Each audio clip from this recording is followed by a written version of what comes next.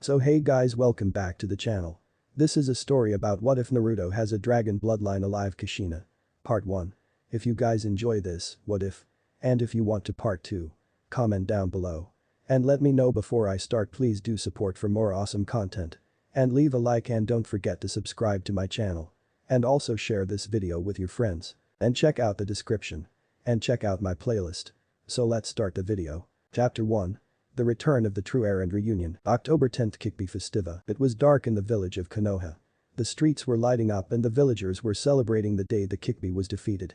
A group of ninja wearing black hooded cloaks with a white dragon on the back of them were walking through the busy streets.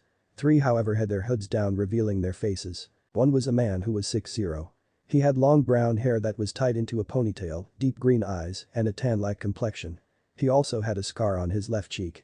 He was Joe Hayabusa, the Shiroi Rick, White Dragon, of the Hayabusa village and leader of the 2nd Dragon Clan branch. He's ranked as an S-class nin with a flea on side order and was the only ninja capable of going toe-to-toe with the Yellow Flash and lived to tell about it. The man was calm, wise, loyal, trustworthy, and powerful. Walking beside him was his wife, Shizuru Hayabusa, the Kuroi Tenshi, Black Angel, of the Hayabusa village. She was 5'8" and without a doubt the most beautiful woman ever to be seen. She had long flowing black hair that stopped to the middle of her back, deep blue eyes, the face of an angel, and flawless ivory-colored skin that seemed to glow in the moonlight, giving her the appearance of a goddess. Holding her hand was her 6-year-old son Ryu Hayabusa. He appeared to be a younger version of his father, only his hair was in a shorter ponytail and had a tan complexion. He was wearing a black ninja guy outfit with a dragon at the location of where his heart is. They were heading to the Hokage tower to discuss the new treaty. As they passed an alley a scream was heard. "Dusan-ka-san, what was that?" young Ryu asked. Joe looked into the dark alley only to see a mob made up of civilians and shinobi that were beating on a blonde-haired boy who wore a dirty white t-shirt and blue shorts with bats, clubs, beer bottles, and to his shock kunai while screaming "Kill the demon and avenge the yondaime." Chizuru's eyes widened in horror when she saw this. What kind of monsters do this to a child? She thought and saw a katana in the air while grinning like a madman. "Die Kikbi brat," he yelled as he started to bring the blade down while everyone cheered. "Joe-kun stops him," she cried. Joe's eyes become slanted and he vanishes and appears between the blonde boy who was trying to protect himself with his bleeding arms. Joe then punches the shocked heart in the stomach, breaking a few of his ribs and sends him flying out of the alley and into an ice cream cart. Shizuru orders one of the hooded nin to take Ryu away from this and he nods, taking the young dragon with him while the others deal with the mob. Said mob was backing away while the other hooded dragon nin appeared behind Joe and around the blonde boy with their backs turned at the boy who was whimpering and trembling in fear while having their swords drawn. Shizuru then appears in front of the blonde and kneels down. The blonde boy had tears falling from his blue eyes and his lip was quivering. "Don't hurt me. Please, I was only hungry and wanted some food," he said. Shizuru's eyes soften and she smiles at him. "It's okay child, I'm not here to hurt you," she says and her hands glow white and she places them on his small arms. He flinches a little from the contact but relaxes while she treats his injuries. Joe watched this from the corner of his eye and smiled. He turns his eyes back to the villagers and releases a huge amount of murderous intent on them. "What do you fools think you're doing?"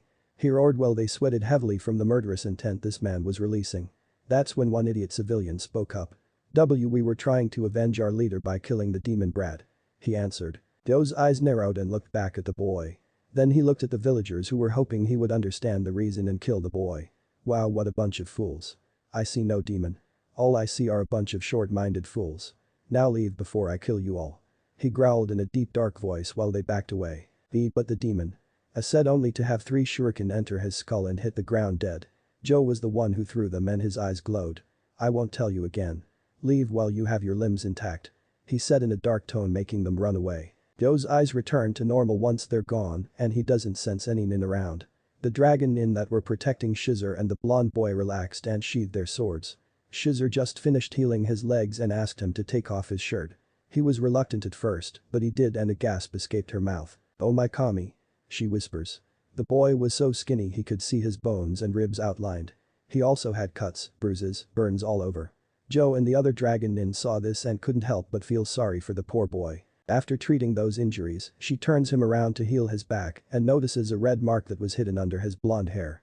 She blinks in confusion and pushes it up and her eyes widened. "I don't believe it.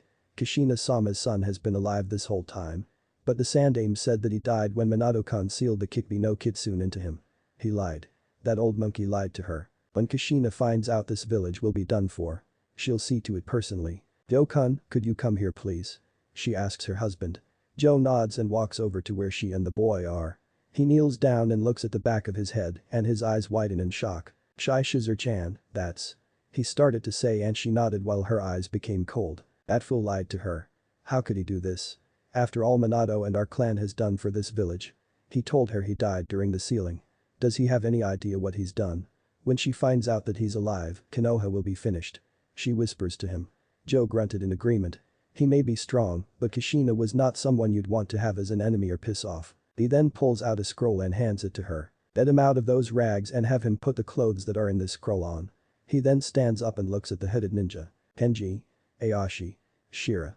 He said while three of them appeared before him on one knee. They removed their hoods revealing two males and a female. Kenji had reddish-orange hair that was in a ponytail and violet eyes. Ayashi had shoulder-length bluish-black hair and gray-colored eyes. Shira had violet-colored hair and red eyes. Sir. They said in unison. You three are coming with me to the Hokage Tower. The rest of you stay with my wife, son and the boy. If anyone tries to harm the blonde boy, kill them. He commanded while the ones in the hooded cloaks nodded. Let's go. He said to Kenji, Ayashi and Shira who nodded and they vanished from the alley. Shizur bites her thumb, drawing blood from it and smears it on the scroll. The seal glows a little and in a puff of smoke, a dark blue guy that was similar to Ryu's appeared. She then turns to the blonde child who blinked at her confusingly. Dear young one, put this on. You don't want to get sick now do you? She asks in a soothing tone. The blonde nods and takes off the shorts and puts on the guy. She smiles at him and asks. What is your name, young one? Naruto Uzumaki, miss. He says and she answers. Shizur Hayabusa. It's a pleasure to meet you, Naruto-kun. She says. Naruto looks down at the ground which causes her to give him a concerned look. Are you okay, Naruto-kun? She asked while Naruto shifted his feet nervously. Why are you being so nice to me? Almost everyone in this village hates me, beats me, or they say I'm a monster who kills innocent people. He said quietly. She frowns but places her hands on his shoulders. You're not a monster, Naruto-kun. These people are just a bunch of fools who can't tell the difference between one and the other. Would you like to meet my son, Ryu? She asks and he nods. Come on then. Let's get out of this dirty alley. She says and gets up. She then holds out her hand to him and he takes it, making her smile as she leads him out of the place and to the village. The hooded ninja follows her from behind. They noticed the villagers were glaring at Naruto and calling him a demon brat and that the Hokage should have killed the creature when he was born. The hooded nin twitched their fingers as they heard this. Naruto held Shizur's hand a little tighter. She notices this and sees the looks the villagers were giving him and releases her own murderous intent at them, making the fool stop and tremble at her icy gaze. They then find themselves in the park where Ryu was practicing some hand seals the hooded dragon nin was showing him. He saw his mother and the other nin approaching with a blonde nin and ran up to her. Ka-san, I finally got 3 seals down. Where's Tusan and who is he? He asked, looking at Naruto with curiosity in his eyes, while said blonde was looking at him nervously. Shizur looks down at her son and smiles. Ryu-kun, this is Naruto-kun. Naruto-kun is Ryu-kun, my Sachi. She answers. Ryu holds his hand out for a handshake and smiles. Nice to meet you Naruto. I'm Ryu Hayabusa. He replies. Naruto decides to do the same and shakes Ryu's hand. It's nice to meet you Ryu. He said with a small smile on his face. Shizur couldn't help but smile. They've only met for a few seconds and they're already bonding. She thought while she watched Ryu lead Naruto to a sakura tree and talk. At the Hokage Tower, Hiruzen Sarutobi was sitting in his chair doing some paperwork while wondering if Naruto was doing okay. He hated the fact that he had to lie to Kushina about her son, but Naruto was a Jinchuriki of Konoha and the last Namikaze and he had to stay no matter what. It's what Minato would want, can you say retard? He continued to do his paperwork until the door was knocked off its hinges, shocking the professor, and from the other side came Joe Hayabusa, along with Kenji, Ayashi, and Shira, and the man was not happy. Joe Hayabusa, what can I do for you? Hiruzen asked while the man's frown grew. You can start by explaining. He said in a low tone. Sarutobi raised an eyebrow at the dragon nin. I'm not sure I understand your meaning Joe-san. Explain what? He asked only to feel murderous intent coming from the man. You can explain why the true heir of the Hayabusa is in the village being treated like a dog and why you lied to Kushina-sama about her son being dead. He yelled at the last second while his eyes became slitted and glowed. Hiruzen's eyes widened in shock and a bead of sweat fell from the side of his head. Oh no, how did he find out? I must do something or the village will lose the last Namikaze. He thought. I'm afraid I don't know what you're talking about he started to say but was cut off when Joe smashed the desk, leaving an imprint of his fist in it. Don't lie to me, old monkey.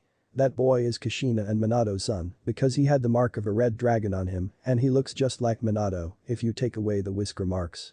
Do you have any idea what Kushina will do when I tell her the truth about her son?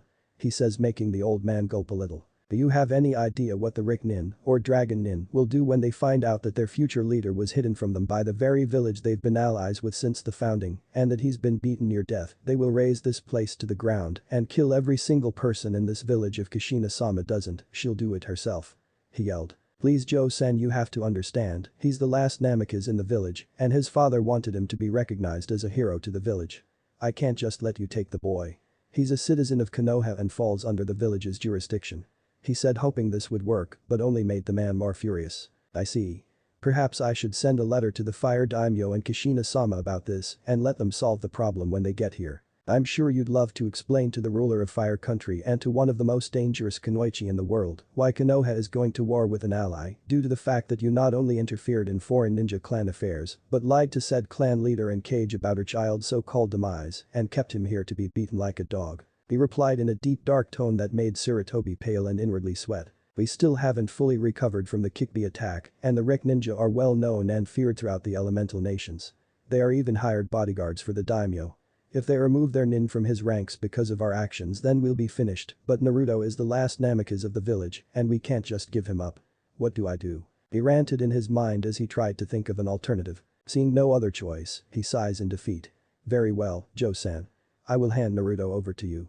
He starts to say until Joe interrupts him. And his father's inheritance and as well as the forbidden scroll that Minato created. He said, getting a shocked look from Sarutobi. I can't do that, Joe-san, because I am well aware of Iwa, but you forget that Minato left everything he owned to Kushina-sama and any children they have, and if you don't then consider our alliance with the Fire Country finished. He replied but was getting to the point where he'll kill Hiruzen, who let out another sigh. Fine. Just let me get everything. He then gets up and heads to the Hokage's vault. He returns with 3 large scrolls. One contained the Namikaze clan's currency. The other one contained all they ever created and their fighting style. And the last one was the forbidden scroll of sealing. This is everything, Joe-san, is there anything else? He asked. No, you've done enough already. You and this village have caused nothing but trouble and pray that I can convince Kushina-sama not to declare war on Konoha due to the stupidity of the leader and his followers. He said with anger etching off his voice. Sarutobi flinched from those words and looked down in shame while Joe and his ninjas left the tower. Hiruzen then looked at the picture frame that held Minato's picture in it. It was like he was glaring at the old man for failing to protect his son. Minato. I'm sorry I couldn't protect Naruto. He thought while looking at the destroyed door and had the secretary send a maintenance worker to fix it. Konoha Park. Shizuru had a smile on her face when she saw Ryu showing Naruto how to perform hand seals, which he mimicked. Ryu also told him about the Hayabusa village and that it was a village on the other side of the world.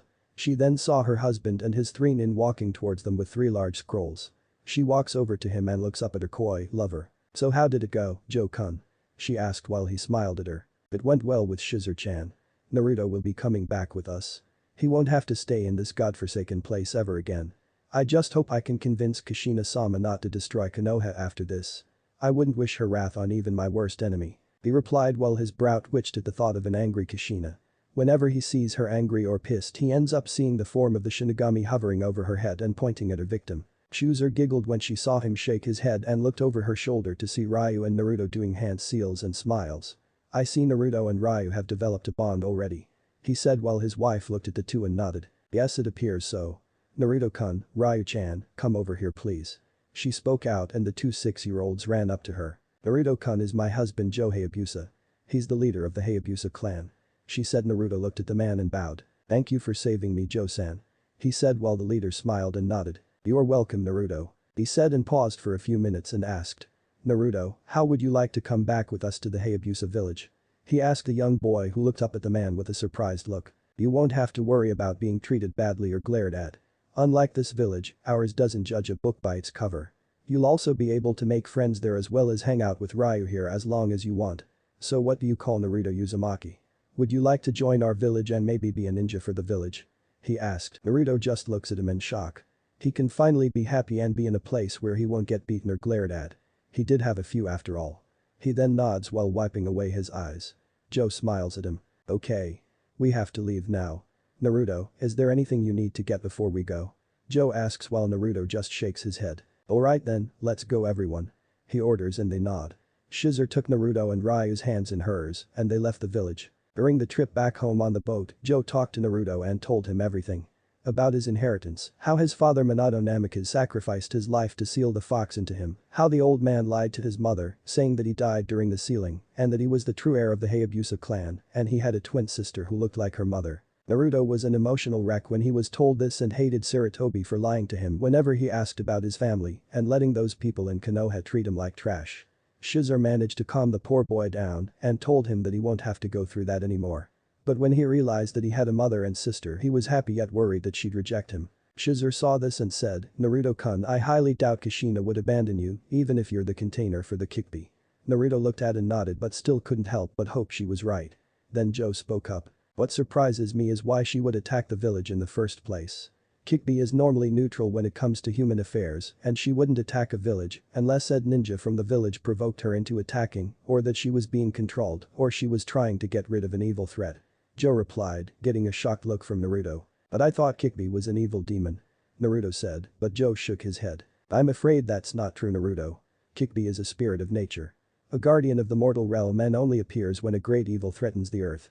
She's also well known to the Rick, dragon, ninja, and was around to assist our ancestors in defeating the dark dragon, but that's for another time." He answers and sees a massive land from the boat. "Ah, it appears we'll be porting soon," he said as the boat headed for a dock. After the ship stopped at the docks, Joe had the 3 scrolls strapped to his back and moved forward into the forest, with the dragon nin flanking him, Shizer, Naruto and Ryu. "So, Ryu, what's Hayabusa village like?" the blonde asked while Ryu thought about it and answered. "Well, for one thing it's big. We don't have a large gate that surrounds it like the other hidden villages do, because we're not a hidden village. We also have ninja that are ranked like the ones in the elements. We also use ninjutsu, taijutsu, but we mostly excel in stealth, espionage, assassination, and interrogation," he said. "Wow. So does the village have a ninja academy?" Naruto asked, and that's when Joe answered. "No, we don't, Naruto, we prefer to train our ninjas separately, but we do set them up in squads and a leader by their skills, and not through meaningless titles like Rookie of the Year or Kunoichi of the Year or Dead Last, because that is insulting and ruins the way a squad cooperates. We also have a shinobi and civilian council that is separate and not joined. Also the Rickage, Dragon Shadow, who your mother is, has the final say in anything." He answered while Naruto nodded. When they entered the village, Naruto couldn't believe what he was seeing. The village was huge. The buildings were larger than the ones in Konoha, and the streets were filled with civilians and ninja. As they walked through the village, Naruto noticed that when the civilians and shinobi looked at them, they either smiled or bowed. There was not even one glare from them. He also saw shinobi parents training their children in the ninja arts.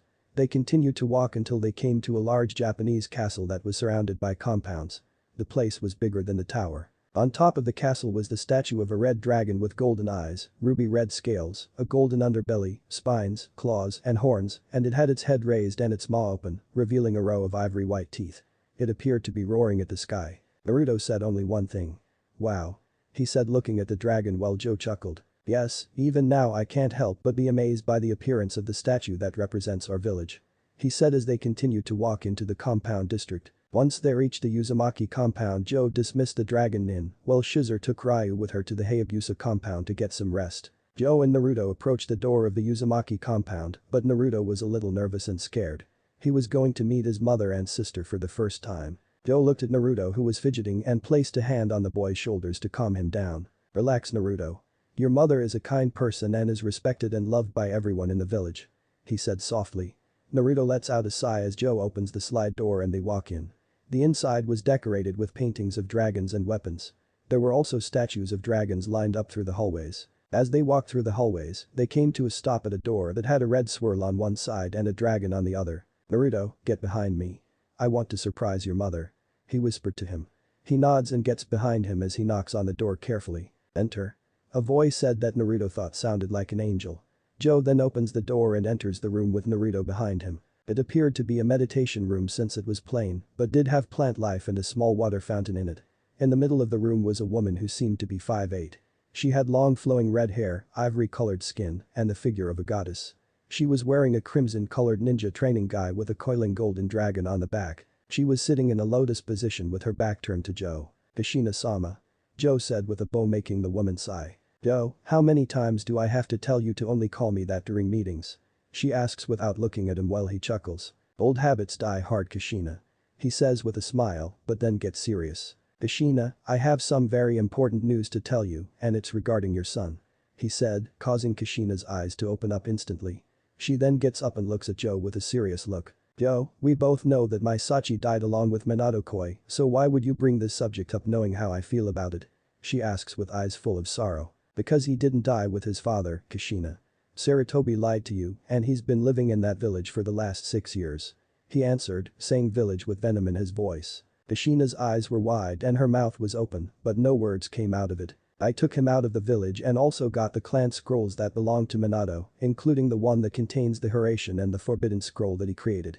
He says, pulling the 3 scrolls from his back and placing them on the floor. Your son is right behind me too. Come on out, Naruto. He said. A 6-year-old blonde who looked like a miniature version of Minato walked out in front of Joe and looked up at his mother. Kushina looked down at Naruto while her eyes became moist and tears formed in her eyes. And Naru-chan?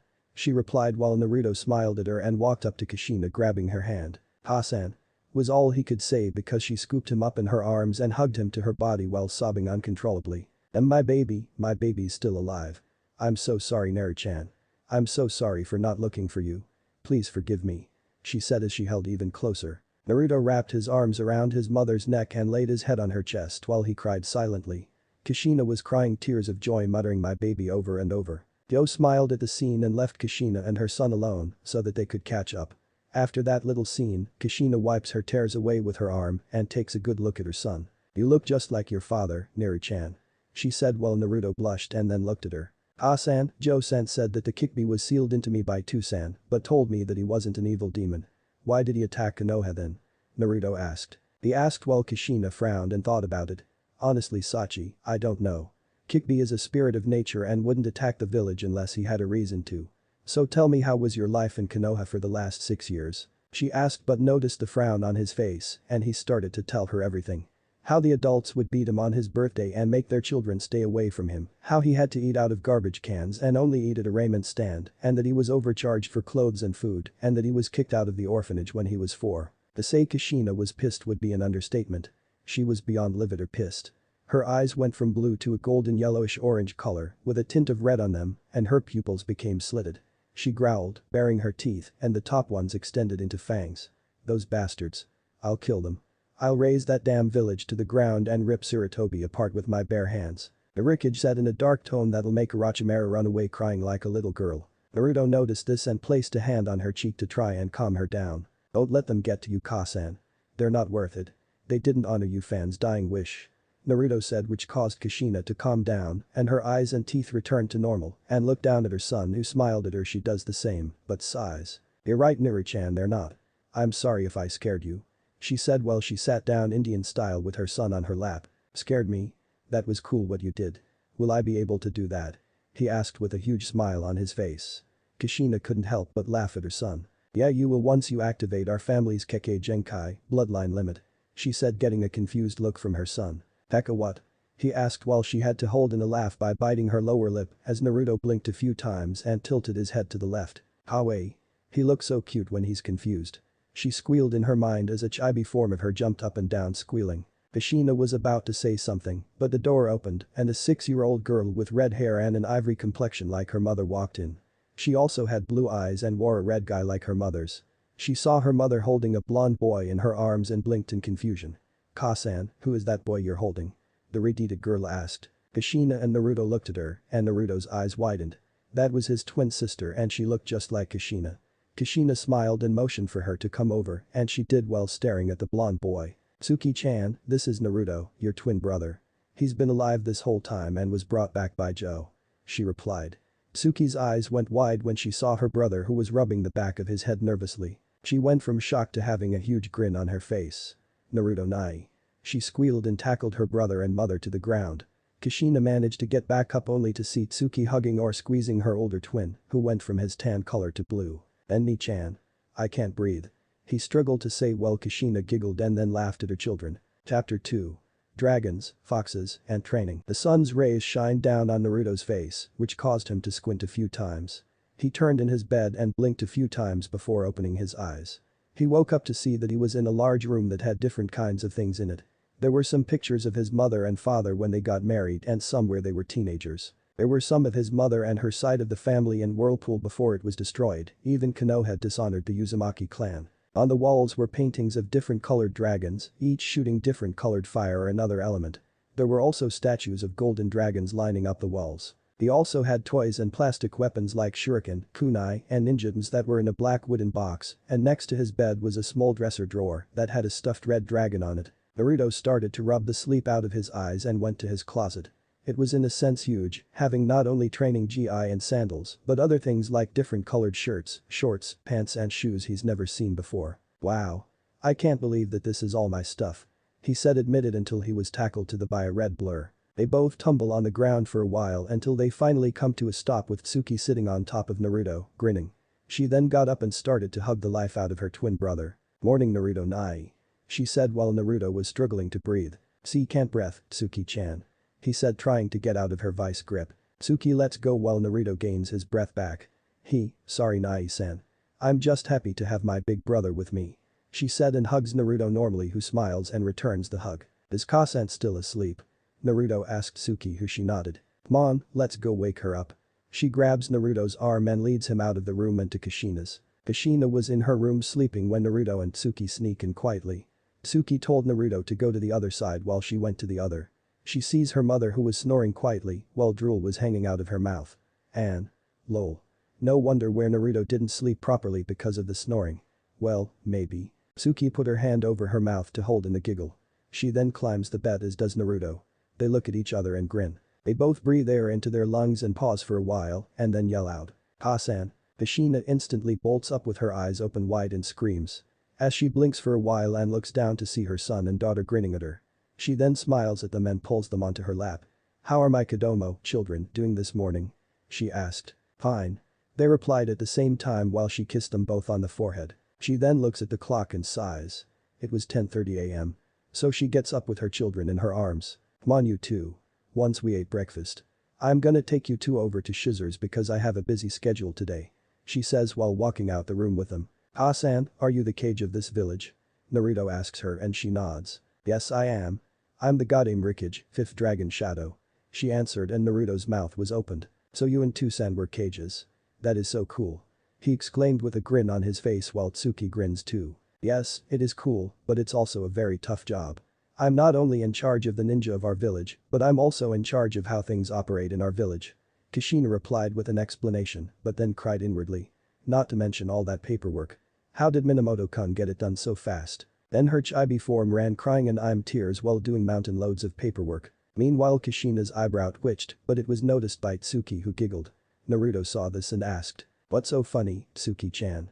He asked his Imato with wonder, while his sister pointed to Kushina.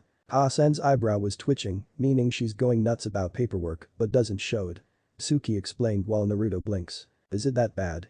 Naruto asked while Tsuki's grin grew about their mother's or Kage's worst nightmare, an arch-nemesis of all Kages. She almost killed Joe-oji, uncle, when he accidentally slammed the door, causing all the paperwork that she finished to scatter all over her office, and it took 15 Anbu to restrain her. She answered while Kushina blushed in embarrassment. "If only I can find one that finishes the paperwork." Kushina mumbles while Naruto rubs her back. "Don't worry, Kasan. I'll help you to find a way to get rid of that evil paperwork," Naruto says while he puffs his chest out getting a light laugh from his mom. "If you do that for me, then I'll be forever in your debt," she said, kissing the top of his head. "Kasan." Naruto whined while she and Tsuki laughed at him. So once they had breakfast, they got changed and Kushina, Naruto, and Tsuki were heading for the Hayabusa compound. Naruto wore a dark blue long-sleeved kimono and hakama pants that had white dragons and white flames licking the bottom of the pants and the sleeves. He also wore dark blue socks and black sandals. Tsuki was wearing a red kimono with sakura petals and blue birds on them. She also wore white socks and red sandals. Kushina was wearing her Kage robes which were white and black and wore a Kage hat that was also black and white and had the kanji, dragon, on the front under them. She wore a red and black ninja outfit with arm guards and a black collared flak jacket with black sandals. She was wearing the Kage hat on her head so that the sun wouldn't get in her eyes and she was holding both her son and daughter's hands while being flanked by 4 Anbu who were wearing dragon masks with markings on them, but the markings were different colors. The captain wore a hooded white cloak that had a black dragon on the back while the subordinates wore black cloaks with white dragons on them. Under the cloaks they wore dark blue uniforms and strapped to their backs were katanas. As they walked through the village, Naruto saw the civilians and shinobi either smiling or bowing to Kushina and her children when they walked by. Kushina smiled and waved at the civilians and shinobi as did Tsuki and Naruto. Naruto knew they respected him and his family because of their clan and their mother being the Kage, but he wanted to earn their respect just like his mother and father did. When they reached the compound, guarding the gates were two ninja wearing masks that covered half of their faces, black shirts and pants, dark blue collared flak jackets, and black headbands with the symbol of a dragon on them. They noticed Kushina, her children, and the dragon Anbu coming towards the compound. When they stopped at the gate the two guards bowed. "Greetings Rikage-sama, what brings you to the Hayabusa compound?" One guard asked while she smiled. "You may raise your heads, Jinmins. I'm just here to drop my children off since I'll be really busy today." "Is Shizuru and Ryu-chan here?" she asked while they raised their heads. "Yes, they are here. Joe-sama already left for the meeting you called." "You also said children, Rikage-sama. I could have sworn you had only Tsuki-san." The second guard asks while Kushina sighed about it. "To make a long story short, I just found out that my son was still alive for the last 6 years. Everything else will be explained at the meeting." Kushina answered while the guards looked at Naruto for a while and then back at Kushina. "We understand Rikage-sama. Would you like for us to escort your children into the compound?" The first guard asked for a nod from their leader. "Yes, I must be going now." The Rikage said and kneeled down to hug her children. "Stay on your best behavior, you two. I'll see you both later." Naruto and Tsuki hug her back. "Okay Ka-san, come on Naruto Nai." Tsuki said and led Naruto past the gate and towards the compound while one of the guards walked behind them. Kushina got back up and then looked at the Anbu. "Let's go," she said in an authority tone while they nod and the five of them shunshin to the Dragon Tower. Meanwhile, the guard escorted them into the compound which was similar to theirs but was a little smaller. As they walked through the compound, they saw Shizuru teaching Ryu some new hand seals and how to chant incantations. The guard did a small cough getting their attention and they saw Naruto and Tsuki grinning. Shizuru motions the guard to leave who nods and shushins away. Tsuki runs over to Shizuru and hugs her while she smiles and returns it. "Hi Shizuru-abasan." Tsuki greets while the woman laughs lightly as they release each other. "Hello Tsuki-chan." She greets back and notices Naruto who looked nervous, making her smile grow. "Don't be shy Naruto-kun, come give me a hug," she insisted in a sweet tone. Naruto walks over to her with a small blush on his face and she gives him a hug. Tsuki sees Ryu who had a small blush on his face, ran over to Ryu and hugged him, making the young dragon turn red from the contact. Shizuru releases Naruto who was smiling at her and she looks over to see Ryu red from Tsuki's hug. "AW how cute, Ryu's already formed a crush on Tsuki. I can't wait till he's older. The teasing that I'll do to him and her will be priceless," she thought while Naruto saw this and asked. "Ano-sa, Shizuru-abasan, why is Ryu red? Is he sick or something?" Shizuru looks at the confused look on his face and couldn't help but sigh inwardly. Just like his father, as well as with Kushina. "Ryu's fine Naruto. He's just a little embarrassed from the hug Tsuki-chan gave him," she answered while Naruto looked at Tsuki who was leading Ryu out their backyard by the hand while Ryu was redder than a tomato. "So, he's shy?" Naruto asked as they went to join them while Shizuru nodded. "You could say that, now let's go join your sister and Ryu." Shizuru replies. Dragon Tower Council Chambers. Kushina was now sitting in a chair in the council chamber. On her right was Joe Hayabusa and on her left was the captain commander, Sumtachem, of the Dragon Anbu, Arashi Kazama. He was 5'11" and wore his mask on the side of his face revealing his face. His eyes were light gray and he had jet black hair that stopped to his shoulders. There were also the elders who gave Kushina suggestive advice and the shinobi and civilian council. "Rikage-sama, is there a reason why you summoned us here?" one of the elders asked. Kushina looks at him and nods. "Yes there is, and the reason why I summoned you all here is because the true heir of the Dragon Clan has returned," she answered with shocked looks from all of them when one of the civilians spoke up. "Pardon me for saying this Rikage-sama. But I thought your daughter was the true heir?" the civilian merchant asked and Joe spoke up. "That would have been the case however, when me and my group went to Konoha to get more supplies, we found her firstborn being beaten by civilians and shinobi," he answered. Kushina had to suppress the murderous intent she wanted to release after hearing that while the members of the council's eyes widened. "Would you be so kind as to start from the beginning, Joe-san?" a shinobi member asked and he did. After hearing the story to say they were pissed would be an understatement. That was when one of the shinobi members spoke up. "Those bastards. How dare they? Yeah. Who does that fool of a Kage think he is lying to our leader about her son's so-called demise? Lying to a Kage, interfering in a foreign clan's affairs, and denying the boy his true inheritance, those actions are considered acts of war. After all the things our village has done to help them, they do this something must be done, and they must pay for this." Another elder yelled out. This kept on for 10 more minutes until Kushina slammed her fist into the desk. "Silence!" she roared and they went quiet. She then breathes out a sigh and starts talking. "I understand how you all feel. Believe me when I say that I too am pissed at what Konoha has done to my family, and I assure you Konoha will pay for their actions," she stated before continuing. "But the question is how? I will leave that up to you because right now, I'm tempted to go to that village personally and raze it to the ground." As her eyes flashed a golden yellow color which made everyone in the tower including the hidden Anbu shivered. That's when one of the business members spoke up. "I suggest we punish them financially by increasing the amount of exports and technology we send to them and the other villages in the Fire Country and double their profits," he said while tilting his glasses up with his index finger. Kushina nodded at his request and looked around. "Anyone else have suggestions?" she asked and a shinobi member who was a kunoichi spoke up. "The high-ranking missions they trade for hours should be temporarily null and voided until you decide to drop it. The same with the bodyguards for the fire daimyo stating that he can only request a minimum amount of our ninja and if he asks tell him to have Konoha explain. I'm sure they would be more than happy to explain why half of his bodyguards are being sent back to us and I'm positive our daimyo would agree to your reasons since you two are good friends Rikage-sama and will demand why Konoha lied to you about your son," she replied with a sick smile on her face. Another shinobi member looked at her with wide eyes. "Akira, that is so evil and underhanded. I like it," he said with a grin on his face and she rubbed her nose with her finger. "Thanks Kaiser," Akira replied while a dark smile appeared on Kushina's face. "I like that idea too, Akira-san," Kushina says and that's when another elder spoke up. "If I may ask, Kushina-sama. Since your son is one of the few survivors in your family's clan and has the dragon bloodline, wouldn't he fall under the village's CRA?" he asked before continuing with an explanation. "I mean, it's a fact that you can't have any more children due to the fact that you had some complications when giving birth to your daughter and son." Well, Kushina looks at him. "We're not trying to force him into any marriages or anything like that, but since he is the only male in the village who possesses the true dragon bloodline, he falls under that law. No one will interfere with who he wants in the clan.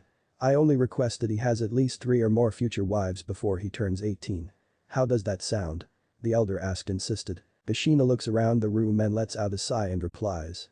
"Fine, I will agree with this, but Naruto gets to choose his own wives." "How does that sound?"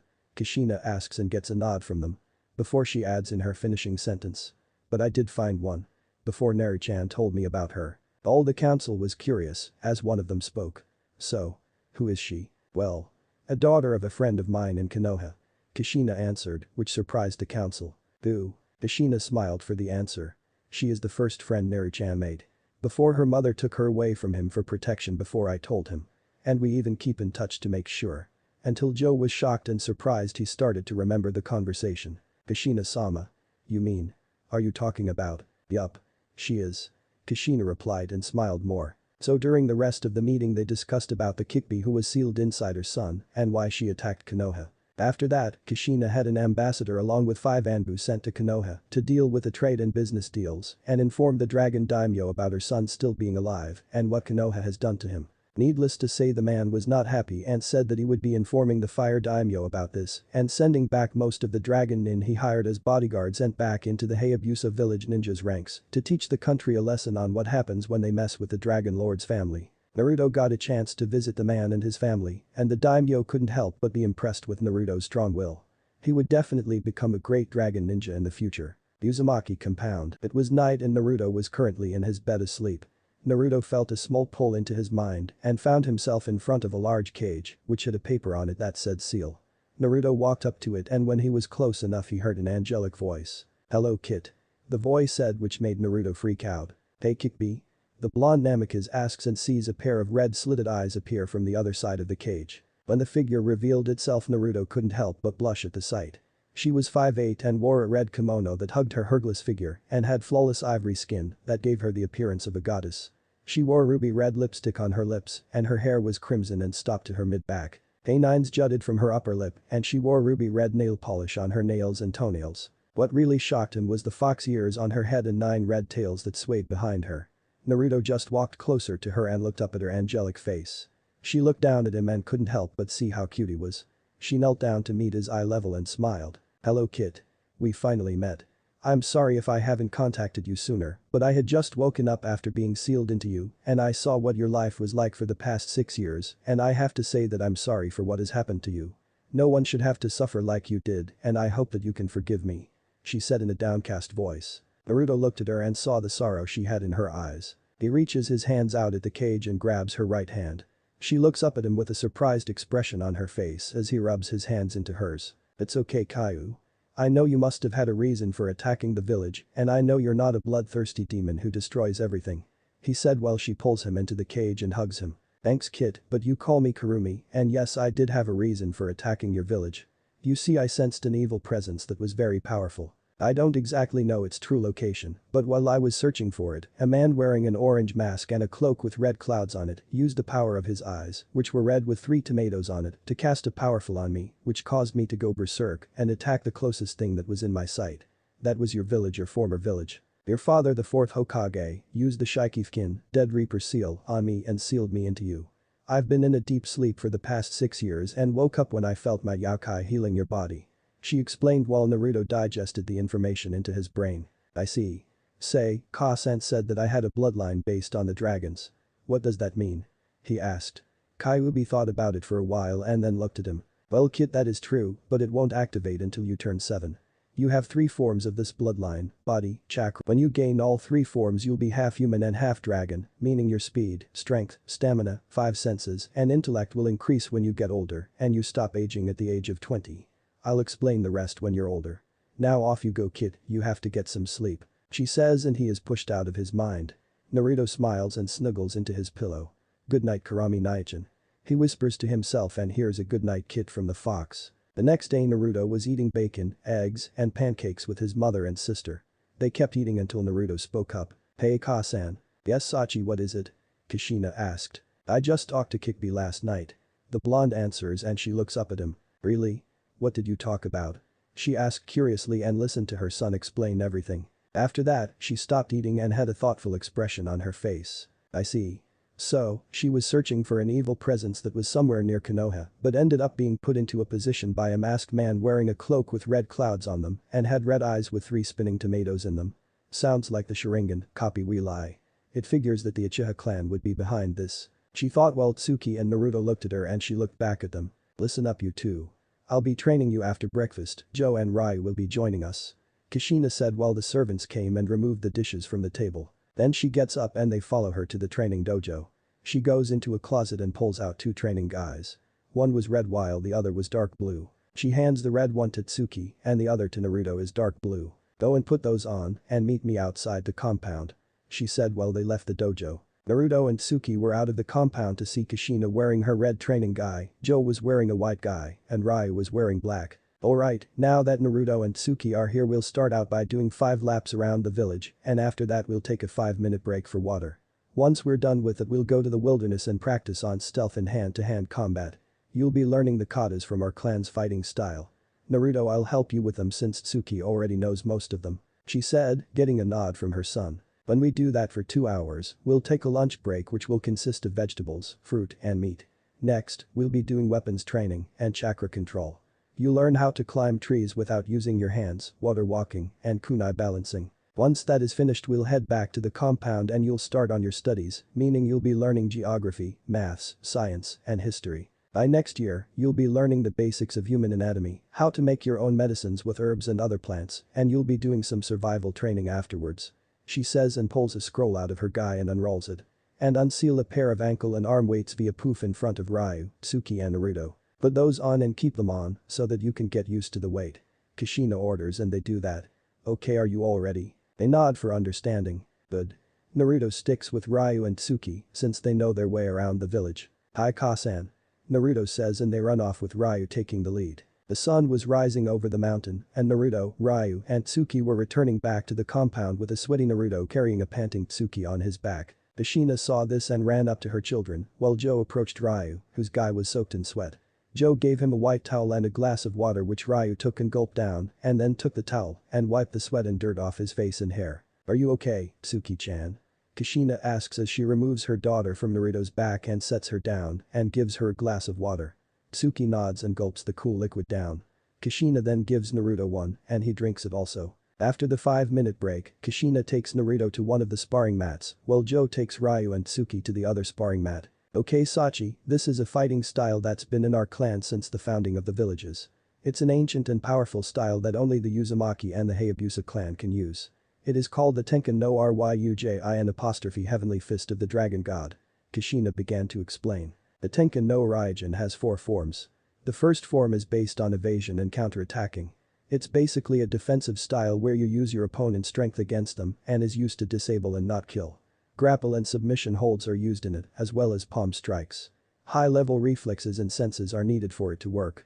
We also call it the Hishmarek, soaring dragon. The second form is based on breaking the opponent's bones and causing external damage. Power and speed are needed for it to work, and it too disables, but rarely kills unless you go for the neckbone, nose cartilage, skull, or backbone, which is also the spinal cord. The knees, elbows, fists, and feet are used in this form, and it's called the Kibatsu Ryu, striking dragon. The third one is the most deadly form of the Tenkan no Ryujin. It's an assassination form that is based on killing the opponents by striking any of the 8 vital parts of the human body. They are the lungs, liver, jugular vein, clavicle vein, brain, kidneys, spinal cord, and heart. It can cause both internal and external damage to the person and also shatter bone and destroy internal organs in an instant. It's called the Satsujin no Ryu, murderous dragon. The final and most powerful form is called Daiguren no Ryujin, great crimson lotus of the dragon god. It is a combination of the first 3 forms put into one, and only someone who has mastered every form can use it. She finished explaining. Have you mastered every form, Kasan? Naruto asked while she nodded. Yes, I have. I was 18 by the time I fully mastered it. She said, getting an awful look from her son. Now we'll begin with the Hishu Ryu and Kibatsu Ryu. I want you to mock my form and movements. She said and performed the katas for the Hishu Ryu. Naruto watches and copies her movements. Remember, Sachi. This is a push and pull style. Keep your muscles relaxed and your senses calm and your breathing steady. You want your movements and energy to flow when you're fighting. She says while pulling her arms and fists back and then pushing them forward into a double palm strike, and Naruto does the same. Like a river? He asked while his mother nodded. Yes, Sachi, like a river. Now I'm gonna make my movements a little faster and I want you to try to keep up. She says, getting a nod from her son, and they increase the speed of their movements. Kushina, however, couldn't help but be impressed with how fast her son was improving. Incredible. He's only seen the first form for only a couple of seconds and he already understands its principles. It took Suki 2 days to understand it. If only you were here, Minato-kun. You'd be proud of both of your children. She felt impressed about her son's great knowledge. Suki, Ryu, and Joe were watching this and couldn't help but be amazed. Suki was happy but was a little jealous of her brother. He understands it in only a few seconds while it took me 2 days. She comments with a pout while Joe chuckles. No need to be jealous, Suki-chan. It's probably his way of learning. The white dragon replies while Ryu nods. I agreed, even though it took me 4 days to understand the first form. Ryu said jokingly while Tsuki playfully punched him in the shoulder. Quiet you? She says while he rubs his shoulder. They trained like this for the rest of the week and Naruto started to improve until he was at Tsuki's and Ryu's level and started to spar with them. Kushina was very proud of how well they were progressing and couldn't help but think about how strong they will become when they're older. Only time will tell. Chapter 3.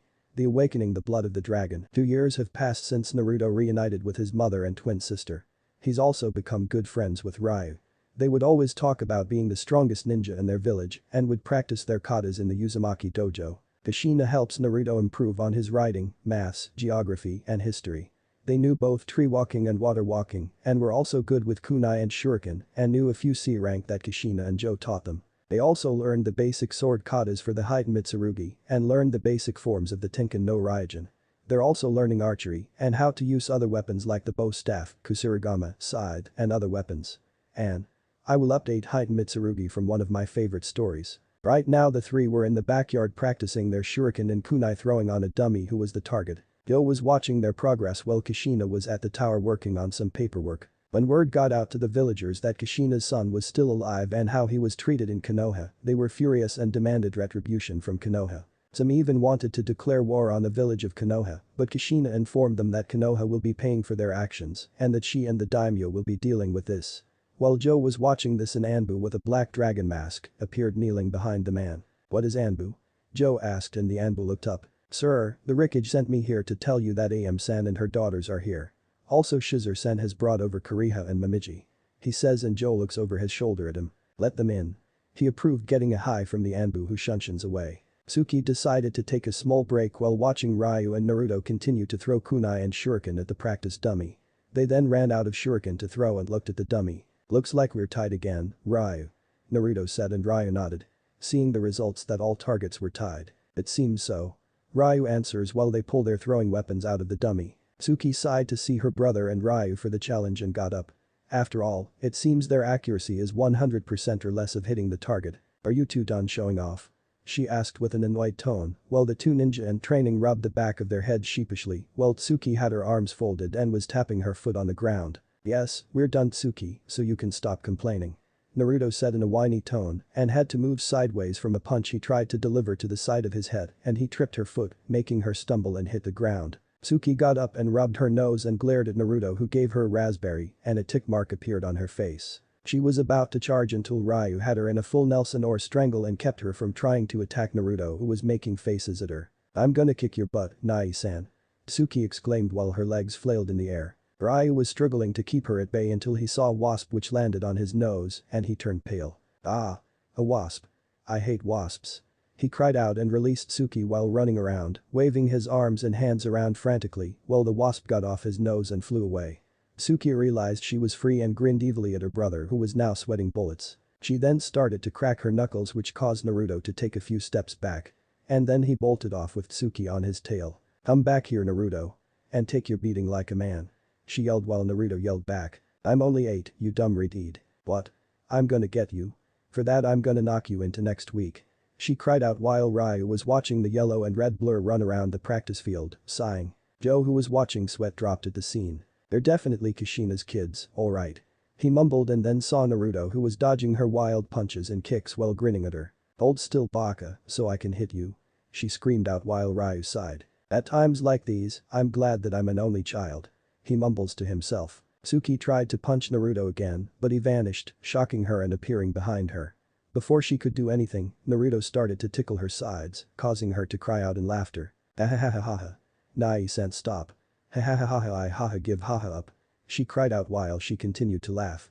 Naruto stopped so that she could breathe and glared at Naruto who just smiled at her and she ruffled his hair. Tsuki, don't do that. He cried while she grins. That's for calling me a dumb retard. You do know the Ka-san is a retard too, right? She asked with reason and made Naruto pale and laughed nervously. While that was happening, 5 figures appeared from the back of the compound. They were Am, Shizur, Ayan, Kuriha, and Momiji. Ayan was an 8-year-old girl with purple hair that stopped near her neck and also had ruby red eyes. She was also wearing a purple ninja guy with butterflies on them. Kuriha was 10 years old. She had black hair that was tied into a ponytail, brown eyes, and wore what looked like a white and red shrine maiden outfit. Momiji was 8 and also had long black hair that was tied into a ponytail which started on the top of her head. She had clear hazel brown eyes and wore a white and red ninja guy. Am was wearing a white and blue kimono and had long brown hair and light ruby eyes. Shizur was holding both Momiji's and Kuriha's hands while Lei-an was holding her mother's hand as they approached the heirs and heiress. Do-kun. Shizur calls out. The white dragon turns around to see Shizur with the other females walking towards them. Naruto, Tsuki, and Ryu make their way towards Joe and the others and stop next to the man. Tsuki sees Momiji and Kuriha and waves while they do the same. Ayan was hiding behind Am who was sighing. Hi Tsuki. Momiji says but then notices the blonde and asks. Who's that Tsuki? That blinks Tsuki about her question and looks at her brother and shrugs. Oh, it's just my baka of a brother. She says while Naruto faces faults and then gets up glaring at him. Both sisters' eyes widen when they see the blonde who just laughs nervously and walks towards them. Hi. I'm Naruto Uzumaki Namikaze. He greeted them and they bowed their heads before the true heir of the Hayabusa clan. Naruto blinks at them and then speaks up. You two don't have to bow to me. They then look up at Naruto with shocked expressions on their faces. But Naruto-sama, you're the true heir to the Hayabusa clan. It would be disrespectful of us to not. Kuriha insisted only for Naruto to interrupt her. Ma. You don't have to be so formal. I'm just a kid like you two are. And to me, respect is earned, not given. He says while placing both his arms behind his head. The girls just stare at him when he says those words. Aside from that I would like us to be friends. Naruto said grinning while their faces return to normal and they smile at Naruto who holds his hands out for them to shake which they did. A tint of pink appeared on Momiji's face though. After shaking their hands, the sisters went to go talk with Ryu and Tsuki. Shizur walks over to Joe and kisses him on the cheek. Ryu sticks his tongue out in disgust and turns his head away from them. Naruto looks at the other woman who smiles at him as he walks over to her and bows. Hello. I'm Naruto Uzumaki Namikaze. Am bows back and speaks. Hello Naruto-kun, I'm Am Tenshin. Naruto smiles back, but then notices a tint of purple hair peeking out and then hides behind AM again. Eh? Naruto said as he leaned over to the right. AM notices this and giggles. Oh, where is my manners? I haven't introduced you to my daughter. Come on out, An-chan. There's no need to be afraid. She said with a calming and soothing tone. The girl then walks around slowly and appears in Naruto's line of vision. I'm sorry, Naruto-kun. An-chan is just a little shy. She said while Naruto nodded at her. He approaches the timid girl and holds his hand out. Hi An-chan. Want to be friends? Naruto asks and she looks up at his grinning face and a small smile appears on her face. Sure. She says in an almost quiet tone. When she takes his hand he takes her towards the others. AM saw this and she was happy that her daughter made a friend but was sad due to the fact that she was treated like a plague in the Mugen Tenshin village and everyone there kept their children away from her. The only two in the clan that associated with her, other than AM, were Hayate and Kasumi. Breakage Tower. Kushina was currently sitting with the daimyo of Dragon Country with two of his samurai guards flanking his left and right side. The man was by no means a weak-looking, somewhat angular face and phenomenally developed physique. He had a build that would make any warrior proud and he also wore a blue battle kimono with arm guards on his forearms. He wore a floor-length, white cloak with a red collar on it, black pants with European-styled boots, and he also had long black hair that was tied into a ponytail. Aiko Sajuro Shi from Rurouni Kenshin or Samurai X. Welcome to the Hayabusa village, Sajuro-sama. I've prayed you had a safe trip here. She asked while the man nodded to her question. Yes it was, Kushina-san. Now on to business. You stated in the letter your Anbu sent me that an important situation came up in the village. He said mature while she nodded back. Hi. Do you remember when I got married to Minato Namikaze, who was the former Hokage of Konoha, and we were going to have twins? Kushina asks, getting a nod from the man. About the marriage years ago. Yes. I was there to witness the marriage between you two, why? Sajuro wondered. Kushina sips a cup of green tea and continues. Well you see sir, when I was preparing to give birth with twins, both of them, on the other hand the village was attacked by the Kikbi no Yoko. She finished while the man's eyes widened. Why would one of the guardians of nature attack the village? Did Konoha do something to provoke the fox? Sajuro asks and she sighs. That's what I wanted to know. Apparently, she was in Hai no Kuni searching for an evil presence that worried even her. When she was doing that, a man wearing an orange swirl mask and black cloak with red clouds caught her off guard and cast a powerful blow on her using an eye that I believe was the Sharingan. She paused for a moment so that he could absorb the information and spoke up again. Apparently whoever did that was a member of the Uchiha clan, since only they have eyes like that. It resulted in her going into her berserk state and attacking the first thing she set her eyes on Konoha. During that attack, my late husband found a way to seal Kikbi by summoning the Shinigami and sealing her. But the cost of summoning the god of death was your souls, so Minato-kun died during the process. Kushina said and had to hold back the tears she was feeling. But Kushina, how did he seal the Kikbi into? Sajuro asks about that and Kushina sighs in frustration and speaks up. He sealed the Kikbi into one of our children. One whom the Sandaime said died during the process. He was the first one born and he spent the last 6 years in that village being beaten and spat on by those ignorant, short-minded fools, and it's taking all my willpower not to declare war on that foolish old man. She said with an answer in a dark tone while clenching her fists under the table, not realizing that she was slowly releasing Kai, making the samurai nervous and the daimyo to raise an eyebrow. Please, calm down Kushina. He said while she breathed in and out to subside her temper. Forgive me Sajuro-sama. I didn't mean to. She started to say, but the man waved his hand in dismissal. Think nothing of it. So what is the name of your firstborn who was treated like that? Sajuro asked. My son, Naruto Uzumaki Namikaze, the true heir of the Hayabusa clan. She answered, causing the man's eyes to widen in shock. Garrison Saratobi lied to me about my son's so-called demise and let those fools in Konoha treat him like a criminal. He not only lied to a cage of another village, he interfered in a foreign clan's affair and kept the heir from the clan in a hostile environment. Pardon my language sir, but I cannot forgive that son of a bitch for what he's done and every civilian and ninja in the village are demanding retribution for this and if Konoha doesn't make a response for their actions, then I have no choice but to declare war. The council has already decided to increase the prices for trade, exports, and economical goods, and I'm already prepared to send our Riknin who are working as bodyguards for the fire daimyo back to the village. She explained while Sajuro lets out a hum sound and rubs his chin in thought. The man looks back at her and a small smile appears on his face. I agree with those terms, Kushina. Send a message to the daimyo of Hai no Kuni stating that you, with the permission of the dragon daimyo Sajuro Haiko of Ryu no Kuni, are summoning the dragon in that he's hired back to the Hayabusa village. I want your council to double the price for trade, exports, etc. That goes to Hai no Kuni's ports. If they have a problem with it, then I'll have both the Hokage, his advisors, the fire daimyo as well as you and your advisors come to a private summit here and we can discuss their actions against your son. You'll have my back in this Kushina, and personally, I believe the Konoha needs to wake up to reality since they believe they are the strongest village. Perhaps in the elemental nations, but not here. Not to mention that nearly all of my samurai could take on Anbu level nin. He declared and Kushina smiled and bowed. Thank you, Sejiro-sama. She says and he smiles back. Think nothing of it, Kushina. Your clan and my family have been comrades since the beginning. I would like to meet your son someday. Perhaps I'll see him during the Chunin exams in a few years. Well, I must get going. I have a ton of paperwork waiting for me in my office, and if I don't deal with it, my wife will not let me hear the end of it. He says while cursing like a sailor in his mind. Kushina lets out a small laugh after hearing this. Same with me.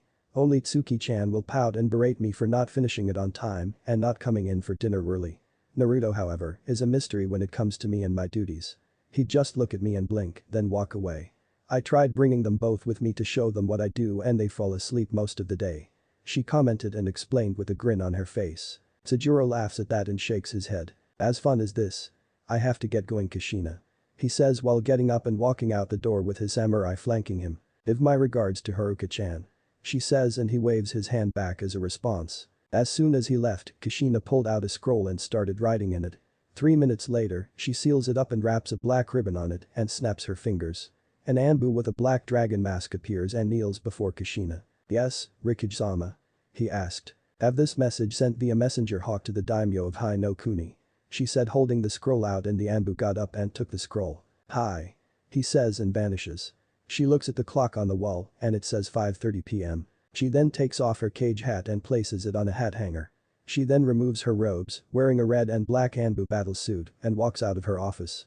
She sees her secretary putting some files away and speaks up. I'm leaving, Ryaika-chan. Take care of yourself. She said and Ryaika looked up at her and smiled. You too, Rikage-sama. Kushina nods back in sunshine out of the dragon tower. Meanwhile, Naruto and Ryu have it. He was chasing Naruto, trying to tag him, but the blonde was too fast. Come on, Ryu. Are you that slow? Naruto exclaimed, and Ryu growled and added chakra to his feet to increase his speed. Naruto stops at a tree and turns around to see Ryu grinning, and he leaps at the blonde. Gotcha! He yells. Naruto leaps over Ryu flying form, while the young dragon in training crashes into the tree headfirst. Naruto lands on the ground and sees Ryu's form slide down the tree. He then clutches his face in pain and glares at the grinning blonde who takes off into the woods, and Ryu gets up chasing after the blonde. Little did they know that two shadowy figures that looked like demons were watching them. So, that blonde boy is the true heir of the Hayabusa clan, as well as the Rikage's son. Let's kill them along with the other children. The one on the left stated. But we must proceed with caution. The white dragon and his wife are close by. The one on the right said while the other nodded and they vanished. At the compound, the girls were sitting in a circle talking while AM was talking with Joe and Shizer about An. I can't take her back to the Mugen Tenshin village, Joe-san. Ever since Raiden attacked me and An was born, everyone, even certain members of the clan, have looked at her with disdain, and it hurts me to see them treat her like that. AM said as a few tears fell from her eyes. AM continued. Shiden has tried to reason with the members, but they refuse to acknowledge her as an heir to the clan, since she carries the blood of a traitor in her veins. The villagers even pull their children away from her because they don't want her to infect them with her taint. It's only a matter of time before one of them decides to kill her, and I can't let that happen. While Joe and Caesar looked shocked. Joe's face returns to normal and speaks up. I see. He said and looked at An who was laughing with the other girls until Naruto leaped out of a bush and into the middle of the circle panting, scaring the girls. Nai-san. Tsuki cried, and Naruto was about to say something until a black blur named Ryu tackled him, and they were now rolling around the ground wrestling, while the girls jumped away and watched as Naruto and Ryu were fighting dirty. Shigeru and AM laugh at the scene while Joe sighs and shakes his head for couldn't help. That was when Kushina appeared next to Joe wondering what's going on until she saw Ryu and Naruto glaring at each other with dirt and scratches on their faces while being held back by Momiji, Tsuki, and An, while Kuriha tried to be the peacekeeper. Kushina sighs and Joe chuckles at this. Alright you kids, let's go back inside. Shizer calls out. They all look at her and nod.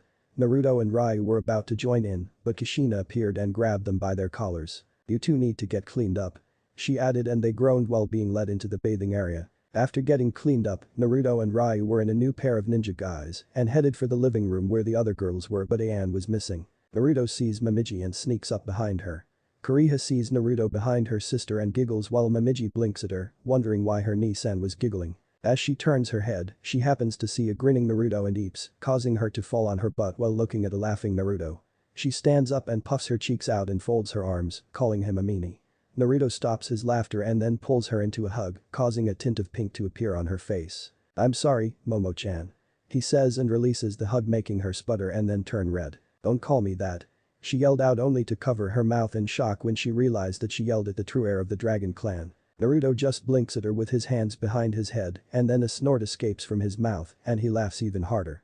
Momiji looks at the ground and pouts while Koreha laughs at her. Ma, I didn't mean to embarrass you like that, Momiji-chan, I was just teasing you," he said and pats her on the back. She looks up at him with a pout still on her face. "I want another hug," she pleads and spreads her arms out for another one while doing the puppy eyes. Naruto shrugs and gives her another one while she squeals and hugs him even tighter. Koreha chuckles at this and looks at Tsuki, who is also giving Ryu the pouty look while he just sweat dropped and his right eye twitched. "I want a hug too, Ryu-kun," Tsuki insisted while his eyebrow twitched. "No." He refuses and she sticks her lip out even further. "Please," she begged and her eyes grew big, making Ryu twitch more. "Oh, for Kami's sake, she's worse than Kasan," he thought, but then let out a sigh of defeat and opened his arms out. "Fine," he mumbles. Tsuki then grinned and glumped Ryu, and the boy's face turned blue from being hugged too tightly. He looked at Koreha, who was holding her hands over her mouth to stop from laughing. "Help me," he squeaked out. Momiji stopped hugging Naruto and went over to pry Tsuki off of Ryu. "So Koreha-chan, are you a shinobi in training?" he asked and she shakes her head for a no. "No. I'm training to be a shrine maiden. When I'm old enough it'll be my duty to protect the Hayabusa clan's treasure," Koreha said and he nodded. "Oh. So Momo-chan is training to be a kunoichi?" Naruto asked and she nodded while said girl slumped her shoulders at being called that name again. "MMHMM. She didn't want to be a shrine maiden like me because she doesn't want to spend her life doing nothing. Mom tried to convince her to be one, but Momiji is stubborn like our father," Koreha explained with a grin on her face while Naruto chuckles. "I am not," Momiji yelled while Koreha just grinned at her. Naruto snickered and was about to say something until he heard someone yelling. "Don't touch me. I hate you and our clan." The voice yells, making everyone jump up. That was when a slide door opened up and Ayan was seen running out of the room she and Ayam were in and heading out the door with tears flying from her eyes. "Ayan-chan, please wait." Ayam cries out as she appears out of the room also, but her daughter is already gone. Kushina appeared, as did Joe and Seizure. "What's going on here?" Kushina asked, wondering what happened. Ayam looks at the ground and tears form in her eyes. "Ayan just ran after I told her the truth about her birth." She answers and covers her eyes with her hand so no one could see her crying. Shizur and Joe's eyes widen while Kushina looks at them with a raised eyebrow. "Anyone care to explain this to me?" the Redeed Cage asked and Joe let out a sigh. "Ryu," he called, getting his son's attention. "You and the other kids go look for Ayan," he says and he nods. "Hi to-san." Ryu and the others leave the compound and split up to look for her. But Naruto was currently running through the forest looking in every direction. He stopped for a while and heard sobbing. He then runs to the direction and sees Ayan sitting near a lake with her knees hugged to her body and sobbing. Naruto walked over to her and placed a hand on her shoulder. She looked up and turned her head to see Naruto, who had a concerned look on his face. Ayan's eyes were red and puffy from crying and she looked away from him. "What's wrong, Ayan-chan?" Naruto asks her. When she doesn't say anything, Naruto walks around and kneels and watches as more tears fall from her eyes. "I hate them," she mumbled. Naruto raised an eyebrow at her. "Hate who?" he asked and she got up and looked at the ground. "All of them. My mother, the Tenshin clan, the village, all of them. I hate them all." She screamed out while Naruto's eyes widened in shock as he stood up. "Why would you hate your own family, Ayan-chan?" he asked if he wanted to know. Ayan looks up at Naruto and releases a sob. She then hugs Naruto tightly while sobbing into his chest. That surprises Naruto, but he does the only thing he could think of. He hugs her back and tries to calm her down by telling her it was okay. While that was happening, a creature with a humanoid appearance and black wings with what looked like a spiked club in his right hand was sitting on top of a tree chuckling. "Well, isn't that cute? The mice are cuddling. Too bad it'll be their last," he said and leaps into the air with his club raised and comes down fast. Kikbi was resting in his mind and she suddenly felt a dark presence ascending to her vessel and the girl. "Kit. Jump out of the way now," she yelled. Naruto's eyes widen and he looks at the ground to see a shadow growing under them. He looks up and sees a bird-like creature coming down at them with a spiky club raised. "Kuzo?" Shit, he says, and then he scoops Ayan up bridal style and manages to leap out of the incoming club, but the shockwave from the weapon sent them flying backwards and tumbling onto the ground. The two ninja in training groan and look up to see the creature in the crater with his club posed into a smashing position. He then chuckles darkly and stands up. It was a Tengu. A bird-like demon who is considered to be a ninja's worst enemy. So the little dragon has some skill after all. This might prove entertaining for me. The red Tengu said as Naruto and Ayan got up and the blonde's eyes widened in shock. What the heck is that thing? Naruto asks Ayan, whose eyes were wide also, and she takes a step back in fear. Tengu. Naruto-kun, we must run. We're no match for the demon of his class. She explained, grabbing his arm. Naruto looks at her with a shocked and scared look on his face. That's a Tengu? I thought they were rare to encounter. He cried as the Tengu started to walk towards them. They are. Their entire population has dwindled down to a few since the battle of the Archfiend on Mount Fuji. We need to run, Naruto-kun, now. It'll kill us if we stay here. Tengu are B-class demons who enjoy fighting, and they have been known to kill and eat children. She makes a statement and Naruto becomes pale as the demon licks his lips. It's been a while since I tasted the flesh of a true dragon. Luckily me and my brother will get the opportunity to eat you, the Redeed, and the Hayabusa boy. I'll save the little girl over there for dessert. He says with an evil smile on his face. Naruto and Ayan kept walking backwards as the Tengu moved forward. Just give up, little dragon. I can kill you both without breaking a sweat, so why delay the inevitable?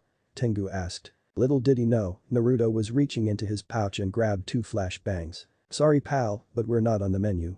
He replied, and then he pulled his right arm out and threw 2 black spheres at him.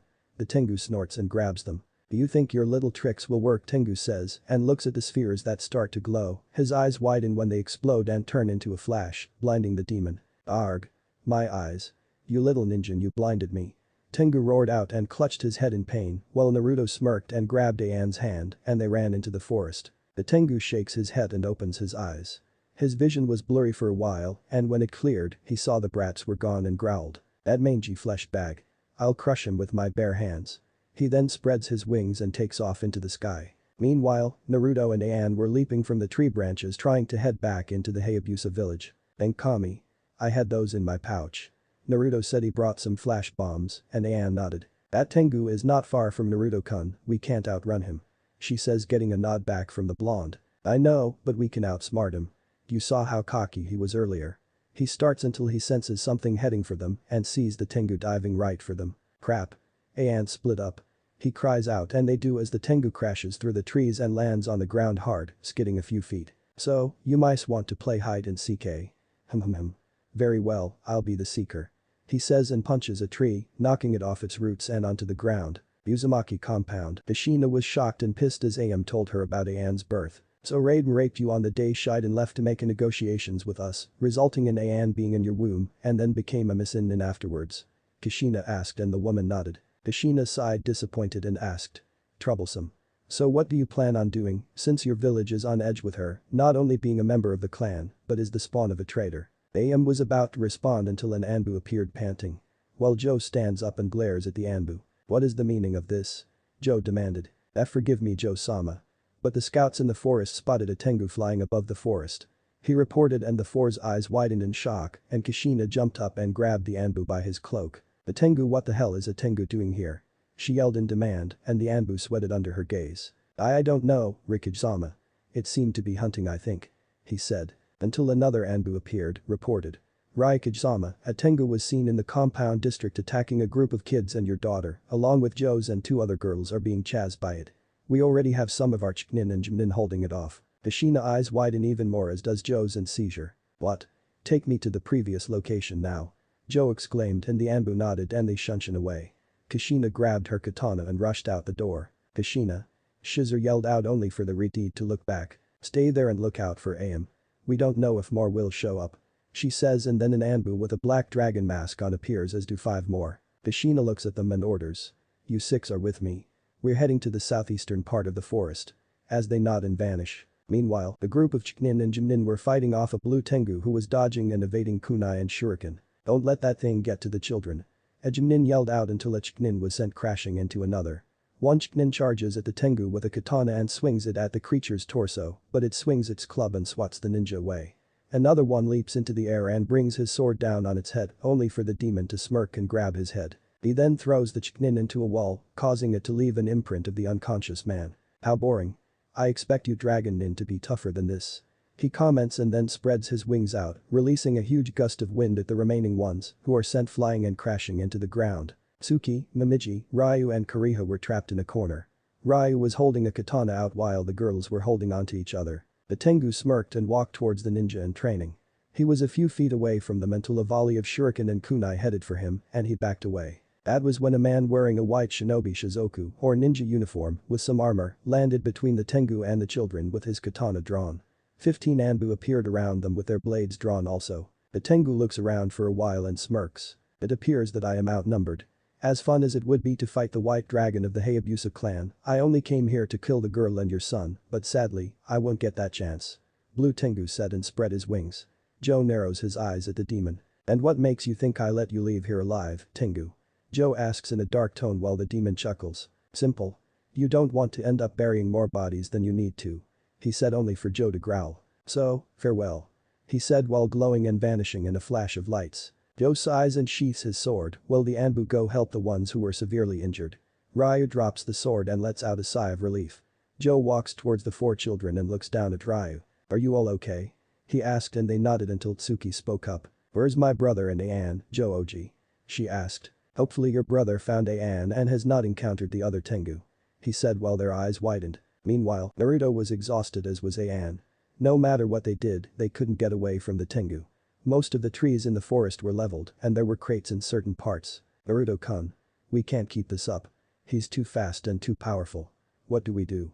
She asks and then the blonde lets out a frustrating sigh. I don't know, Ayan-chan.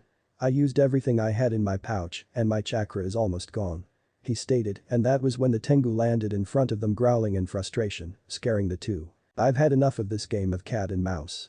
Now I'll swash you many bags of flesh. He says and swings his club down at them and they barely dodge it. Before Naruto could react he is snatched up by the Tengu and brought Naruto to his eye level while the blonde struggles to get out of his iron grip. You mangy dragon.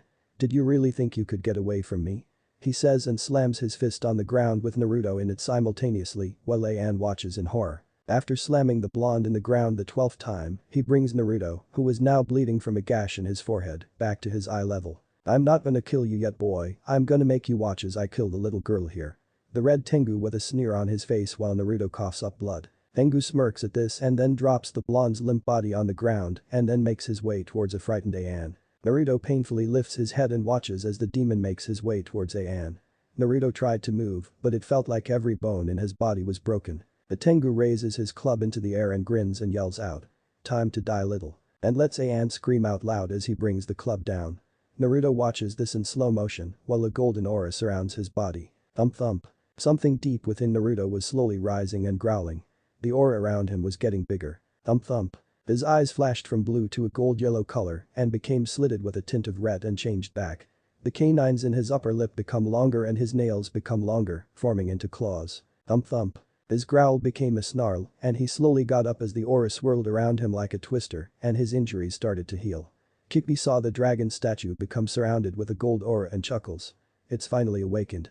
She said and the statue let out a roar. The Tengu suddenly stops when he senses a power behind him.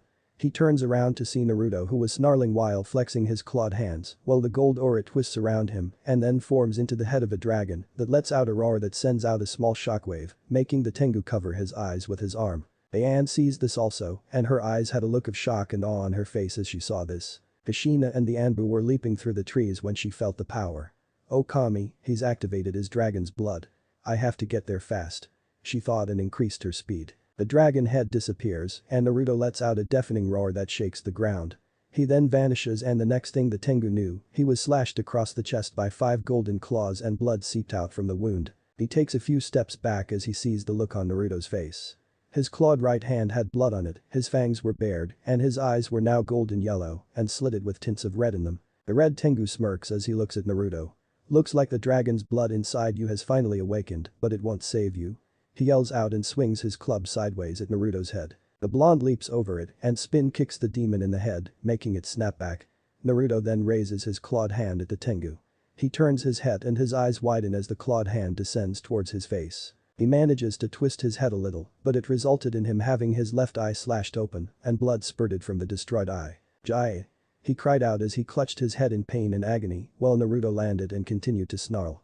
The Tengu looks at the blonde with hatred in his eye and senses the wreckage in her Anbu heading this way. Consider yourself lucky little dragon, but next time I will kill you.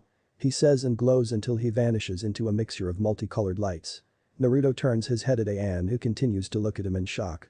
The blonde smiled at her then collapsed onto the ground. Ayan snaps out of her daze and runs towards the unconscious blonde and kneels down. She then turns him over and places his head on her lap. Ayan looks at the boy's calm expression and smiles. "Thank you, Naruto-kun," she said, and a tint of pink appeared on her face, and that was when Kushina and the others appeared. 2 days later, Naruto slowly opens his eyes and finds himself in a bed and a room covered in white. He had some bandages on his face and he was wearing a deep blue robe. He then got up and let out a groan. He then jumps out of the bed and lands on the floor, but then hears the door open. Appearing from the other side was Ayan wearing a purple kimono with a pink butterfly on the front of it. Her eyes widen when she sees a grinning Naruto who is now awake. She then runs towards the blonde and hugs him while a grunt escapes from his mouth. The blonde hugs her back and lets out a smile. They release the hug and Ayan looks at Naruto with concern and worry in her eyes. "Are you okay, Naruto-kun?" she asked, and the blonde nodded. "Yeah. I'm fine. But I'm really hungry," he says as his stomach growls out loud. Naruto blushes when he hears this and Ayan giggles. She then takes his hand and leads him out of the room. As they walk down the hallway and into the dining room where the others were eating, Kushina stops and sees her son. The next thing Naruto knew, he found his face being buried into his mother's chest and was being crushed in a hug by the Redeed. MMMHPH. Naruto muffled out while waving his arms in the air frantically. Suki was laughing at the scene and Am and Ayan were giggling. "Ain't Earth Asan? I ain't Earth." Naruto muffled out loud. Kushina realizes that she's crushing her son, pulls him out, and he breathes in a lot of air and then glares at his mother, who was blushing in embarrassment and chuckling sheepishly. "Sorry, Sachi. How do you feel?" she asks with a concerned look on her face. "I feel great, but can I eat please? Activating my bloodline burned all the energy I've had and I'm starting to see 3 of you Kasan." He whined. Kushina giggles at this and carries him over to the dining table and sets him in a chair. "Ayan, would you be a dear and help feed my son?" she asked. A tint of pink appeared on Ayan's face and she nodded and sat in the other chair that was next to Naruto. When she sets a bowl of rice and fried salmon in front of him, she pulls out a pair of chopsticks from the table and then grabs some rice and holds it out in front of Naruto, who takes the rice into his mouth and swallows it. "Thanks, Ayan-chan," he says, and she smiles and nods at him. "You're welcome," she replied and continued to feed him. Kushina and Am were watching this and inside their minds, they were screaming kawaii. Suki had a look of disgust on her face but kept eating. Kushina was also proud that Naruto activated a part of his bloodline and knew that Suki would activate hers soon. She also wondered what the future would hold for her children. Only time would tell. Chapter 4. Retribution, Godparent, and the Wave. After the Tengu incident, where Naruto activated his bloodline, Kushina decided that it was time for Naruto and Suki to learn about the power of their bloodline. Suki managed to activate hers when they were practicing their survival skills and were attacked by a rogue bear. Apparently they activated the eyes, body and chakra-based part of their bloodline. All that was left was the elemental-based ones and it should activate when they turn 12. Kushina first taught them how to use the eye-based ability which gave them different types of visions like thermal, night, or combine both into enhanced that allows their eyes to zoom in and out like the Byakugan. And based on solid eye in MGS4. Then the body on the other hand was a little difficult because it gave the person the ability to morph certain parts of your body into the appendage of a dragon like claws, scales that were stronger than diamond, spikes, wings, and a tail. The chakra-based one gave them a second source of chakra which allowed them to use the dragon art, Rikten techniques which were like ninjutsu, but they used incantations before calling out the name. And maybe I will base it on Dragon Slayer magic and fairy tale, 6 basics only. Or American Dragon. Jake Long. Sooner or later, they will earn the main branch or second branch's ability of the dragon bloodline. Very soon. Ayan was staying with the Uzumaki family from the request of Am and Shiden who agreed to this, but this didn't please certain members of the council who wanted the girl to be killed, but both Kushina and Shiden stated that no harm will come to Ayan, or else they will be the ones who will die. Kasumi was saddened when she heard that Ayan is no longer a part of the clan, so was her brother, Hade.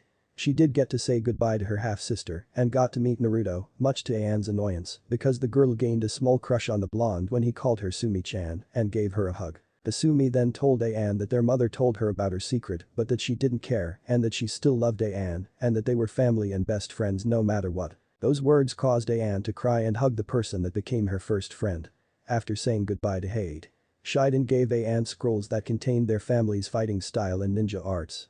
After that, she left to live with the Uzumakis. 2 years have passed since Anne stayed with the Uzumakis. She, Suki, Momiji, Kuriha and Kasumi were all best friends now. Too bad for Naruto, because whenever Anne, Momiji and Kasumi try to spend some time alone with him, it would result in the three getting into a glaring contest with each other and Naruto wondering why they always acted this way around him. Naruto tried asking Shizuru Abasan this, but she patted him on the head and told him to ask his mother about it, which he did only for Kushina to stare at him for a while and burst out laughing. Right now Naruto and Ryu were at a lake swimming laps to the other side. Naruto now looked like a younger version of his father due to the fact that his whisker marks were now gone but were replaced with slitted eyes and fangs that jutted from his upper lip. Ryu's hair was in a ponytail and it stopped near his upper back. Naruto was currently in the lead with Ryu a few inches behind him. Naruto increased his pace and Ryu did the same. When they are close to the other side, Naruto taps the edge of land, turns around and pushes himself forward while Ryu does the same. The two dragons in training were now shoulder to shoulder as they head to the other side of the lake. Naruto is now ahead of Ryu by a few inches and when they approach the land, Naruto taps it first and Ryu does the same. As the blonde pulls himself up onto the land as does Ryu. What's the score now, Naruto? Ryu asked while Naruto grabbed 2 towels from a rock and tossed one to Ryu. 52-49. I'm ahead of you by 3. He started while Ryu grunted and wiped his hair. Say, doesn't your Kasan have to go to a private summit with the daimyo today? Ryu asked, getting a nod from the blonde who sat on the ground. Yeah. Something to do with how Konoha interfered in foreign clan affairs and how the village treated me. Naruto replied while Ryu frowned. Do you hold any grudges against that place? He asks while Naruto snorts and places his towel on his shoulders. I could care less about that place right now.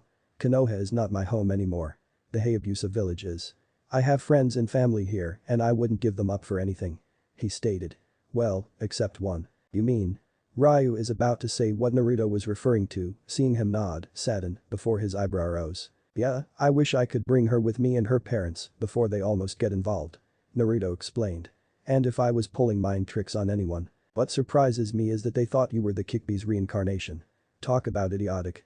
Ryu comments and Naruto scoffs. Please Ryu, even an idiot can tell that I'm not her. For one thing I don't have fox ears or a tail sprouting from my ass and I'm not the size of a mountain. He stated while Kurumi was in his mindscape giggling at what he said. Ryu chuckles at this and speaks up. Let's head back for lunch, Naruto. I'm starting to get hungry. While the blonde nods. Me too. I hope Ann-chan made fried salmon and spring rolls again. Naruto said along with guest and Ryu rolls his eyes at his best friend and they head off to the Uzumaki compound. Hanahagakure no Sato, Hiruzen Sarutobi was not having a good day. Then again he hasn't had one since Naruto was taken back to his home. When word got out of Naruto's departure from Konoha, the civilians partied because the demon brat was gone. After that, the civilian and elder council demanded that Hunter Nin be sent out to find and kill the boy and the people that took him, minus one certain blonde hair with a single bang which falls down into her face, did care for the boy for saving her daughter. She was frowned for she is not one of them, but Hiruzen refused to because Naruto wasn't a ninja, but a civilian, so he could have left without his approval. But when that was over, Hiruzen announced to the village that the boy they treated like garbage and beat for their petty vengeance was the son of the Yondaime and the last Namikaze. Most of the ninja and civilians were shocked at this, but the ones who held their grudge refused to believe it. The council wanted Hiruzen to send Anbu after the boy and have him return to revive the clan, but once again the man refused to let this happen, infuriating them. Making the single blonde woman smirked for those fools who made their mistakes. Since she was a friend of a certain red-haired woman. Until the rest of the council told her about it, so they knew she wasn't interested. That however wasn't the main problem.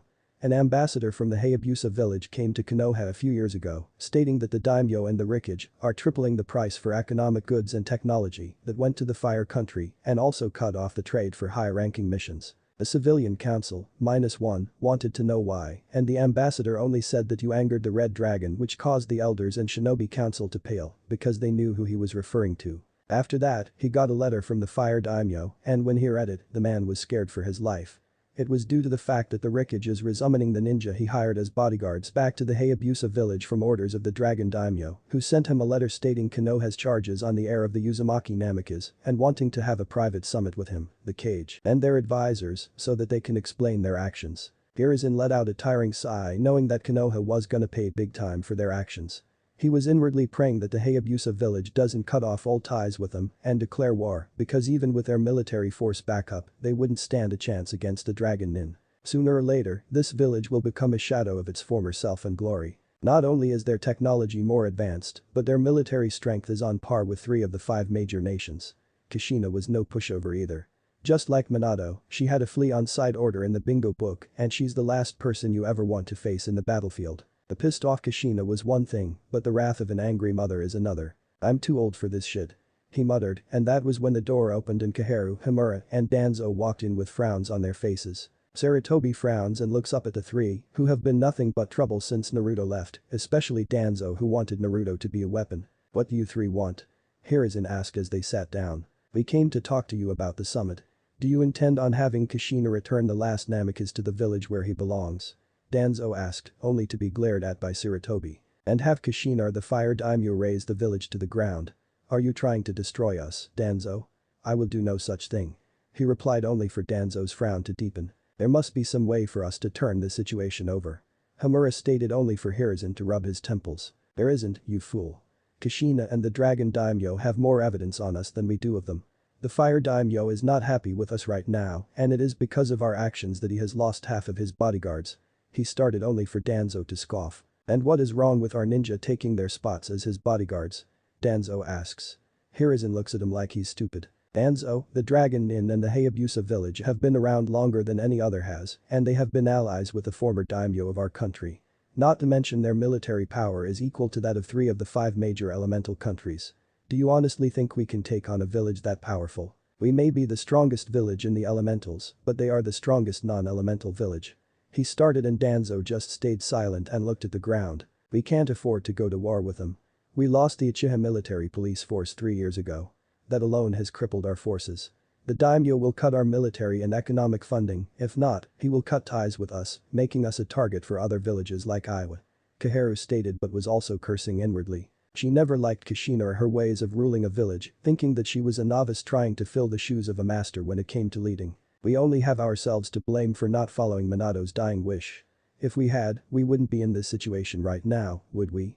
Hiruzen asked with a statement as the 3 looked away from him not wanting to admit that he was right. Hiruzen looks up at the clock on the wall and gets up, putting his hat on. "The summit is in Tetsu no Kuni, Iron Country. I'm leaving the Ino Shikacho trio in charge until we return, but I'm going to say this one time and one time only. Keep your mouths shut and speak when I tell you to."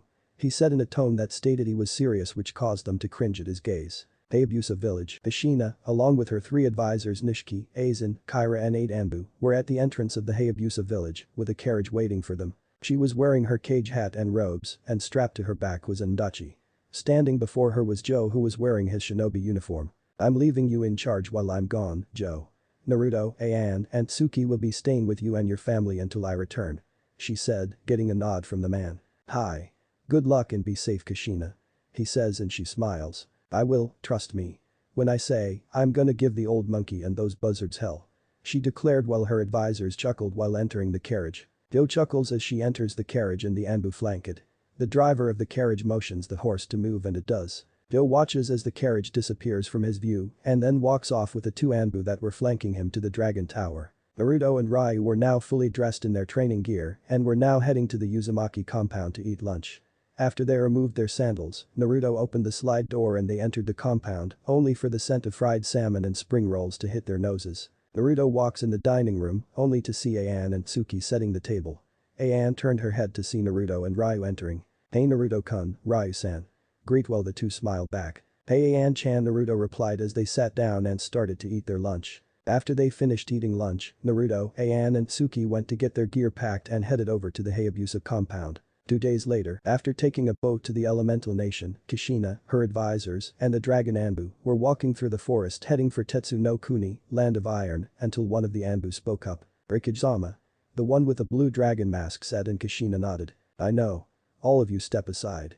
I'll deal with them personally," she replied with orders and tilted her hat down. The Anbu and advisors stepped to the side and that was when 10 nin wearing cloaks and blank masks that had the kanji no on it leaped out of the trees with their ninjutsus drawn and descending towards Kushina with the intent to kill her. They were rude Anbu.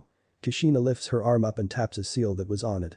It glowed blue for a while, and then in a puff of smoke a silver-bladed katana with a deep red hilt, black diamond patterns, and a black guard appeared in her right hand. She then channels her wind chakra into her blade, and with great speed and precision, she performs a series of slashes, releasing small crescent-shaped wind blades at the root ninja, who barely have any time to evade it and are all struck by the attack. Blood spurts from their injuries, and some lose their limbs or are killed instantly. The ones that survive crash to the ground, screaming out in pain and clutching either their wounds or their lost limbs. She walks over to one of them and turns her blade into a stabbing position and runs it through his skull, killing him instantly. She removes the blade from the skull and swipes the blood and brain matter off with a flick of her wrist. That was when a barrage of kunai and daggers headed straight for her. Kushina grabbed one of the fallen bodies by the collar and used it as a shield to take the attack. That was when her eyes grew cold and glared at the now charging root members. "Fools," she said with a bad mood as she dropped the body. A few minutes later, the bloody and dismembered bodies of the root Anbu were scattered across the open field, and Kushina was wiping the blood off her blade, the Akarashi, Red Storm, with clothes until the blade was clean. Her advisors walked forward and looked at the scene. "That was an interesting display of carnage, Kushina," Aizen stated while Kushina leaned over and ripped the mask off one of the root's heads. She then glared at the mask with a na and crushed it with her bare hand. "That fucking war hawk." She snarled out and looked at the Anbu who were preparing to burn the bodies. "Don't burn them. Seal them up in a scroll," she ordered, and the men nodded. "We're gonna return them to their rightful owner." As they started to seal the bodies away, Tetsu no Kuni, Kushina and her group have made it to Tetsu no Kuni, a snow-covered country with a large range of mountains and 3 large mountain tops that were called Sanro, 3 wolves, due to their appearance being similar to a 3-headed wolf.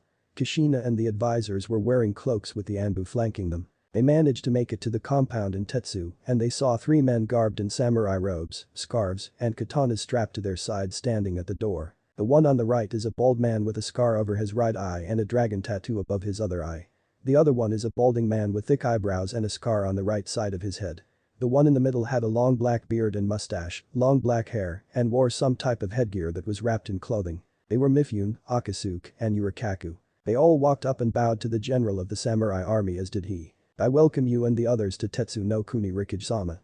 The Dragon Daimyo and Fire Daimyo are inside the waiting room. The only ones who haven't appeared are the Hokage and his advisors. He greets, informs, and she nods. "Also, try not to start a conflict with Rikage. I want this meeting to go without confrontation on either side," he stated. Kushina nods and walks into the waiting room with her advisors and men and sees Hiroshima Jinrikisai, the Fire Lord, along with his samurai and Sajuro Haiko. Hiroshima also had the build of a warrior and had a scar on the left side of his face. He wore what looked like a red battle kimono with samurai armor and a sword strapped to the left side of his belt. When they met in the middle, the ruler of the fire country approached them and bowed, and they did the same. "Kushina-san, Sajuro-san. It's been a while since we met." Hiroshima greeted and Sajuro nods. "Indeed it has been a while. Unfortunately I'm not glad we have to meet like this due to the issues our villages are having with each other," Sajuro stated while Hiroshima frowns and nods at this. "Yes, I too am not happy with the situation, but I am sure we can solve this problem, and I do believe that my village and the current leader of the village are responsible for all of this, and trust me when I say when this meeting is over, I will be having a chat with that man and deal with his council," Hiroshima stated. That was when Hiruzen, his advisors, and his Anbu bodyguards walked in. Kushina looked over at them, and her eyes went from kind to cold and emotionless. Saratobi saw the look in her eyes and couldn't help but shiver inwardly. Anzo was cursing inwardly because he sent his route to try and slow her down or at least kill one of her advisors. Sajuro just greeted them with a nod and Kushina walked away from them. Hiroshima gave Saratobi a look that meant he was gonna deal with him and Konoha after this. Mifune stated that he would evaluate the meeting until said leaders have made their final decisions. The Kages and their advisors were sitting on opposite sides along with the leaders of their country. The Anbu and samurai were hidden in the shadows and watching out for intruders or if their leaders got into a situation with each other. Kushina and Hiruzen set their cage hats down on the table. Mifune sat down at the far end of the table and spoke. "Now that everyone is present for this private summit, we can begin discussing the issues that are causing conflict between the leaders and their respective country," Mifune states. That was when Sajuro Haiko spoke up. "If I may, Mifune-san, I'd like one of Kushina's advisors to state the charges she has placed over Konohagakure," the man said and Mifune nodded. "Very well." The samurai general replied and looked over at Aizen, who was Kushina's head advisor. "Councilman Aizen, would you read the charges?"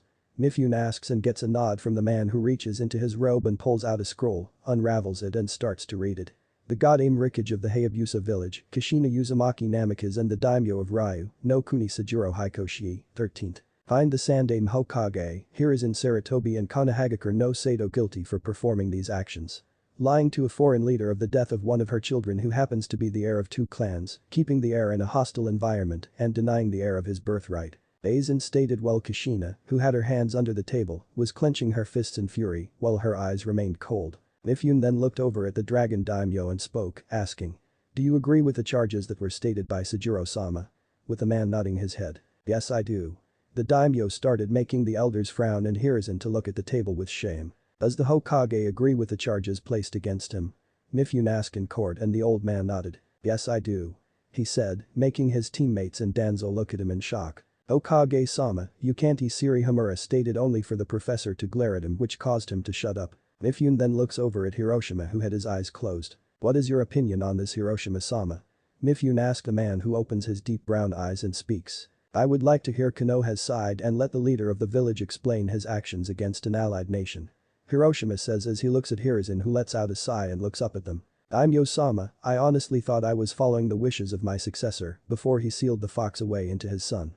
I denied him of his heritage because I hated the man for what he did during the war. I made a law that stated the younger generation wouldn't know of Naruto's condition and warned the older generation who hated the fox that it was an S-class secret punishable by death. He explained his reason, but Kushina scoffed. Looks to me that's how that turned out, Sandaime-sama. But that's not what I'm pissed off about. Tell your daimyo, why did you lie to me about my son's death?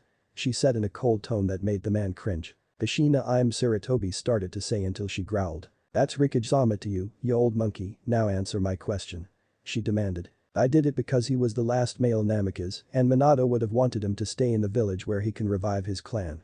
He said only to instantly regret it when she smashed her fist into the table, causing the Anbu and samurai to appear ready to defend their leaders until the daimyos waved them off and they disappeared into the shadows. Kushina's eyes were now a golden yellow color with a tint of red around her slitted pupils. You son of a bitch.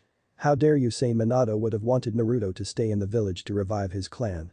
That's what you bastards want. She yelled while a bead of sweat appeared on Hiruzen's brow and that was when Koharu spoke up. Please calm down Rikage.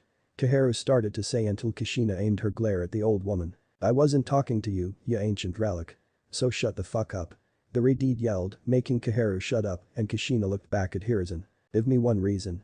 Give me one fucking reason why I shouldn't kill you for right here and now and then have my army head to Konoha and reduce it to ashes, you traitorous dogs. She snarled out as she removed her fist, leaving an imprint in the desk while Hiruzen, Koharu and Hamura had a look of horror and fear on their faces. After all my village has done for you fools, when the Sandaime Hokage first created that village, you go and stab me, my village and my country in the back just because my Sachi was the last Namikaze.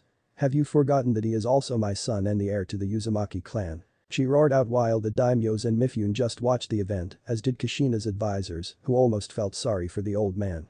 Almost was the keyword. Kushina, I was only doing what was best for the boy and for you, and I couldn't allow you to take the container of the most powerful big out of Konoha. He would have been a danger to you and your village. Sarutobi tried to explain, but this only pissed Kushina further. The killer intent she was releasing frightened even Mifune and the hidden Anbu and samurai. Whoever said hell hath no fury like a woman scorned wasn't lying. Nishiki and Aizen thought. And that justifies your actions in separating a mother from her child. I can't believe I'm hearing this from you of all people, Sarutobi. What was best for my son? He told me how you would just sit in your seat and let those idiots beat him near an inch of his life. He also had to eat food out of garbage cans because he was always kicked out of restaurants and grocery stores. Garbage cans, you fucking fool. How could you do this to me and Minato? Kushina yelled out while the man looked away in shame. Hiroshima's eyes widened in shock and then glared at the four. How dare you do this to me, my family, my country and my children? I consider your actions inexcusable, as do the ninja and civilians of my village. The dragon daimyo also agrees with me and we demand retribution from your village. Refusal to do so will be the complete termination of our treaty and an all-out war with us. She finished while Hiruzen paled at the threat, as did the elders. Retribution it is, Rikage-sama. What is it that you want from us? Hiruzen asks, knowing that if he refuses the fire, daimyo will either erase the village with his samurai army or cut his ties with him and watch as Konoha is razed to the ground by Kushina and her forces. 350 million rim for financial retribution to the Uzumaki and Namikaze clan, the execution of those who assaulted my son, as well as 30 and S ranks from the cage vault. She said and was inwardly smirking at their shocked looks. I object. Danzo yelled out. Kushina, the demands are. Hiruzen started to say. Or what? Too much. It's either that or the liquidation of Konohagakure, Sandaime-sama. Kushina replied. We can't pay that amount of money and the execution of the ones who attacked the boy are too numerous. We could end up crippling our village. Homura stated while Kushina just shrugs and looks at her nails. Not my problem, advisor. Beharu then speaks out. You're being unreasonable, Rikage. She yelled, getting a smirk from Kushina. Payback's a bitch, isn't it, elder? She said, making the woman sneer at her. This is blasphemy. Daimyo-sama, don't you think she's being unreasonable? Danzo asks only for the man to look at him. Actually, Danzo. I don't. Hiroshima said, making the four pale. The ruler of Hai no Kuni was agreeing with the foreigner's side. But sir, she. Danzo started to say until the man silenced him with a hand gesture. Kushina-sama, I agree with the financial retribution as well as the list from the cage vault. But I wish you would reconsider having 85% of the village executed. Hiroshima says, and Kushina looks at the man for a while and lets out a sigh. Fine. But in return, I demand 10 and 10s ranked mission scrolls from them. Kushina said, and the elders opened and closed their mouths with no words coming out. Very well. Hiroshima states and looks at Sajuro, who nods back at the agreement. Sarutobi sadly nods back while the elders look at the table with frowns on their faces. Oh, and Danzo.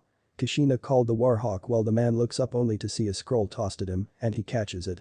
He opened it, and a pile of corpses with blank masks with a kanji-no on them appeared in a bloody pile, making the man's single eye widened, as did the others. The next time you want to send your drones to kill me, make sure they're at least cage level. Oh, and I want double of what I requested. You can thank Danzo here for that. She said with an evil grin on her face, making them as wide as a sheet of paper, and after that, Hiruzen glared hard at the now scared man, releasing murderous intent on him, and then Hiroshima spoke up. I will personally make sure that the retributions are accounted for, Kushina-sama, Sajuro-sama. He said, getting a nod from them. As they started to file out, after the summit was adjourned, Sarutobi looked at Kushina. Kushina cut him off. Save it, old man. I don't want to hear your piss-poor apologies. You're a disgrace to your village, your clan, to your predecessors, and my husband. I'm gonna say this one time and one time only. Keep your counsel on a leash, because you've got one time to piss me off, one time to try anything against my children, and one time make me regret sparing your village, and not even the daimyo will stop me from sending my entire force to your village and wiping it off the face of the earth. She then got in his face and gave him a look that would make the Shinigami proud. I will make you watch as I destroy everything you and the former cages worked hard to create, and then I will kill you and mount your head on my wall. She said in a cold and dark tone, while her eyes flashed golden yellow for a few seconds, while the Sandaime flinched and gulped. A day later, after the eventful meeting, Sajuro went back to the capital of Ryu no Kuni, and Kushina returned to the village. The fire daimyo had his messenger send the money, as well as the mission scroll she wanted for retribution. The civilian council, -1, were not happy about it and wanted the man to reconsider it, but Hiroshima ignored their protests. Making a single councilwoman happy for her friend to pull off. She refused to pay for what they deserved before the fire daimyo called her and gave a letter that turned out to be a secret message for Kushina. She appreciates him and Kushina. Right now, Kushina has decided to take a couple of days off to spend with her children due to all the stress Konoha has put her through. Kushina, her kids, Ayan, Ryu, Kasumi, Momiji, Kuriha and Seizure were at the lake relaxing. Kushina and Seizure were lying on their backs on towels, sunbathing in their bathing suits, while the kids were in the lake splashing and laughing. Shizuru looks over at Kushina and speaks up. Kushina, have you considered getting remarried or dating again? She asked for a raised eyebrow from the woman. Since when did my personal life interest you, Shizuru? She asked only for the woman to sigh. Come on, Kushina, I know Minato was your first love and you miss him, but you should move on and find someone else. Minato would want you as well as your children to be happy. She stated, and Kushina sighed. I don't know if I can, Shizuru. I can't have any more children, plus I'm in my early 30s. There aren't a lot of single 30-year-old males in the village. She stated. Shizuru frowns, but then a grin appears on her face. What about Rikimaru? She asked, and a tint of pink and made it red appeared on the Ritide's face. Since few friends called Arashi as a nickname. His real name is Arashi Rikimaru Kazama, the Sentaicho of the Anbu. What about him? Kushina asked, only for Shizuru's grin to widen. Oh, come now, Kushina, you should ask him out on a date. She insisted on making the woman sit up and look at her. Shizuru. She exclaimed while Shizuru blinked. Just asks the man out on a date, Shina. You need a man in your life. Naruto and Tsuki like him. Just give it a shot. She says while Kushina blushes and looks at the sky for a while and then sighs. Fine. I'll ask him tomorrow, since he's off that day. She replied and Shizer grins at her best friend. Just don't blow it or you'll never hear the end of it from me. She said and Kushina's brow twitched. After that, everyone left the lake. Kushina, Naruto, and Tsuki were heading towards the compound until they heard a deep masculine voice. Yo, Kushina. The three turned around to see a man with long white spiky hair that was tied into a ponytail and on his head was a headband with a kanji for superscript 1 oil on it. He wore a green ninja guy with a mesh shirt underneath it as well as a red vest and Jetta sandals. He was Jiraiya. The Gama Sennin and one of the Sannin. Kushina saw Jiraiya and blinked in confusion. Jiraiya? What are you doing here? Did Sarutobi send you here? She asked as she narrowed her eyes at the man who blinked in confusion. No, he didn't. He looks at Naruto and his eyes widen as he looks at Naruto. Kushina is that? He started to say only for Kushina to nod. Yes, Jiraiya, this is your so-called dead godson. She answered and the man's eyes widened in shock and then they narrowed. I'm gonna beat the shit out of Sarutobi. He said scowl and Kushina blinked at the man. So he lied to you too, right? She asked only for the man to nod and Naruto looked up at his mother. Hey Kasan who's he? He asked. That signals Jiraiya was about to do his introduction when Kushina interrupted him. He's your Kyofu godfather, Sachi. Jiraiya, the Gama Sennin. He's also the man who trained your father. She answered only for Jiraiya's head and shoulders to slump. Kushina, you interrupted my cool entrance. He whines while Tsuki giggles and Naruto sweat drops and looks back at his mother. Are you sure he trained Tusan? He looks like a goofball and a pervert. Naruto stated only for Jiraiya to face fault and get up to glare at the boy. I am not a pervert. I'm a super pervert. He proclaimed as he puffed his chest up. Naruto's brow twitches at his proclamation. That is not something you should be proud of and state, Hiro Sennin. Naruto replied and the man's face faltered once again. Kushina bit her lip and tried to stop laughing while Jiraiya sat up and glared at the boy once more. Don't call me that.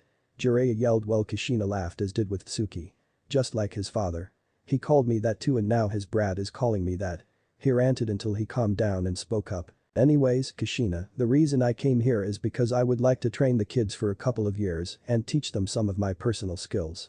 Jiraiya replies that Kushina looks at him for a while and then speaks up. I don't mind. Besides you have a lot of catching up to do with your godson, but if you turn him into a pervert, I will make Tsunadi's beatings look like an act of mercy once I'm through with you.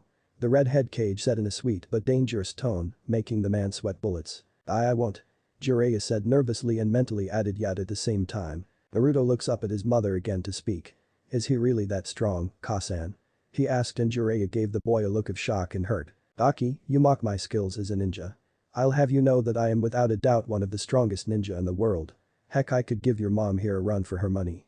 Jiraiya said with a grin on his face, making Naruto's and Tsuki's eyes widen. Kasan, can he really take you on? Tsuki asked since her mother is the strongest ninja in the village and Kushina nodded while rubbing the back of her head. Yes he can, Tsuki-chan. I remember all those spars we had with him and your Tusan. He actually knocked me out in our first fight. She said while Jiraiya smirked at her. Sure did. You were getting arrogant and cocky, so I had to knock you down a couple of pegs. The Toad Sage replied. Naruto however was scratching the back of his head. Why is it that some of the most powerful people in the world are weird, Tsuki? He asks his twin who shrugs while the two adults laugh at them. 4 years later, at an empty restaurant near the borders of Kaminari no Kuni, Lightning Country, a manager named Taro was currently being harassed by a group of yakuzas who had bats, clubs, and a few had guns with them, any series of MP5KS, Uzis, M4s, AXE, M9s, Glocks, Desert Eagles, and SIG saucers, etc., installing dot sights or cog scopes or laser sights. And that's right, mates, there are guns in this story since I combined the Naruto world with the Ninja Gaiden world by using the Call of Duty style with customized arsenals and baddest StarCraft weapon selectable style, so I will be had Sonya select those guns, plus combat knives and ninja blade style too, and advised you guys not flame me, cause this is fanfiction, fans. Hero was currently gulping as one yakuza named Maki, who was wearing an all-black suit with brown spiky hair, a tattoo on the right side of his face, and holding a bat walks towards the man with the bat resting on his shoulders. Look. I already said I didn't need protection from your boss, so please leave. He begged only for the leader to snort and then kicked a table over with his foot, making the man whimper. Tajiro-sama didn't ask if you wanted protection. You're getting it and will pay us for it or else. He said as he pointed his bat at the manager's face. I don't want your protection and I'm not paying you for it. Taro yelled, and Maki snatched the man up by the collar and slammed him into the wall, getting a cry of pain from the man. He drops his bat on the ground and pulls a switchblade out of his back pocket and points the sharp steel at his neck. Either you accept his offer or you're gonna have a bigger smile on your, he started to say until his body jerked and he looked down to see a knife in his torso and blood dripping from his gut. He drops the switchblade and Taro pulls the blade out and kicks the man in the face, sending him flying into a table, which shatters. The others had shocked looks on their faces while Taro flicks the blood off the knife. "Aniki." A Yakuza grunt cried out and aimed his 9mm pistol, M9, at the manager. "You son of a," he said until he was hit by a barrage of shuriken that flew from the ceiling. 3 hit him in the chest and torso, 2 hit him in the back, and 1 hit him in the back of his skull. The man dies before he hits the ground and the other gangsters freak out at this. "What the hell is going?" another one said, only for his head to be looped off by a flash of silver and blood squirts from his neck and sprays everywhere. Arrow had a smirk on his face and pulled 4 throwing knives out of his sleeves and threw them at the rest, who had barely any time to react. 3 were killed instantly while the others cried out in pain. Aridit appears between 2 of them and plunges her twin Kodachi into their spines, killing them instantly. She was wearing a whole-body jumpsuit that was red and black with a dragon on the back and had arm guards on her arms and fingerless gloves. She also wore a black face mask that covered half of her face. The front part of her suit was slightly unzipped, revealing a mesh shirt. A ninja leaps wearing an all-whole-body black outfit with a headpiece that resembled a dragon's crest, falls from the ceiling with his blade, Shinken no Riken, divine dragon sword, drawn and performs a diagonal slash down on one Yakuza and vivisection another, separating his upper and lower body. After the small massacre, Taro turns into a puff of smoke and when it clears, a 14-year-old male with wild blonde spiky hair, Yondame's hairstyle, wears a deep blue and silver bodysuit with a face mask, arm guards and fingerless gloves. Strapped to his back and belt were Raiken and Shiken no Riken, dragon sword and fang of the dragon god, his family's heirlooms. "Well, that was fun." Naruto is admitted and walks over to a bleeding Maki, who was trying to stop the bleeding from his torso with his hands, and Naruto grabs the man by his hair and lifts him up to his eye level. "Look. You're gonna die soon, so why not tell us where your boss is?"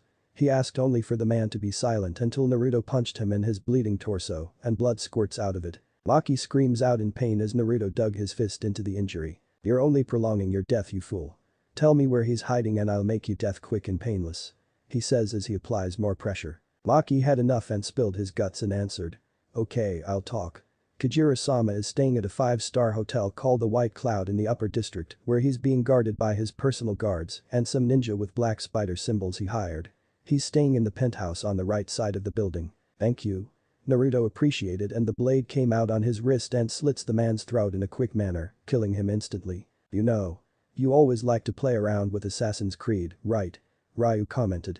Naruto started to like to play that game Assassin's Creed since it's a new game this year, since the blacksmiths insisted on building the same weapons as the game. And it's now the future comes to the past and there's modern computers. "I know." Naruto replies as his hidden blade slides back. Ryu pulls out a scroll and seals the bodies in it. "I'm pretty sure some of these guys have bounties on their heads, especially the one with the tattoo," he states. Suki then sheathes her kodachis and walks over to Naruto and Ryu. "The personal bodyguard should be no problem, but the black spider nin will be a problem. We need to get rid of them first," Suki stated about the arch-enemies of the dragon nin. Naruto nods in agreement. "Yes, we'll deal with them first before we go for his personal guards. Once we deal with the guards, we'll deal with Kajira," he said, getting a nod from the man the shunshin out of the restaurant. White Cloud penthouse. Inside the penthouse was a bulky man wearing a purple and black suit. He had black hair that was slicked back with a few gray strands in it and a scare on the left side of his head. His name is Kajira Sasuke, a crime boss of the Yakuza gang. He was also a former cutthroat and hitman of the group until he had an incident when facing an assassin that was after the bounty on his head. He was now sitting in a chair, drinking red wine out of a wine glass. He was waiting for Maki and his group to come back with the protection money. If not, that is the manager's head. Outside his room were his guards who were wearing black suits with white dress shirts and black ties, armed with SMGs with lesser few reflex and laser sights, and 4 grips. The others were patrolling the upper room. On the roof were 8 black spider nin equipped with katanas, axes, and gauntlets. They were watching the rooftops and looking out for any ninja. Meanwhile, 3 figures were watching. Suki was crouching on a telephone pole with a pair of goggles and zoomed in on the rooftop to see 8 spider nin patrolling the rooftop of the penthouse. She then removes goggles from her face and leaps off of the pole and lands into an alley. Ryu appears from out of the shadows and approaches her. "We got a total of 12 guards patrolling the upper room where the penthouse is. Judging by their outfits, they're probably equipped with firearms," Ryu informed me before I asked. "What about the rooftop?" "There are a total of 8 spider nin patrolling the roof," Suki states and Ryu nodded. A beeping sound comes from his comm link and he clicks the headpiece that was in his ear. Yeah. There's a total of 8. Naruto, should I handle them? Ryu asked. Okay.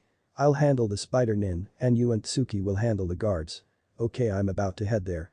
He replied and clicked the earpiece to turn it off. Meet Naruto at the 10th window on the northeastern side of the building and he'll meet you there.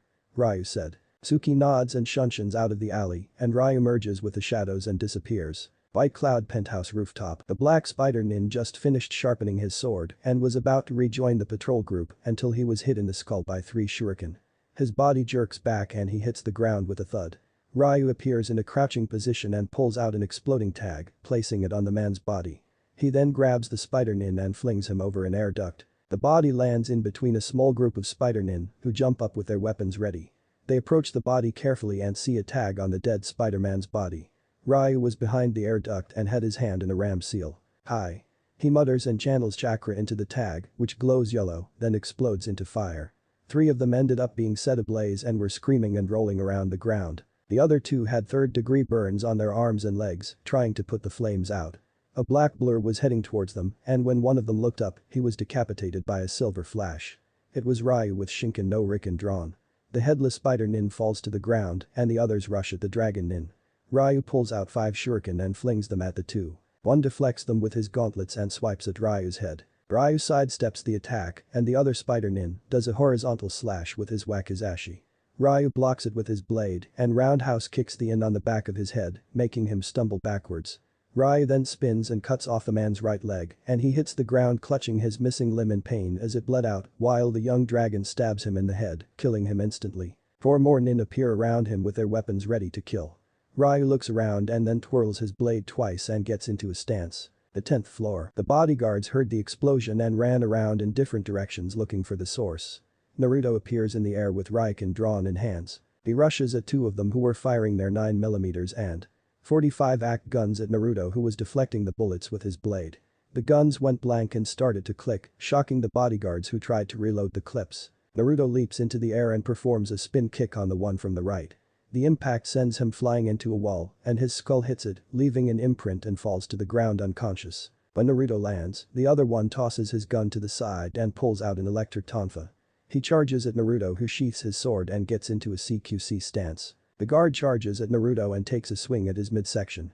Naruto sidesteps and grabs the man's arm. He twists it hard, hearing the snapping of bone.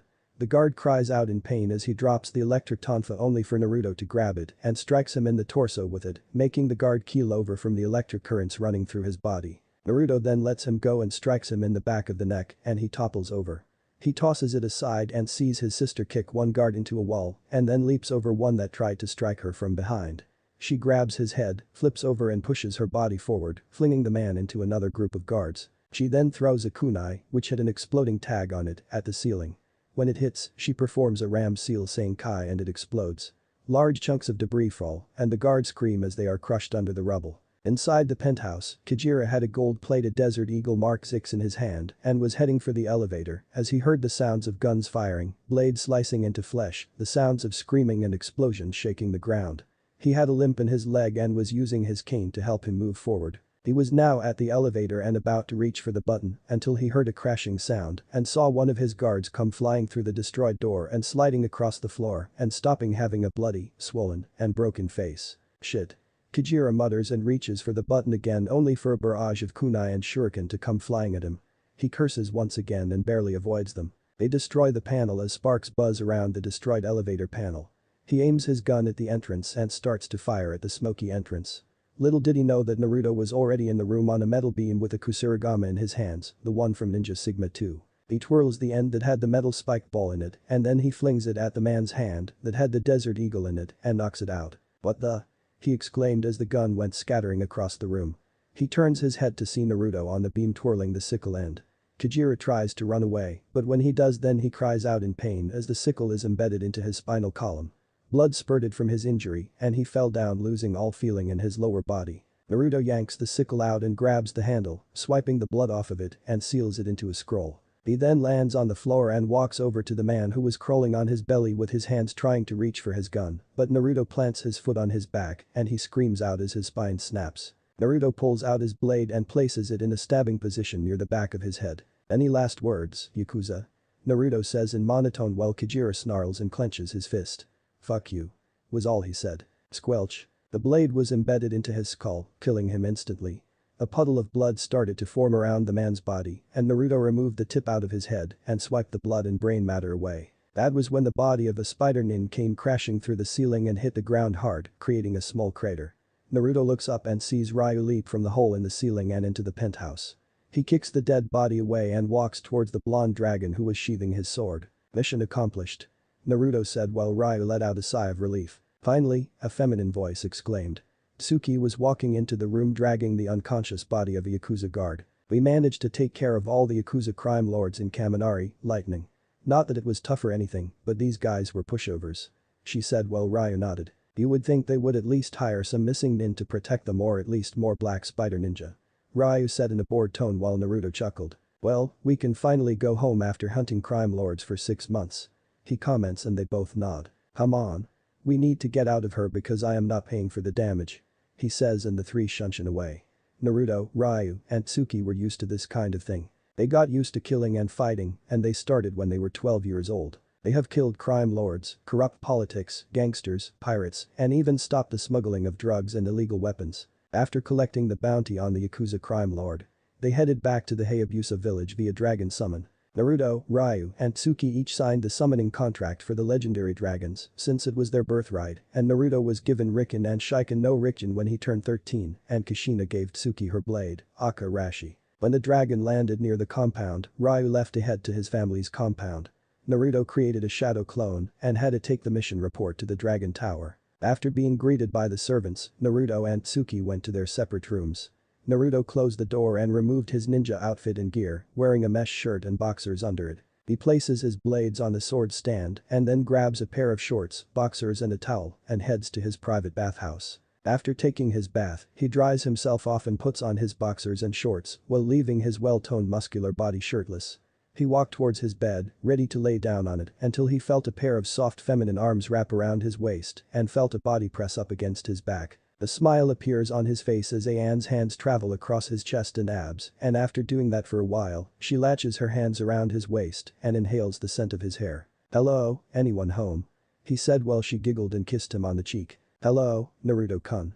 I missed you. She said. They walked towards his bed. Ayan removes her hands from his waist and Naruto turns around to see a smiling Ayan. She was now 5'3" and had a figure any girl would kill to have. She had clear violet hair that stopped to her shoulders and ruby red eyes. She is wearing a gray sleeveless shirt that hugged her body and showed off her curves and C-cup breasts and wore a pair of short purple shorts that showed off her flawless legs and hugged her hips. I missed you too, Tenshi. He says getting a small blush from her and she kisses him on the lips. They stop and Naruto goes and lays his back on his soft comfy bed. Ayan joins him but lays next to him and rests her head on his chest. He wraps his arms around her and pulls her closer to him. He then closes his eyes while Ayan smiles at this and does the same. Ever since Naruto saved her from the Red Tengu, Ayan has become more open with Naruto. She even cried for him when he told her about his life in Konoha and that he was the container of the Kikbi no Yoko.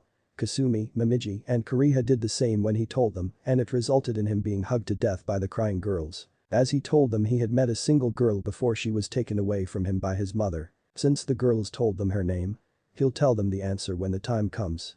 So, they gave him a hint of cherry. Just as Naruto told them about his first friend.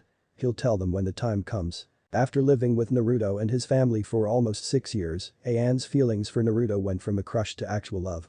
At first she was afraid that he would reject her, but surprisingly, he stated that he had feelings for her too. Now Naruto earned her trust to give an answer to the hint of the cherry, which made her surprised that it was. It was a name, so Ayan will keep a secret for time being. They then became a couple, which seemed to hurt Momiji and Kasumi, since they also developed feelings for the blonde, but wanted Ayan to be happy, since it wouldn't be fair to her, since they had a lot in common. Surprisingly, Naruto got out of his denseness when it came to girls when he got older. Actually, Tsuki had to literally beat it out of it, as did Jiraiya, who stated that both he and his father were blockheads when it came to women. Kushina and Karumi, Kyuubi, had never laughed so hard when they watched her daughter and Jiraiya beat some sense into his head. After Kushina told her son and Ryu about the Kra, he nearly had a heart attack, as did Jiraiya, due to the fact that his godson got to live every man's dream. They were skeptical at first, but realized that it would help restore their clans, so they agreed to it. Kushina and Seizure wanted lots of grandkids whom they could spoil. Naruto knew that Kasumi and Momiji had feelings for him, and when he told Ayan about it, she said that she'd agree with letting Kasumi and Momiji join his clan and he would tell them about it. And includes her. Kushina told the girls that she had a friend in Konoha. About 2 or 3 at least. Since she can't risk herself sending a letter to her friend since they had talked about being in an academy years ago in Konoha. So she secretly gave it to the fire daimyo to her friend so that way they could keep themselves in touch until the time came. Of course she came up with this wild proposition. The girls were curious about it. So Kushina replied that during that time she was 6 months pregnant with Naruto and Tsuki. She actually came up with a bizarre idea of wanting her daughter to marry Naruto. Of course her friend laughed because Kushina thought she was going to give birth to a girl. That surprised the girls talking about Naruto's friend. They told Kushina that she has pink hair, which triggers Kushina to smile because she knows a person had pink hair too. The girls questioned whether Kushina actually brought up the idea of the two of them marrying. Kushina persisted too. Kept telling her friend that her son and her daughter would make the most adorable and beautiful babies. That only made Naruto blush about his mother and made an unofficial arranged marriage. He told her that she did have pink hair. Since Ayan didn't mind. So? Kushina told him she hadn't sent a letter for a while after the twins were born. Since she can't risk it to send another, she'll keep in touch with her. The next morning, Naruto opened his cerulean blue eyes to see Ayan sleeping on top of him with her head on his chest. He smiles at the sight, hearing her snore lightly with her hands on his chest. He brushes a strand of hair from her face and she stirs for a while. She opens her ruby red eyes and sees Naruto grinning at her. "Morning Tenshi." The grade and she smiles back. "Morning Naruto-kun." She replied and moved up to kiss him on the lips. Naruto sits up with Ayan on his lap and deepens the kiss. Ayan does the same and wraps her arms around his neck. Naruto has both of his hands on her hips and pulls him even closer and Ayan brushes her hands through his soft blonde hair. Naruto then moves his hand downward and slips it under her shirt and caresses her stomach, making her shiver slightly. Naruto manages to get his other hand under her shirt and lifts it up revealing her well-toned torso, which she gained from training. Ayan removes her lips from his and a sly smile appears on her face. "Naruto, if you wanted me to remove my clothing, all you had to do was ask." She replied only to giggle when he tickled her sides and stomach. "Be careful what you wish for Tenshi. I might do more than strip you of your clothes if you keep teasing me," he says getting a blush from the girl. Naruto removes his hands from her hips and she gets off his lap and pulls her shirt down. "Should we get ready for our morning run?" he asked and she nodded. Naruto went into his closet and pulled out a blue sleeveless shirt, gray pants, and a pair of blue and white running shoes, as he wore the same hidden blade bracer for precaution. Ayan went to her room to change and put on a purple tank top, gray jogging pants, and a pair of purple and white shoes. After that, they walk out of the compound and stretch for a while. Naruto pulls out an iPod and puts the headphones in his ears and starts playing Agony by Kotoko. Ayan pulls out hers as well and they start running around the quiet village. After running for 45 minutes they stop near a park to relax. Naruto was drinking out of his water bottle when he noticed a redhead and a teenager making out on a bench. It was Ryu and Tsuki. Tsuki was sitting on his lap with her arms wrapped around his neck and Ryu had his wrapped around her waist. Ryu was wearing a black sleeveless shirt, black jogging pants, and white running shoes, and Tsuki was wearing a red tank top with red jogging pants and red and white running shoes. Naruto saw this and a grin appeared on his face.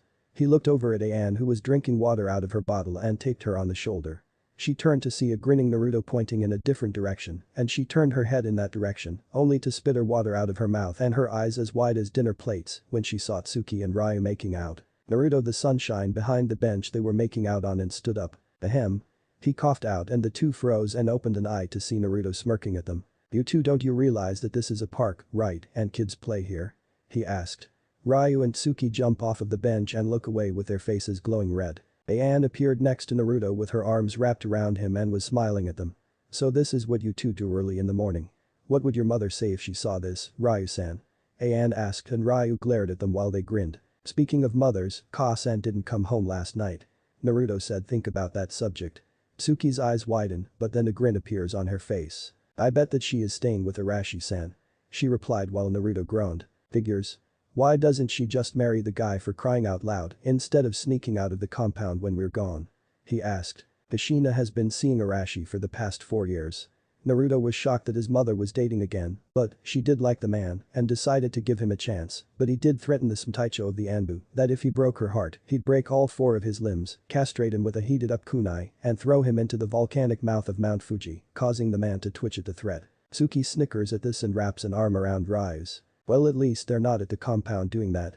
she emphasizes while the blonde's eye twitches and he shudders at the thought of his mother doing that with Arashi. After finishing their morning run, eating breakfast at a restaurant, and going home to change, Naruto, Ryu, and Tsuki were summoned to the Dragon Tower by the Rikage. Dragon Tower. Naruto, Ryu, and Tsuki were now in the tower, where Kushina was glaring at the piles of paperwork she had and had a tick mark on her head. "I swear if that woman comes in here with more paperwork, I'm gonna pull a Kickbee."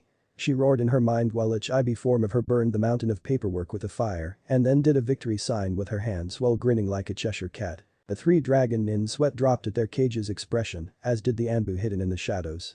Naruto coughed, getting his mother's attention, and he speaks up. "You wanted to see us, Rikage-sama?" Naruto asked and she nodded. "Yes.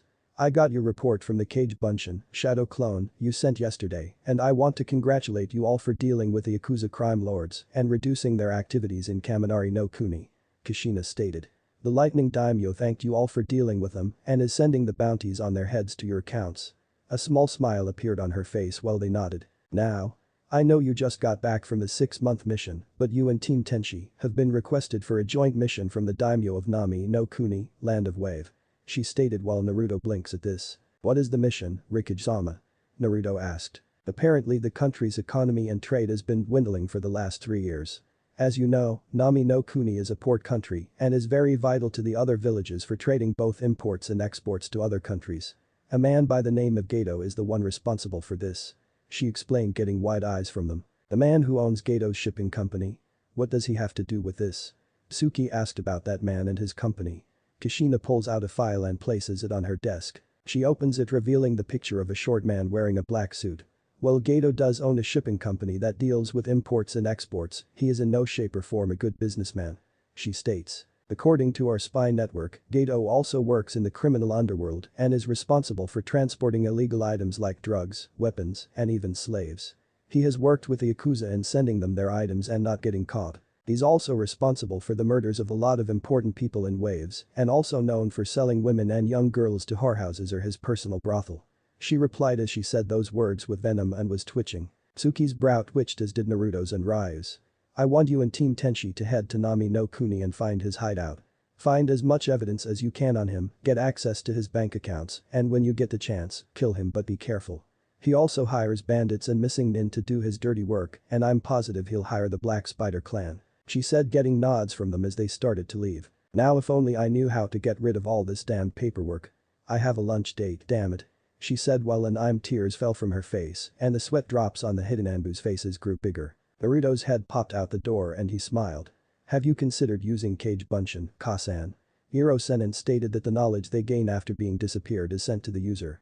He said and disappeared. Kushina's eyes were the size of a dinner plate and her jaw was on the ground. "So that's how Minato got all that paperwork done.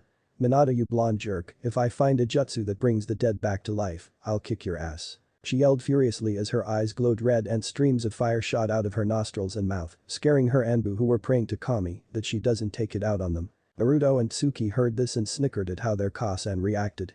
"Pops better hope she doesn't find a bring back the dead or he is so screwed," Naruto stated. While in heaven, Minato felt a shiver go up his spine, wondering who it was he was fearing right now. Chapter 5.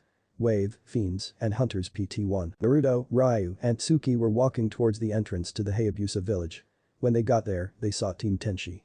Ayan, Kasumi, and Momiji. Ayan was wearing a purple and silver whole-body jumpsuit with flower decorations, along with several pieces of armor and a black garb over her head. Strapped to her sides were her Fuma Kodachi. Kasumi wore a blue and white kunoichi outfit with a wakizashi with a golden tassel strapped behind her back called Hikari no Hanana, the flower root of the light. She also had long copper hair and brown eyes. Momiji wore a red and white shrine maiden battle outfit with black ninja boots and strapped to her back was a naginata called Tenryu, Heavenly Dragon. Naruto sees the three and a grin on his masked face. "Hey Tenchius," he called out. The three girls looked at him and made Momiji and Kasumi blush on their faces when they saw him here, while Ayan smiled. "So, my Wani-san and Momiji still have a thing for Naruto-kun. I wonder how they will react when he tells them that he can have more than one wife due to the clan laws. I'm positive they won't mind since Naruto-kun treats us all like equals," she thought. "And hopefully if he'll find her of what he's looking for." "Hey. So are you guys ready for the mission to Nami no?" Momiji asked to be prepared and they all nodded. Naruto bites his thumb and performs a few seals and slams his palm into the ground. Kuchiyashi no Jutsu, summoning. He called, and in a puff of smoke, 2 horse-sized dragons appeared. The first one was bronze-colored and had reddish-brown eyes. The second one was forest green-colored with yellow slitted eyes. "Hey Kaiser, Senryu, can you take us to Nami no?" he asked, and the 2 dragons nod and puffs of smoke escape from their nose. "Of course, Naruto-san. Hop on," Kaiser said as he and his brother lowered their bodies. Naruto, Kasumi, and Ayan hopped on Kaiser's back while Ryu, Tsuki, and Momiji hopped on Senryu's back. "Hold on tight," Senryu said when he spread his wings, as did his brother. Kasumi wrapped her arms around Naruto's waist and blushed when she pressed her body against his back, and Momiji wrapped her arms around Kasumi's. The dragons then shot up into the sky, and the squeals of Kasumi, Ayan, Momiji, and Tsuki were heard as the dragons soared into the sky. While the dragons were soaring in the sky, Kasumi and Momiji were thinking about Naruto. He was cute, funny, and treated everyone equally, unlike some who come from powerful clans. Most boys his age were perverts to girls like them, but Naruto on the other hand, wasn't. While he would tease them on certain occasions, he doesn't take it far. "How are you two doing back there?" Naruto asked as he looked over his shoulder behind the Tenchi sisters. "Fine." They both replied at the same time. He then smiles at them and turns back around, not noticing the blush on Kasumi's face, but Ayan does and smirks. Meanwhile, Ryu looks down to see an island with what looked like a bridge being fixed. Also, it's unfinished. "That must be Nami no Kuni, Wave Country." "Naruto. We're above our objective," he yells out. Naruto hears him and nods. "Alright Kaiser, I need you and your brother to land on that island." Naruto orders and the dragon nods. Kaiser heads downward and his brother follows. As they pass the clouds, they see an island that's mostly forest. The dragons land in a clearing and the 2 teams jump off their backs. "Thank you too, and give my regards to Oyabun, boss." Naruto appreciated getting a nod from the dragons, and they disappeared in a puff of smoke. They then pulled scrolls from the seals on their arms, and in a puff of smoke, several duffel bags appeared and they contained their camping supplies. After setting up the camp and setting traps around the area, Naruto holds his arm out and on it was a seal. He once again bites his thumb and presses down on it. The seal glows and in a puff of smoke a container appears. He opened it and inside were 6 radios with comm links connected to them. "Alright guys, here are the radios and comm links." He started as he pulled one out and attached it to the left side of his belt and placed the comm link earpiece on his ear. His team and also Team Tenchi got theirs. "Okay, this is what we'll do. Team Tenchi, you all are heading to the closest town you can find and scout the area and see if you can get info on Gaten's location. As Team Akuma, we'll be setting up traps and killing any missing nin, black spider nin, or bandits we find in the forest." Naruto said in an authority tone, getting nods from them as they got serious. "We'll be scouting and looking for info for at least 3 hours, then we'll head back here and set up camp. Also Team Tenchi, if you can henge into civilians to gain info and steer clear of any shady characters. It's possible that they're Gaten spies, but if you see one alone, capture and interrogate him." Naruto stated and they nod. "Alright, we have our objectives. Now move out," Naruto exclaimed and the 6 vanished from the scene. On Hagakure, Garrison Sarutobi was not enjoying his day right now in this village. After the event in Tetsu no Kuni, Konoha's economy was not in the best of shape for the last 3 years due to the fact that they had to give half of the village's worth of money to the Hayabusa village and Kushina's clan, not to mention the 20 high-ranking missions and for Retribution. The council was very upset about it, -1 as well, and plus a screeching purple hair banshee furious for having their fortune low, and when the clan heads wanted to ask about it, Hiruzen told them to thank Danzo and his drones for their actions against the Rikage. As the Warhawk wasn't seen at the meetings for a while, which Sarutobi was thankful for. And the same blonde woman was secretly pleased and admitted how her friend did it. That she was disappointed at the so-called professor and also as a friend of Minato besides her husband. She did honor her best friend's wish. Since then, the Konoha was now the shadow of its former self. Just as the orders received from Kushina requested, the fire daimyo had publicly executed most of the few civilians that abused, despised and assaulted the true heir of the most powerful clan in the shinobi village that interfered with the foreign ninja clan affairs. And rest of the shinobis were devoted from Jininurchnin into Genin, or Eternal Genin, eternally. Leaving a few remains to honor late Yondame's wish. Also few of the Anbu had disregarded the 4th second's wish. By sending all of them to Ibiki to interrogate after the suspended, or devoted, or executed. It was the arrogant villagers of Konoha to blame for they didn't realize the resemblance, not Naruto did the mess he made from them, for all the rest of shinobi forces are reduced, for disregarding the late 4th Hokage's wish that cripples the village. They were extremely low on cash as the amount of money they had to hand over to Hayabusa was extremely large for a village. Without the Konoha's funds they earned to rebuild the village from the jobs and missions, they'll liquidate and collapse soon. It will take years to earn it. After taking D ranks for capturing a certain cat will earn some money and more fresh out genins, and C rank missions for escorts and errands. But Konoha had less highest ranks for now, only one B and or A rank they received each a 2-week or 14 days from the fire daimyo for salary. So. He gave Konoha 15.5% from the salary. And even the matron from the orphanage is fired from her job and executed in public, replaced by the same certain blonde woman and husband that took over and had her daughter to do the rest. Also, they had a newborn son brother to raise. And I admired the rarest story of Narasaku. Land of Ice. A certain pink hair will have a brother. I'll have this story that she will have a sibling. After the foolish mistakes they made, the villagers were completely downfall for their ignorance and fallibility, after all. The village won't be the same with peace. Without their Jinchuriki and their new allies to form. The village of Konoha will be the easy target of other hidden villages like Iowa. Their military power and village economy weakened. Lastly, each year, October 10 after the Retribution. They tried to form a festival after the fire daimyo gave Konoha's half of the village's worth of currencies to the Hayabusa village and Uzunami clan, and as well as the admission scrolls the Rikage wanted for Retribution. Also it turns out the fire daimyo declined and terminated the festival that was held in Konoha, that many travelers that came by were disregarded. So it's completely low on funds for requirements. Now the so-called Kikbi festival is over, gone, forever, permanently. So they cannot enjoy themselves because they disregard the late Yondaime Hokage's wish. It's because of that. They shouldn't listen. But nothing can go back to the way it was. Now standing before him was Team 7 and 8, with the Junin senseis being Kakashi Haddock and Kuranaiki along with their students. After years passed that they earned their currency with D or C rank missions, only 5 or less higher rank missions after Kushina had Konoha retributed. Of Team 7, it was Sasuke Uchiha, Sakura Haruno, and Sai. Lead by Kakashi. And Team 8, Tracker Team, it was Shino Abiram, Kiba Inuzuka, and Hinata Hyuga. Lead by Kurenai. They were currently standing before their leader who spoke up. Okay, since both Team 7 and Team 8 have completed the exact amount of missions, you'll be doing a joint C-ranked mission. He announced and the Junin sensei's eyes widened. Now don't worry, it's only an escorting mission. You'll be escorting Tazuna, the bridge builder of Nami no Kuni. He answered. Sasuke however was scowling because he won't be able to fight any strong ninja. Great. We have to spend our time with the king of pricks. Kiba mumbles and gets bopped on the head by Kurenai. Back in the forests of Nami no, the sounds of screaming and metal clashing were heard. Naruto and Team Akuma had ambushed a bandit camp that was near the shorelines.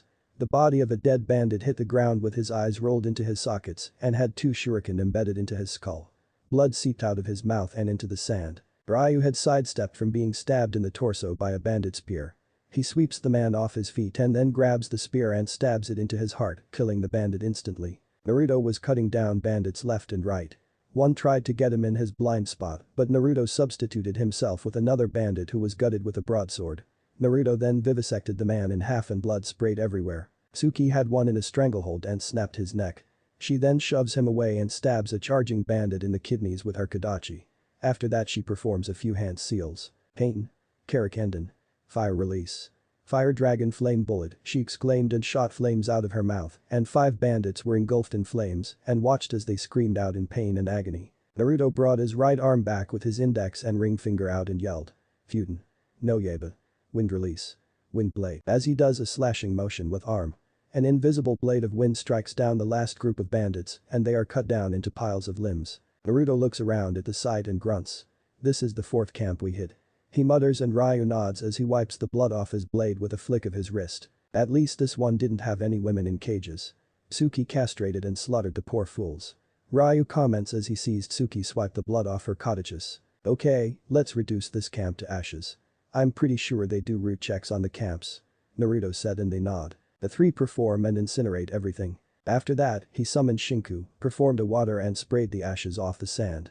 They then leap away back into the forest after the water dragon returns to the dragon summoning world. But Team Tenshi, Asumi, Ayan, and Momiji had found a town and were watching from the rooftops. The place was in simple terms a dump. The stores barely had any food, people were in rags sleeping in alleys and in cardboard boxes, and the children looked malnourished. Asumi frowned at the sight she witnessed before her eyes. This is terrible. What kind of person would do this to a country? She asked. Only a scum, like Gato. I see mostly the children, but hardly any women or teenage girls. That bastard is probably selling them to brothels or as his personal slaves. What a sick fool.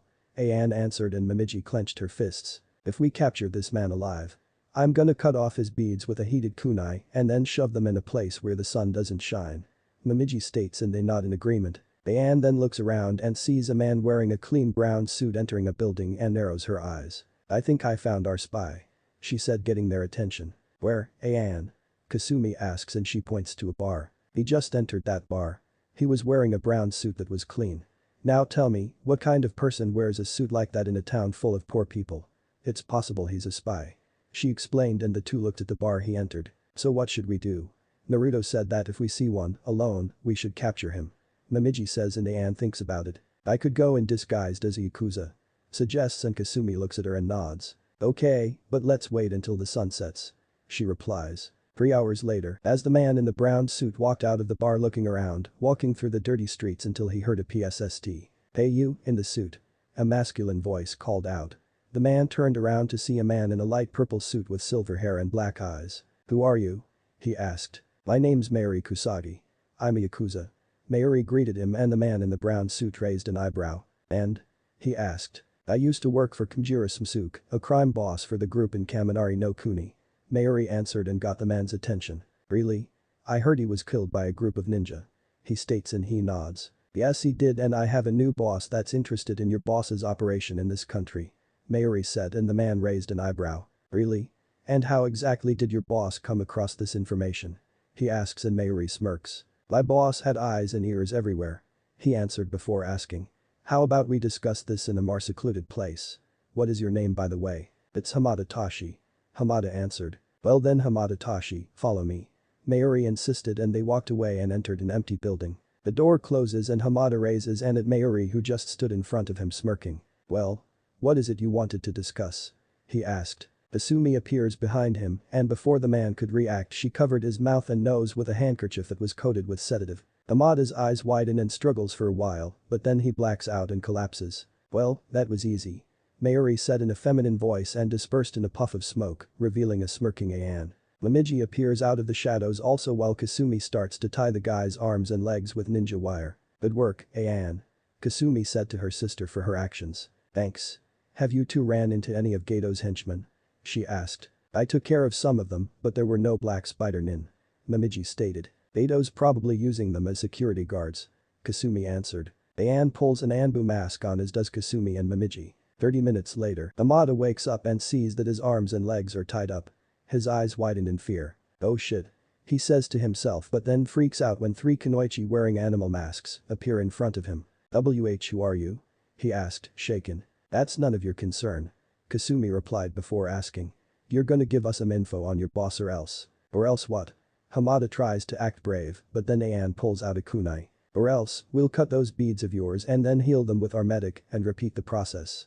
She said with a menacing voice and aimed the sharp end at his crotch. Hamada pales and then speaks up.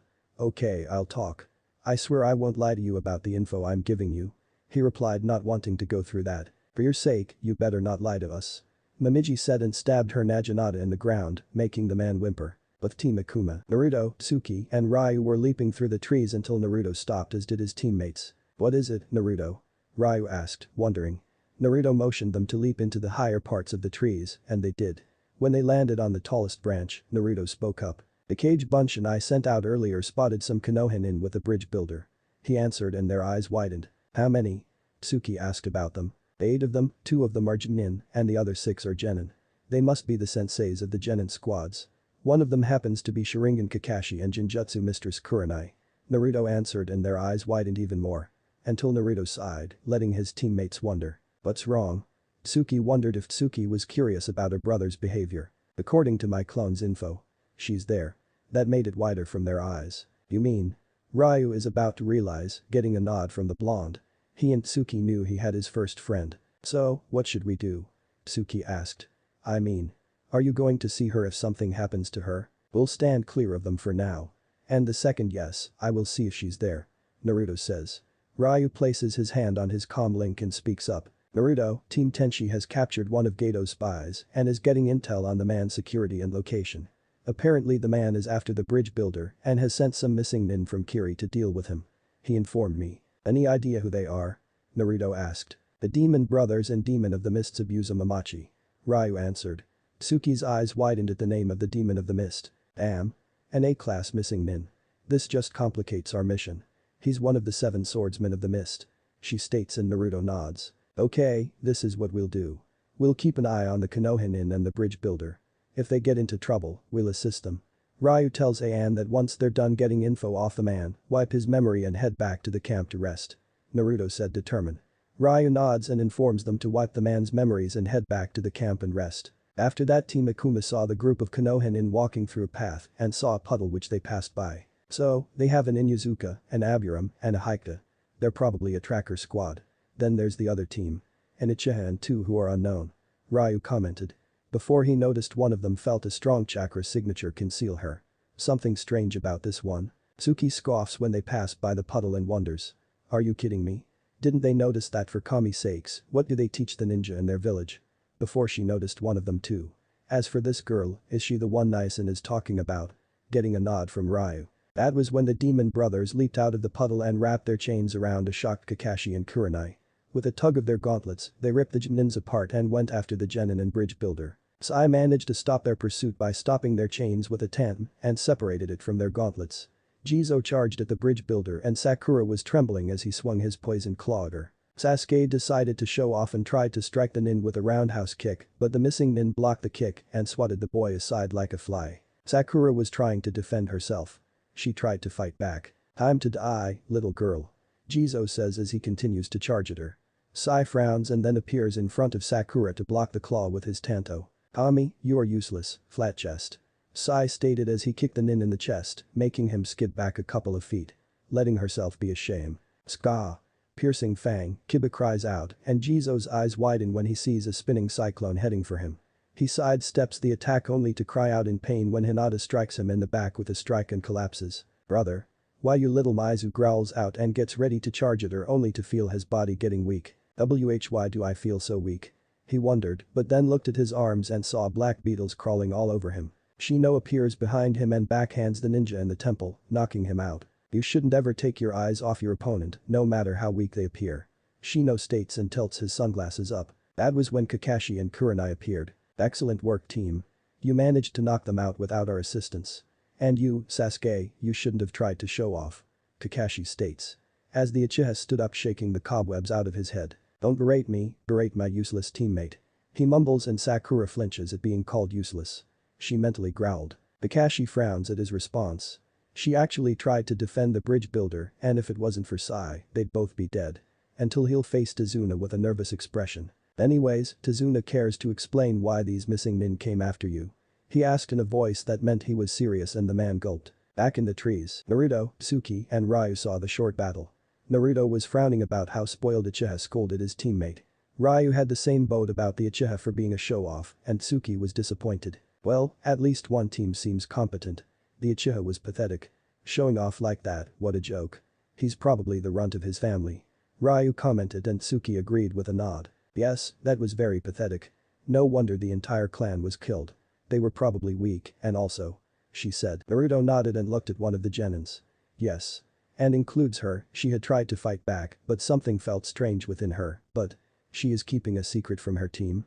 I sense a surpassed seal that prevents her from being suspicious about her true self as well. Ryu nods about Naruto's statement. Yup, she did keep secrets.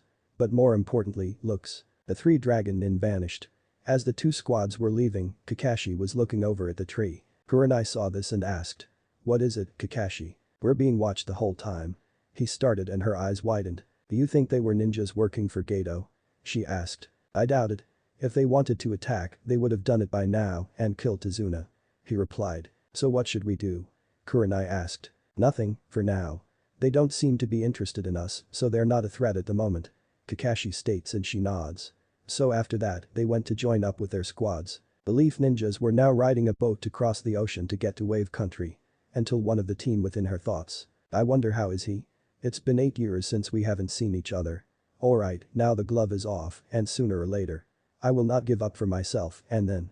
I will find him. Soon. When they got closer to the shore of Wave they saw the biggest bridge that they had ever seen. Okay, this is as far as I am going to take you, I already risked more than I had to, now get off.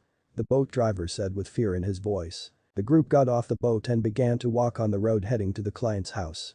As they walked the mist seemed to get denser and denser. Sasuke felt something and to try to act cool, threw a shuriken into the bush getting the group into alert.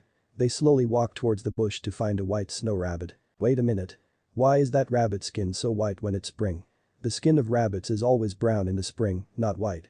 Sakura asked as they noticed the rabbit's snow-white skin and read about them in one of her books. The group looked at Sakura after looking at the rabbit and had the same thing going through their minds. When did Sakura get smart and stay sharp? Unlike she was a fangirl before her change of behavior. Kakashi thought, wondering. I'll find out soon enough. Or is it what Mibuyuki-san is trying to say? So he decided to play along. Or do his shinobi part. Sakura's right. That's because the enemy was keeping it in a cage to use it for body switching. Which means the enemy is already here. Everyone, be on your guard. Kakashi added to Sakura's observation.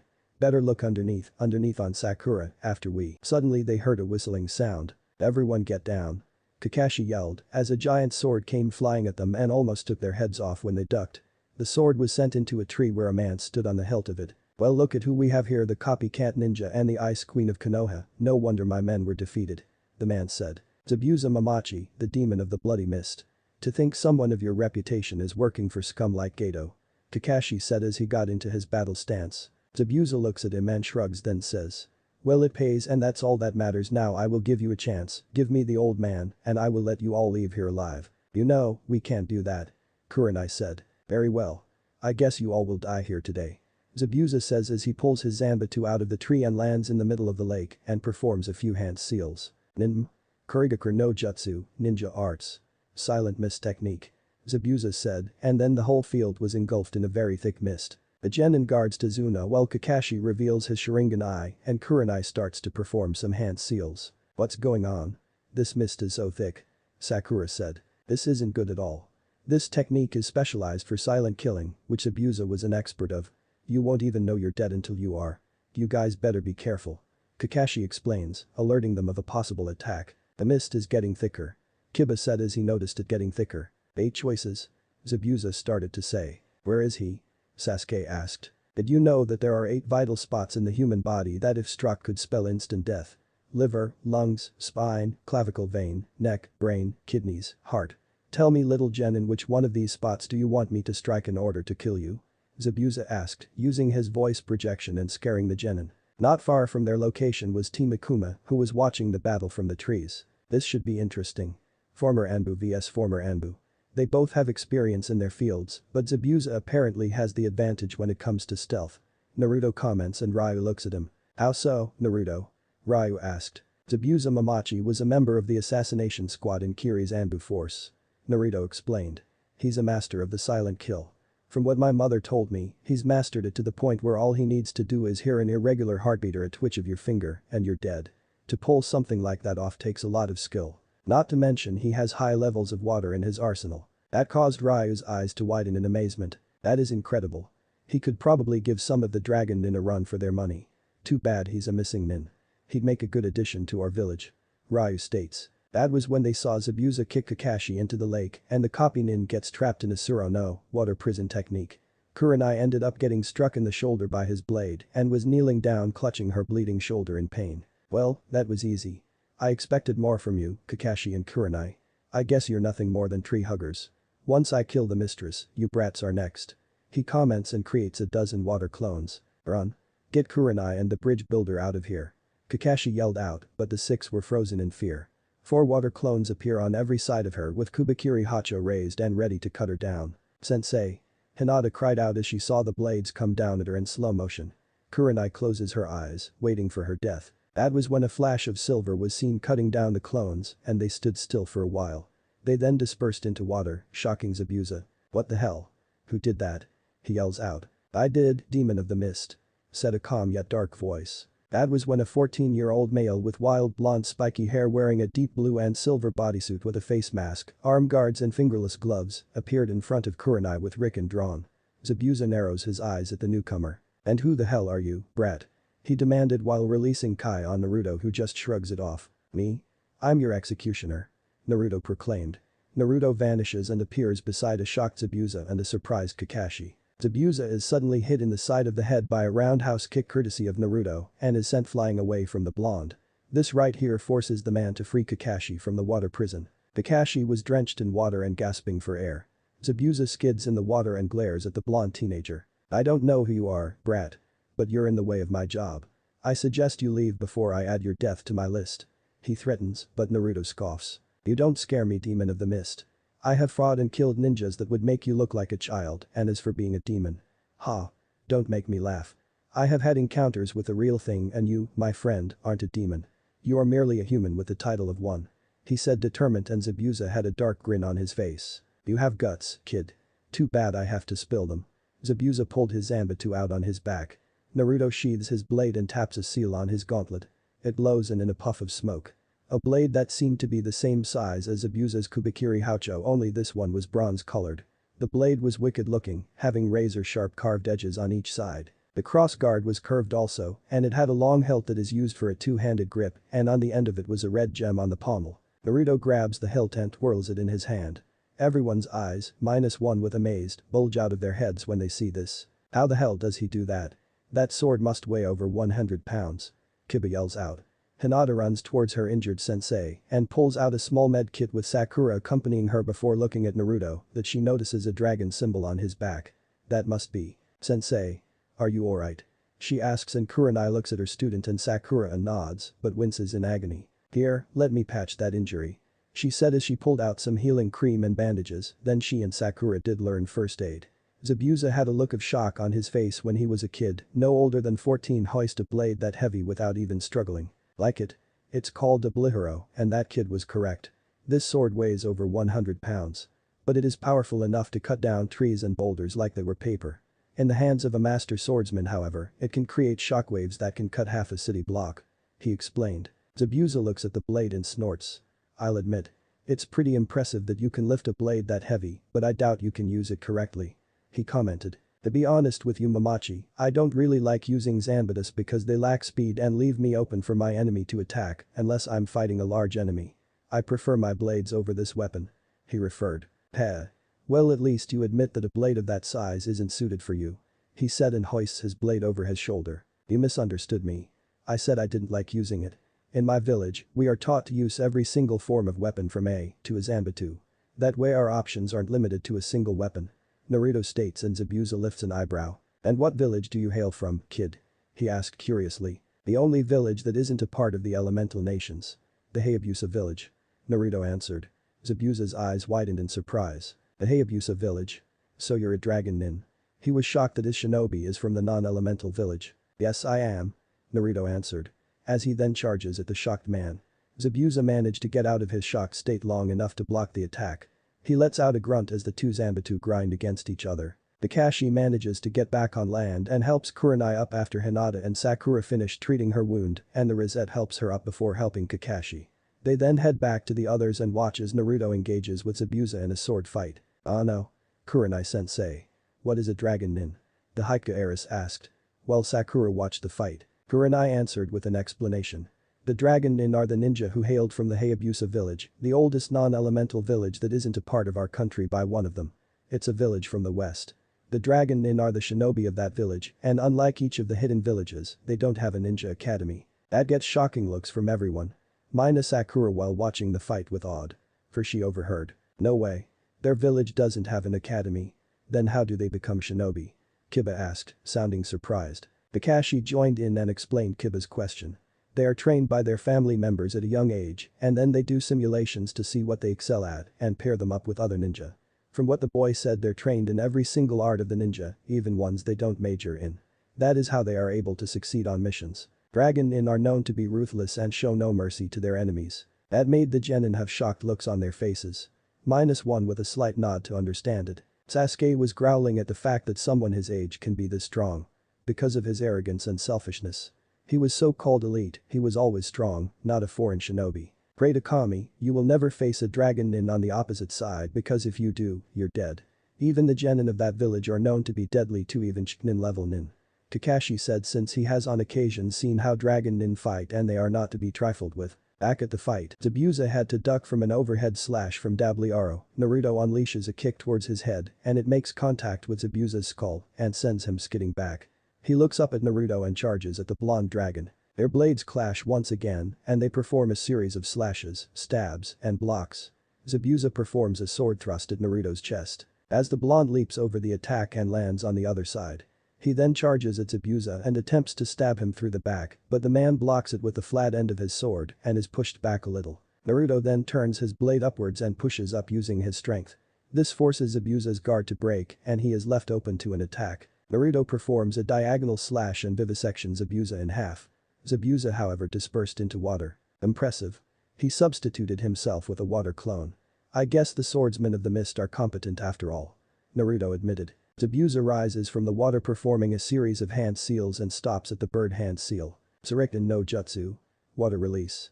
Water dragon bullet, Zabuza cries out and a dragon made of water rises slowly out of the water roaring.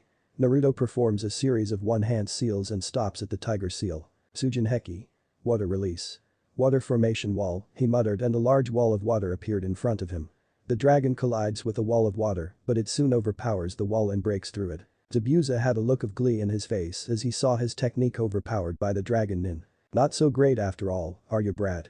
He asks as he sees no sign of the blonde boy. He was about to gloat more, but that was when Naruto leaped out of the water behind the man. Zabuza's eyes widened in shock and he slowly turned around only to have 3 more Naruto appear on all 4 sides of the man performing hand seals. Pain. Karyu Enden. Fire release. Fire dragon flame bullet. Shuriken. Ericton. Lightning release. Lightning dragon bullet. Gyuten. Kazurikton. Wind release. Wind dragon bullet. All 4 Narutos unleashed each elemental dragon and said dragons head straight for a wide-eyed Zabuza. The 4 attacks collide and the combination of the elements causes an explosion that sends a large shockwave across the water and the land, causing everyone to cover their eyes. Damn it, Naruto Nai. Did you have to put that much power into those attacks? Suki muttered to herself and complained a little.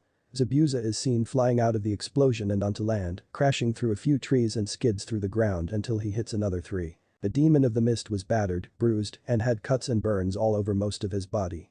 That was when a volley of kunai strikes the man in several places and he cries out in pain. Naruto appears in front of the injured man with Riken drawn. Damn. To think I'm being done by a kid. He mumbles and Naruto raises his blade and prepares to bring it down on the man until Zabuza's body jerks and he collapses onto the ground and remains motionless. His neck was struck by 2 needles. Naruto jumps back and looks around with his sword ready and sees 2 people wearing hunter nin outfits and both of them appear to be male or female.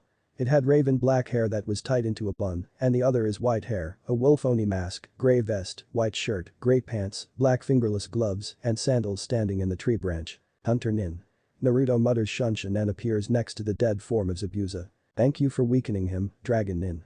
We've been hunting him for some time.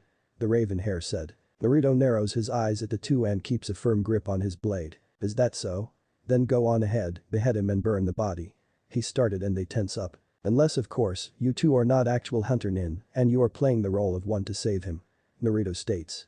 That was when a barrage of white needles flew right for him and he leapt to the side. The hunter nin with the white hair threw another barrage of white needles from its fingers and Naruto once again leaps back to avoid them. Let's get out of here, the other 2 are coming. He suggested and the raven-haired girl nodded. They shunshin away with the body of Zabuza while Naruto sighs and sheathes his blade. Ryu and Tsuki appear beside Naruto and look around. They got away? Tsuki asked and Naruto nodded. Damn. Oh well, with the injuries you gave him, he shouldn't be active for a while. Getting a nod from Ryu. Naruto turns his head to see the Konoha nin heading towards their direction. Before seeing someone laying his eyes at her. Wonder what they want? Ryu asked and Naruto shrugged. Don't know, don't care. They're not our problem. Let's head back to the camp. Naruto said before rolling his eyes sideways, behind the same girl. I'll see you soon. And they shunshin away, leaving Kakashi, Kurenai and the others wondering what they were doing in Nami no Kuni. With a certain pink hair, hold her hands on her chest. That blonde hair. Isn't that? Maybe. Chapter 6. Wave, Fiends, and Hunters PT2. The sun was setting and the 3 dragon nin appeared back in the camp. Ayan, Kasumi and Momiji caught a boar and had it cooking over a fire on a pike and were sitting on a log when they appeared. Hey guys. Suki gets a nod from the 3 girls. What took you guys so long? Kasumi asked about yesterday. We ran into some Konoha nin and Zabuza Mamachi the demon of the mist. Naruto answered, seriously. The 3 Kunoichi had wide eyes and shocked looks. What? You ran into the demon of the mist and Konoha nin? Momiji exclaimed. Actually, Naruto did and saved the Genin. The rest were genin. Ryu answered. Naruto nods in return and that was when Ayan narrowed her eyes and gave him a look that said explain or else.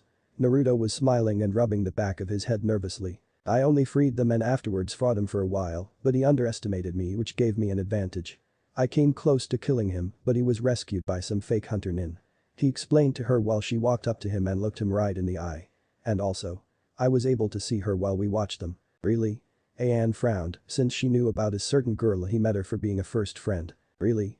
Naruto exclaimed, frightened. Ryu and Tsuki were snickering at how their teammate was shifting his feet in an uncomfortable manner. Anne looked at him for a while, but then sighs and pulls down his face mask and kisses him on the lips, while Naruto returns it. Kasumi and Momiji had depressed looks on their face and looked away for a while. And also the certain girl he told them. But why Anne was not jealous or upset. It's like it's okay at least. But what did she mean? They're wondering why Anne is not jealous. After their little kissing session, Anne smacked him on the back of the head, making him yelp out in pain. Ow. Anne-chan, what was that for? Naruto cried while rubbing the back of his head. That was for being a baka. The next time you want to take on an A-rank missing nin, make sure you have to call backup. She growled out, making her boyfriend sweat bullets. He then heard a whipping sound come from Ryu and turned his head to glare at his best friend while the Hayabusa was trying to look innocent. What? Ryu asked while Tsuki giggles and elbows him in the ribs. Anyways, did that guy you capture give you the location of Gato's base of operation? Ryu asked for the info from Team Tenchi. Kasumi shakes her head in response. No, but we're able to find out the locations of where he smuggles his imports. He said that Gato has a guy who's in charge of where they smuggle drugs and females go and comes to do inspections of the bases near Wave on Wednesdays from 1:30 p.m. to 8:45 p.m. and reports to Gato how the transfers are going the next day at 9:30 a.m. This man wears a blue suit with a hat that has a white feather on it. The first base he goes to is the one near the northwestern side of the docks near Nami no Kuni. She explained. So our best bet is to head there and wait for this guy to appear at that time and follow him. He'll probably have Black Spider Nin guarding him since bandits would be out of the question. Tsuki states, getting nods from both of them. Yeah, but what about those ninja from Konoha? Are they gonna be a problem? Momiji asked Tsuki and Ryu spoke up. From the way those genin fight, no.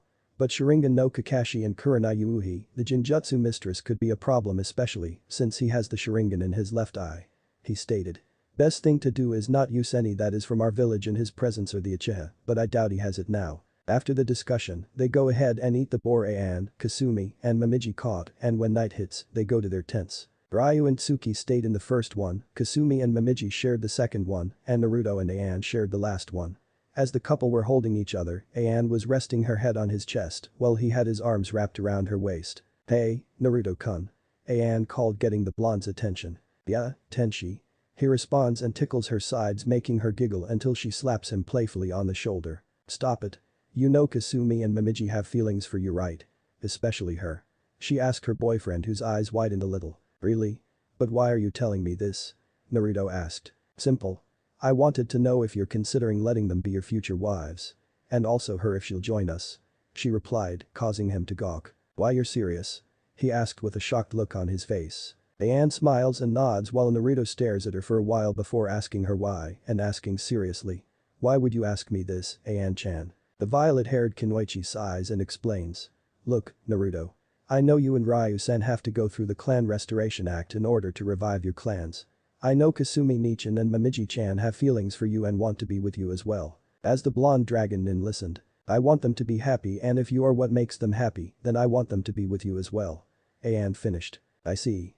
I'll talk to them about it, and if they agree, I'll go on a few dates with them before getting into a relationship with them. Before I met her, trained her, and dated too, in one night. And I'll talk to Ka-san about this. How does that sound?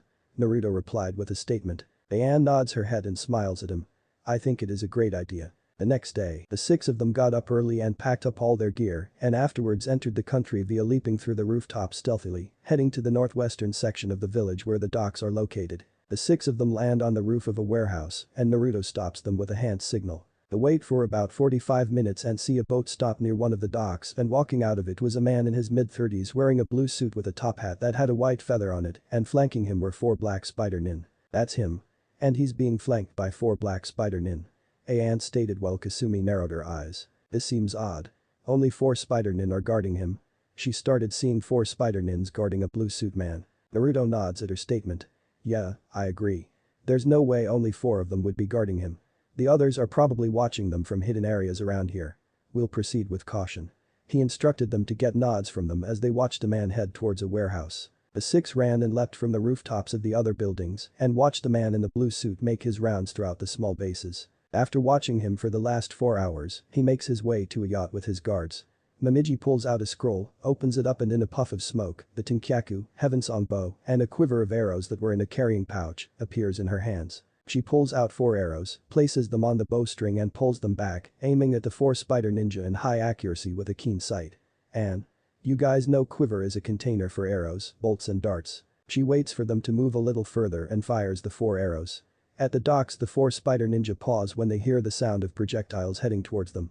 That was when they were hit by arrows. One was hit between the eyes, killing him instantly. The second one was hit directly in the spine, paralyzing him from the waist down. The third one was struck by an arrow from behind which pierced his heart and killed him instantly. And the final one had the last arrow lodged into his jugular, making him choke and gargle on his own blood before collapsing. Doji, the man with the blue suit, saw his bodyguards collapse instantly and he looked around, fearing for his life. He then looked up to see a Kunoichi aiming an arrow at him. Oh shit. He mutters and tries to make a run for it, only for Momiji to fire the arrow. Toji suddenly cried out in pain when the arrow lodged itself into the back of his left leg and fell over, clutching his bleeding limb with one hand and crawling towards the ship with the other. That was when Naruto and Ryu appeared in front of the scared man with their arms crossed, and Kasumi, Ayan, and Tsuki appeared with face masks on. Who are you? Toji asked the mysterious assassins. You're executioners, if you don't tell us where your boss is hiding. Kasumi proclaimed, causing Toji's eyes to widen. Why you mean Gato? I can't tell you, he'll kill me. He tries to explain, but that was when Naruto pulled out Ryukin and aimed it at the man's throat. Gato is the last person you should be worrying about. I'm here, he's not, and I'm way worse than him. He started releasing Kai on the man who was now soiling himself. Naruto would have continued, but had to use his katana in order to deflect 3 kunai knives that were aimed at his head. Ryu's eyes widened and he leaped backwards when 2 incendiary shuriken hit the spot he was at earlier. The projectiles exploded into a flash of light, forcing Ayan, Kasumi, and Tsuki to cover up their eyes from being blinded, as did Naruto and Ryu. When the flash cleared, Ryu opened his eyes and saw a spider ninja appear and grab the injured man. Ryu runs towards the ninja and the injured target, but then had to duck when an axe flew past his head and saw another spider ninja who was standing on the yacht with another axe in his hand. He smirks under his mask and throws the other one towards Tsuki's head. "Tsuki, move!" Ryu yelled out.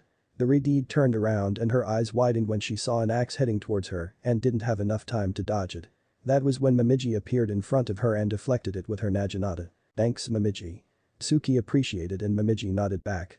"No problem, Tsuki." The spider ninja who threw the axes leaped and landed next to an injured Toji, picked him up and hoisted him on his shoulder. "What a disappointment.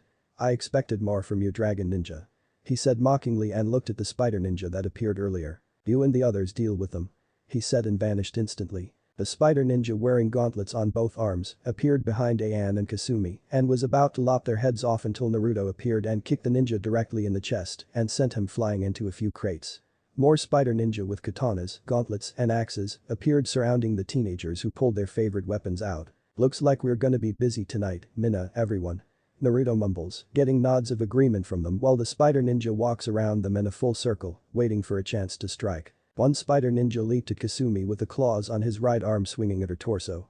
She sidesteps the attack and strikes him in the side of the head with her elbow. The assassin is dazed from the counter-attack and Ayan takes this opportunity and slashes him diagonally across the chest, causing blood to spray out and then decapitates him. She then leaps over a charging spider ninja but then wraps her legs around his head from behind.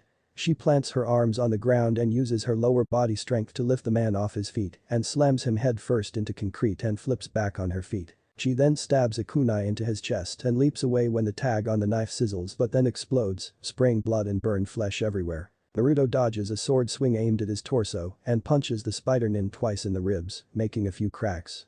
The spider ninja coughs up blood and stumbles while Naruto leaps over him, grabs his enemy by the head, flips and throws his enemy into another spider ninja, and they are sent flying off the dock and crashing into the water. Tsuki and Momiji were dodging, blocking, and striking at the spider ninja that were attacking them in a dance of death.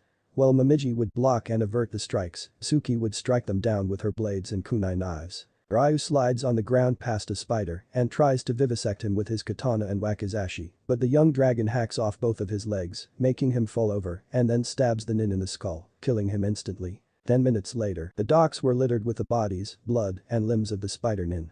Naruto lets out a frustrating sigh and brushes his hair back. "That bastard got away, damn it." Now, we lost our only lead to Gato. He was irritated. Ryu kicks one of the bodies into the water while Momiji and Tsuki dispose of them with fire. Yes. This mission just got more complicated now that the Spider Nin knows we're after Gato. Anne was cleaning off her Fumikadachi with a cloth and then realized something. The bridge builder. She said the answer for her, getting Kasumi's attention. What was that, Ni-san? Kasumi asks her half-sister. Seeing Anne quickly turn to Naruto. Naruto, was Zabuza after the bridge builder, correct? She asked the blonde who nodded, but then his eyes widened. I can't believe I didn't realize it sooner. The bridge builder was Gato's target. Without him, the bridge won't be completed, so Gato would either target him or the man's family. He stated. So the bridge builder is our key to getting Gato. Tsuki stated about the connection between the bridge builder, the Spider Nin and Zabuza. Yes. Pretty soon, Gato will have no choice but to come after the bridge builder. Momiji replies until Kasumi speaks up. What about Zabuza and the Spider Nin hired? Due to the damage I've caused on the man, he won't be up for at least 2 weeks. That gives us plenty of time to wipe out Gato's smuggling stations on the island. First, we need to find the bridge builder's home. Our base of operation will be there for now. Naruto said, getting nods from them. Team Akuma and Team Tenchi were leaping through the rooftops until they heard a scream and stopped. They then saw a bunch of people running out of a bar and a roar was heard. Naruto, Ryu, and Tsuki's eyes become slanted and their arms twitch. I sensed a fiend in that bar. Naruto said in a dark tone. The three of them leap off the rooftop and land on the ground, heading towards the location of the fiend. Anne sighs and motions the two Kunoichi to follow her. Inside the bar, Naruto, Ryu and Tsuki run into the bar while the other people run out of the building, screaming about a monster. What they see shocks them. It was a large red devilish bipedal dinosaur-like creature with clawed arms, 2 horns, dinosaur-like jaws and a reptilian tail. It is twice the height of a full-grown human. In its maw was the bloody body of a human. Blood was dripping down its maw as it chomped down on its prey. It's a gala. Naruto muttered as he slowly drew his blade as did Ryu, and they moved forward carefully. The gala continued to chomp down in the human until it paused and growled, making the two dragons tense up. The creature glared at a figure that was slowly walking towards it. The creature snarled and hissed at the person approaching it. The person was female. She was 5'6" with blonde hair tied into a high ponytail. She had pale skin, platinum blonde hair, and icy blue eyes. She was dressed in a black leather outfit. It was a leather jacket and leather pants with knee-high boots. She also wore a tank top that showed off her midriff and had a massive warhammer strapped to her back. She appeared to be 17 and had a figure that would make any man keel over. The gala tosses its meal aside onto a broken table and green saliva drips from its maw and its green tongue hangs out of its mouth. Hunger filled its yellow eyes and slowly approached his new prey. Ryu was about to intervene until Naruto stopped him with his arm. Ryu gave Naruto a questioning look and the blonde looked back at him. Let's see how this goes. He stated before turning his attention to the scene. The gala growls and crouches down at the blonde female. It then leaps forward with its maw opened wide and its claws ready to tear the female apart. Without warning, the blonde female pulled her warhammer off her back and swung it instantly. The creature lets out a shriek due to the fact that the sharp edge of the warhammer severed its upper jaws from its body and was sent flying backwards into a pool table. Red and green blood oozed from its severed head and twitched violently as it melted away. The blonde then wipes the blood off her weapon and places it on her back. She then notices a group of ninja who just saw what she did and raises her eyebrow. There was only silence in the room and that was when Naruto spoke up. That was impressive. You took down that gala like it was nothing. He said impressed. Thanks. I guess. She replied. Are you by any chance a mercenary? Tsuki asked only to get a head shake as an answer. No, I'm a fiend hunter. She answered Tsuki's question. Fiend hunter? I thought they all passed away after the genocide. Anne stated. The woman chuckles and speaks up. Unfortunately, I'm one of the few remaining on this world, so we are close to being extinct. Plus the genocide was caused by a greater fiend. She answered with venom in her voice. As the blonde women continue. Anyway, let's go somewhere away from this place and I'll explain everything. She said and walked out of the bar with the 6 following her. Chakra no Mori, Forest of Chakra. The blonde was leaning against a tree with her arms crossed over her chest and her weapon resting beside her while the two teams sat on the logs. My name is Rachel, since you'll already know my profession, I'm a fiend hunter. Rachel proclaimed and that was when they introduced themselves, starting with Momiji. I'm Momiji Higurashi, a Kunoichi for the Hayabusa village and protector of the Hayabusa clan's treasure. I'm Anne Tenshin, former member of the Mugen Tenshin clan and Kunoichi for the Hayabusa village. Anne said. Kasumi Tenshin, heiress of the Mugen Tenshin clan and Anne's half-sister. Kasumi said. Ryu Hayabusa, clan heir of the second branch of the Hayabusa clan. Ryu said. Tsuki Uzumaki Namikaze. daughter of the Godame Rikage Kushina Uzumaki Namikaze and late Yondaime Hokage Minato Namikaze. I'm the heiress of the main branch of the Hayabusa, Uzumaki and Namikaze clan. Tsuki said. And I'm Naruto Uzumaki Namikaze, older brother of Tsuki Uzumaki Namikaze, heir to the main branch of the Hayabusa, Uzumaki and Namikaze clan. Son of the Godame Rikage Kushina Uzumaki Namikaze and late Yondaime Hokage Minato Namikaze. He finished. Rachel looked at them with wide eyes, but then they returned to normal. I see. So you're all ninja? She asks, forgetting nods in return. Yes, we are currently on a classified mission.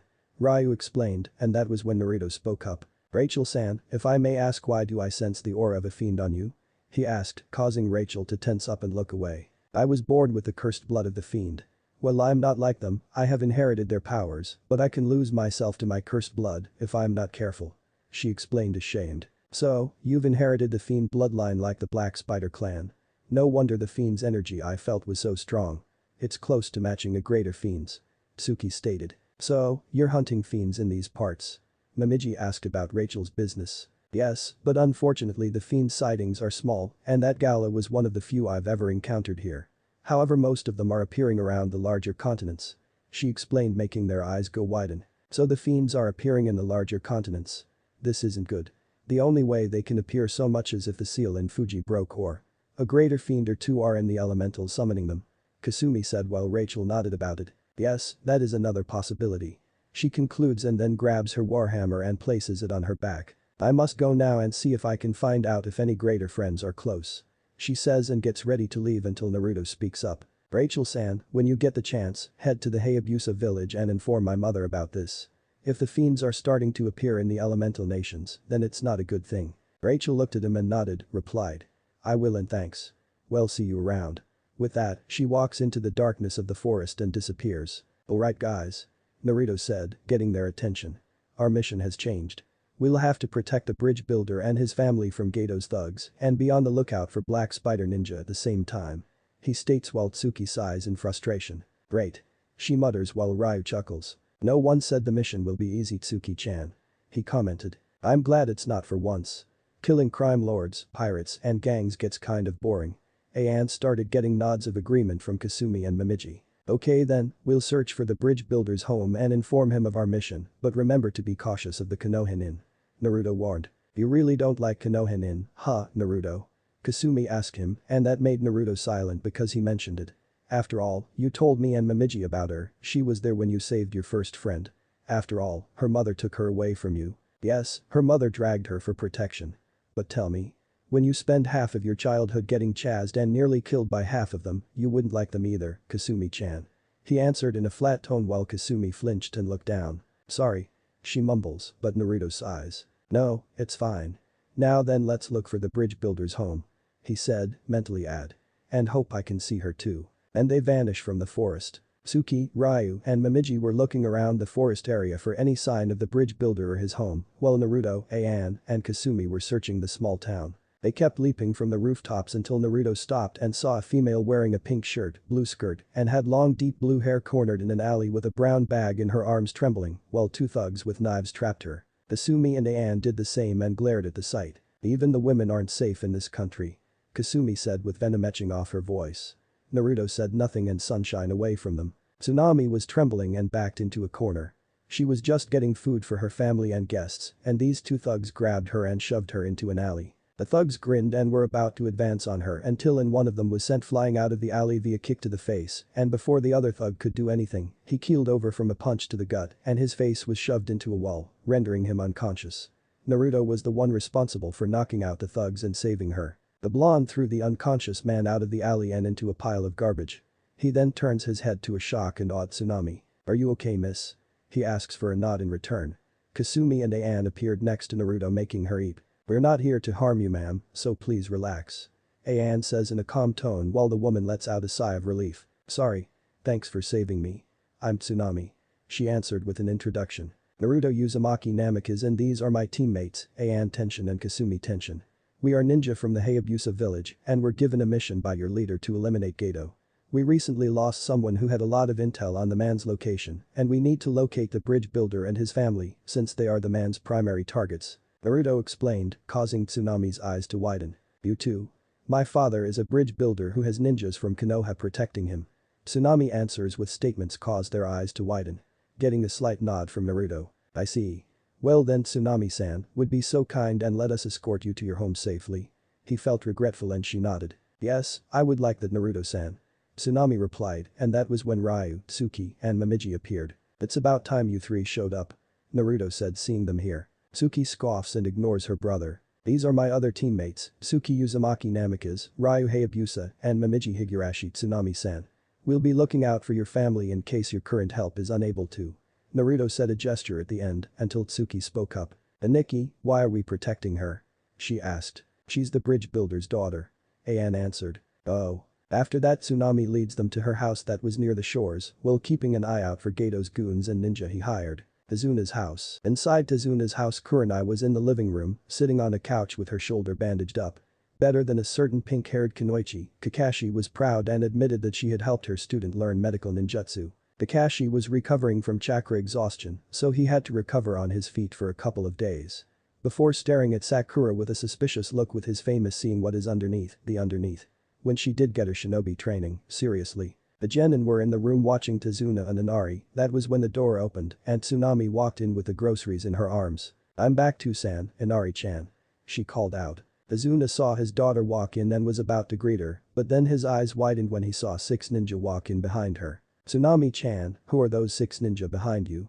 He asked with fear in his voice. As Kiba saw the blonde Rick-nin and cried out with his finger pointed at him. Hey. You're the ninja who took on that Zabuza guy. Kiba's reaction caused them to tense up and Sasuke was getting ready to pull out a kunai. And including a certain pink hair felt nervously to see him or them. Yes. I should know I was practically fighting him and Uchiha if you don't want to lose that limb of yours, then I suggest that you stop going for your weapons. He replied and suggested in a dark tone, while behind his left hand, he had a pair of shuriken ready to skewer the boy before seeing Sasuke was about to take out his weapons. Sasuke saw the look in his eyes, which reminded him of that look Itachi had after he wiped out the clan and gulped a little. This ninja is the real deal. He thought and decided to be smart for once and retract his hand. Smart move. Now then, we are not here to cause trouble, we are only here to complete our mission. Naruto said informed. And what is your mission exactly, Dragon Ninja? Kurenai asked Naruto, curiously. Simple. We are to kill Gato. He answered, getting looks of surprise and shock from them. Kill Gato? Tazuna asked with a look of shock on his face. Yes. Your leader hired us to get rid of the man due to his ties to the criminal underworld and illegal smuggling. Apparently Tazuna-san, you and your family are his targets. Momiji explained. So you're using us as bait to complete your mission. Tazuna muttered in an angry voice. No. You and your family are not bait. Your lives and safety are very important to us. Tsuki answered and that was when Inari scoffed, getting their attention. Oh please. Do you honestly think you can kill Gato? You're all just gonna die. He stated. Inari don't say such things. These ninjas saved my life earlier. Tsunami yelled. Inari just breathed and ran to his room. Nice kid you have there, Tsunami-san. Naruto said with a hint of sarcasm in his voice only for Tsuki to elbow him in the ribs. I'm so sorry about Inari-chan. Our family has a bad history with Gato and ever since then my son has changed. Tsunami explained. It's okay, Tsunami-san. Naruto replied. That was when Kakashi spoke up. So, are you gonna stay here as well? The copycat asked. No. We'll be staying close to the house in our tents. Oh and so that you know you'll need to be on high alert due to the fact that Gato has hired help. Ryu stated until Hinata spoke up. But we saw your teammate deal with Zabuza. Shy Girl said. I wasn't referring to Zabuza. I was referring to the Black Spider Nin. Ryu answered, causing Kakashi's and Kurenai's eyes to widen in fear while the genin looked confused. Who are the Black Spider Nin? Kiba asks while Akamaru barks while Naruto answers his question. They are members of the Black Spider clan who hail in Mashin no Kuni, Devil Country, and have a village known as Yumigakure, the village hidden in darkness. Like the Hayabusa clan, they are feared too in the shinobi world and can be more ruthless and dangerous than the Dragon Ninja. Naruto explained and that was when Sakura spoke up. I've never heard of that village. She stated. Like I said. That's because that village and ours live in the west. We are not part of the elemental nations. Kasumi said. Kakashi groans and curses to himself. I never would have thought that I'd have to face ninja from that clan ever again. He muttered. Sensei? Sakura asked with a concerned look on her face. The last time I faced them was during the last war. If I had to pick between fighting an army of Iwa Nin or them I'd rather face the Iwa Nin. Those ninja like the Dragon Ninja said are ruthless killers and have been bred to become the perfect assassins like the Dragon Nin. They will not rest until they kill their target and they do not take prisoners. They show mercy to no one. Not even women or children are safe from their path of destruction. He finished causing the genins to pale. And one felt nervous. So what do we do? Shino asks the leaders. Leave the spider ninja to us. We have more experience dealing with them. Your genin wouldn't last 2 seconds against them. Naruto answered, causing Sasuke to frown. And why should we listen to you? The prick asked while Naruto raised an eyebrow at his glare. I didn't say you had to listen to me, kid. If you want to get yourself killed then be my guest. Naruto answered, making the boy growl. I'm an Uchiha. Those spider ninja are insects compared to me and my clan. He said with arrogance in his voice. And what would that make your clan? Worms or dirt? Tsuki asked in a mocking tone. Sasuke's eyes flared at the red head and clenched his fist. Watch your mouth bitch or I'll he spat out until Tsuki appeared in front of him with her hand wrapped around his throat and slammed him against the wall. She had a kunai in her hand that was pressed against his throat, her eyes were as cold as ice, and the Uchiha was scared shitless. Call me a bitch again weakling, and I'll spill your lifeblood all over this floor. She threatened and suddenly had a look of disgust on her face when she got a whiff of him shitting himself in his pants and threw him onto the floor. Naruto stayed quiet when this happened. I suggest you teach that kid humility. Kakashi Hada can beat the arrogance out of him before he is either killed by me, my partner, or me. We have killed our fair share of ninja, politics, and criminals, and this runt will just be another death added to our list. He finished before looking at the same girl. Can I borrow one of your genins? Which made Kakashi and Kurenai confused. Why? Which one? Kurenai asked. The girl with pink hair. Naruto answered that made Sakura ape, the genin surprised minus the Uchiha growl, until Kakashi stood behind her with a protective mood. The copycat was curious about how Naruto was serious about Sakura. Why did you want Sakura? Kakashi demanded. Nothing, I just want to talk. In private. But don't worry, I won't bite her. Naruto replied that it only made Kakashi stand down. Until Sakura approaches Naruto. Before the blonde lent her ear whispered. Is your mother Mibuki Haruno? How Sakura is about to ask before she looks shocked and looks at Naruto at the side. As Naruto quickly places his finger on her mouth before placing a single finger on his lips of silence. I'll tell you when we'll take you to the camp. Naruto replied, getting a nod from Sakura before the Konoha group saw Sakura shocked, wondering if she knew them or not. As Tsuki and Ryu saw it coming, the best thing is to keep themselves a secret. Until Sakura looks at her sensei. Can I sensei? She asked anxiously, only gained a sigh from the copycat, and nodded. You may. As Naruto places his hand on her shoulder besides her and his team before they leave and informed. We will be watching the house from outside after a little talk with your student, copycat, and if I were you, I'd train them because Zabuza is still alive. With that, they shunshin out of the house with Sakura and into the forest close to the house, leaving a shocked and scared group. What was he going to do with Sakura? Kiba wondered. Kakashi was informed by Mibuki after the graduation. She secretly discussed it with him at home. Flashback started. Before the team assignment was recommended, Sandaime and Kakashi went to the Haruno residence. After the discussion with the Team 7's instructor, she told Sandaime to have a talk with Kakashi. As the Sandaime left, then leaving them alone. Until he notices he activates a privacy seal. Then Mibuki spoke. Kakashi-san. There is something I need to know about my daughter. What is it? Kakashi asked. If you were Sakura encounter or hear someone come. Had my daughter talked to someone? Mibuki suggested. Who? Kakashi wondered. You'll find out soon enough. Mibuki replied with a smirk. And it started with symbol of the dragon. Flashback ended. Back in reality, Kakashi thought. Is this what Mibuki-san was about? The symbol of the dragon. That means. Chapter ended. Okay people, this is the new chapter and I will update the harem for this decision. In the next chapter Naruto and Ryu will have a small encounter with the Hunter Nin and then Naruto will have a rematch with Zabuza on the bridge. Can you tell me what kind of weapon Naruto used? Riken, dragon sword. Shiken no Riken, Fang of the Dragon God, reforged designed. Abalaro, rematch. Sakura isn't a fangirl in this fanfic. She fell in love with Naruto when they were young. Her parents, being best mates with Naruto's parents, approved. I'll go into more details later on in the story. So she will be part of a harem. After all, there will be more about Haruno soon. I will have a bitchy, screechy councilwoman that is unlike the Sakura bashing story about her mother. They will be Ami, Sakura's bully. And her mother is a sane too. As for adding Hinata in the harem, I refuse. I declined to have Hinata for part of this harem. Chapter 7. The Cherries reunion and joined the Dragon's Angels. Zabuza was currently in a bed recovering from the injuries he got when he faced a Dragon Nin and was inwardly berating himself for underestimating the kid. His arrogance nearly cost him his life, and had it not been for his assistants being 6 feet under right now. He'd hate to admit it, but he was impressed that young Dragon Nin was able to fight him, a member of the 7 swordsmen of the mist in the art of. While he was pondering on this, sitting near his bedside were the 2 companions. The one on the right had long, smooth waist-length raven black hair with a light skin complexion, brown eyes, and wore her hunter outfit. The one on the left, he had hazel eyes and looked about 16 and also wore his hunter nin outfit.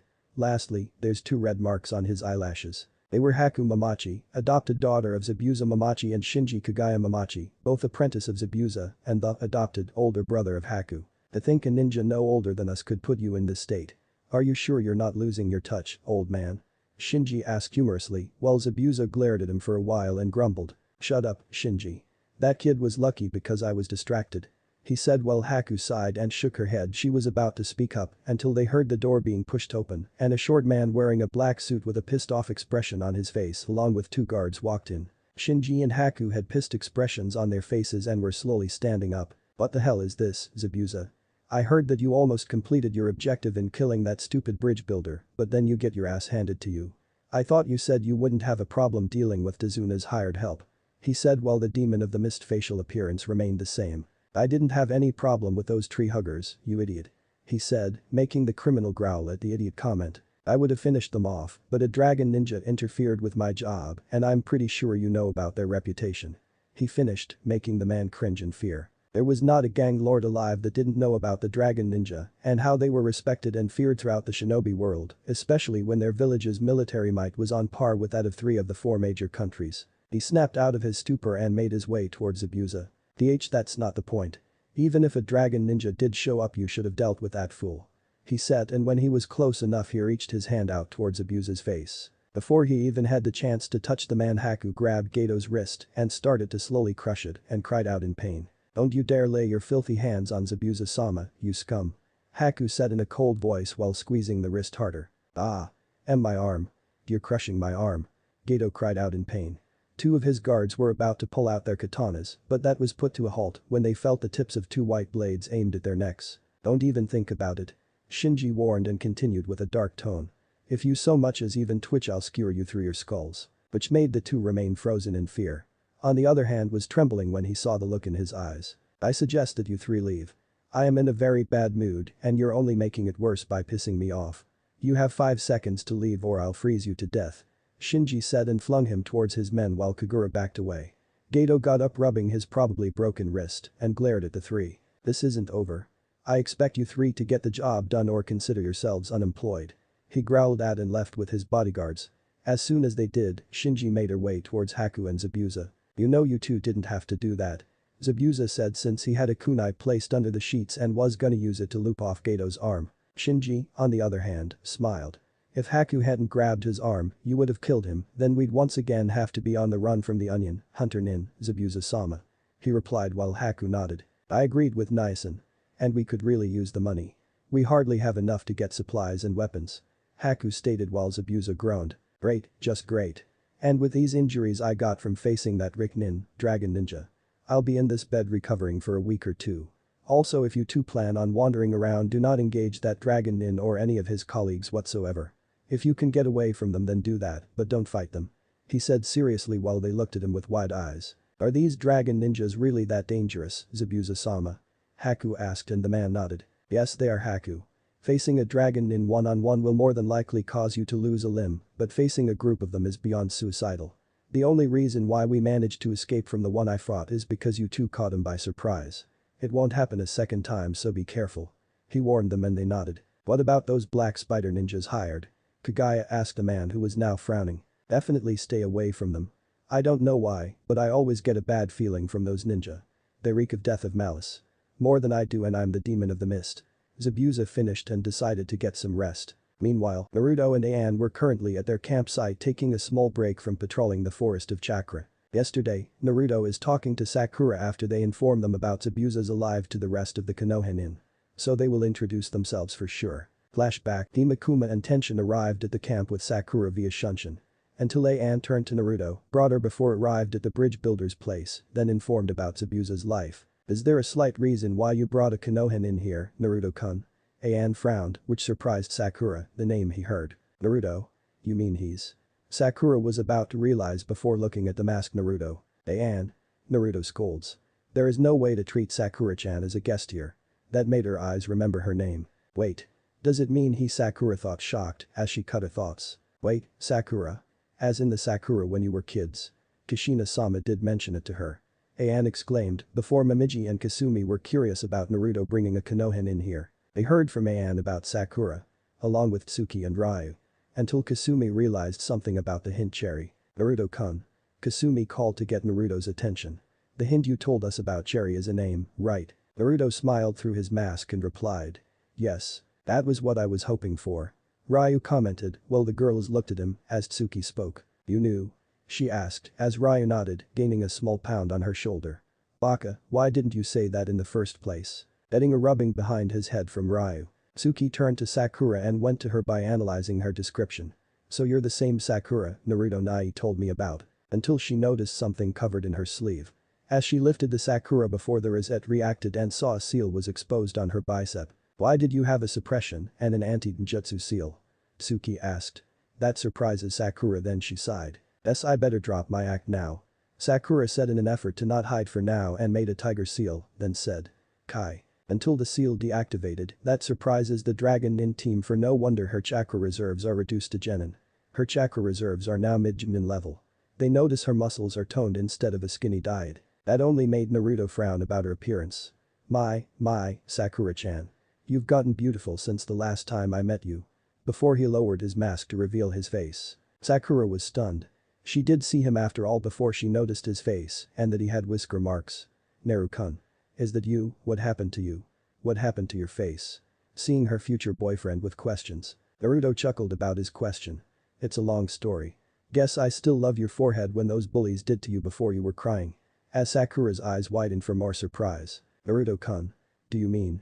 Sakura asked with a happy voice as a lone tear fell from her eye. With the girl's disbelief and Anne's smile seeing her childhood hero. "Yes, Sakura-chan. I remember." Naruto replied with a smile. As Sakura rushed to Naruto gave him a reunion hug. Then the others of how Naruto had finally had his childhood friend reunion, that includes Kasumi and Momiji. As they broke out, Naruto looked at Sakura. "Let's have some catch up to do." "Yeah," Sakura nodded. Later, they were sitting in the camp eating dinner, with the rosette joined in. As Sakura explains about her pretending. With the others not understanding, before Tsuki spoke in. "So, you used deception?" Sakura nodded. Since she told her parents about what happened to Naruto. That they told her about his burden and everything. Since he was abused and shunned by the villagers, she will become a kunoichi by joining the academy. So, she needs to pretend to be a fangirl of Sasuke, and the diet part is not her type. Since she did increase her physical and studies in the library and learned medicine. As a book smart, she did have brilliant talents. Ryu frowned, explained. "So. No wonder your chakra signature is weak." As he was about to continue explaining.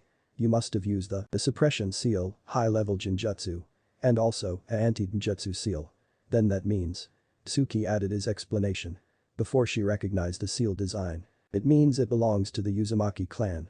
Sakura finished by shocking the Dragon Nin about the rosette's capabilities from the Uzumaki clan, before explaining. Ka-san has persisted in acting like a weak kunoichi before encountering Jiraiya-sama. "After I heard what happened to Naruto-kun, I had to train to be a kunoichi." "So you mean that?" Kasumi is about to say sorry to Sakura for not being a weak hand or fangirl for her reasons, even though she was trained by their godfather, Jiraiya. "Yes, my own dream is to become equal to Kushina-sama or Tsunade-sama. I had to pretend to be a Chiha fangirl if my friend Ino Pig didn't get my suspicions and or anyone knows about me." Sakura replied and explained. "After what happened to Naruto-kun, I made a vow to leave and find him until I resigned from being the Konoha Nin and joined the next." "You mean?" Momiji is about to say, getting a nod from Sakura. "My Ka-san, Mabuki, did help me with my training secretly. Also had Jiraiya-sama trained me a little and had installed those seals on me to prevent the Hyuga's Byakugan or Uchiha Sharingan from seeing it, and even Sensory Nin can't see it through." Sakura explained with a smile on her face. "Since it was Kushina that I admired, not Sasuke, and trained harder, studied harder until I removed my mask of deception." That was more surprising from the team. "You admired Ka-san?" Tsuki asked, surprised. Sakura staring at Tsuki before. She noticed her hair is red and eyes are blue. "I take it that you're Naruto-kun's sister, right?" Sakura chuckles at Tsuki. "Wow, you're smart." "I admitted." Tsuki admitted. "Name's Tsuki." Yeah, likewise, since my Kasan told me about her. So I became her idol. Sakura explained. I never thought I would meet the children of Kushina-sama. She couldn't believe her luck. She was talking to the two children of one of her idols. Her inner self screamed in joy.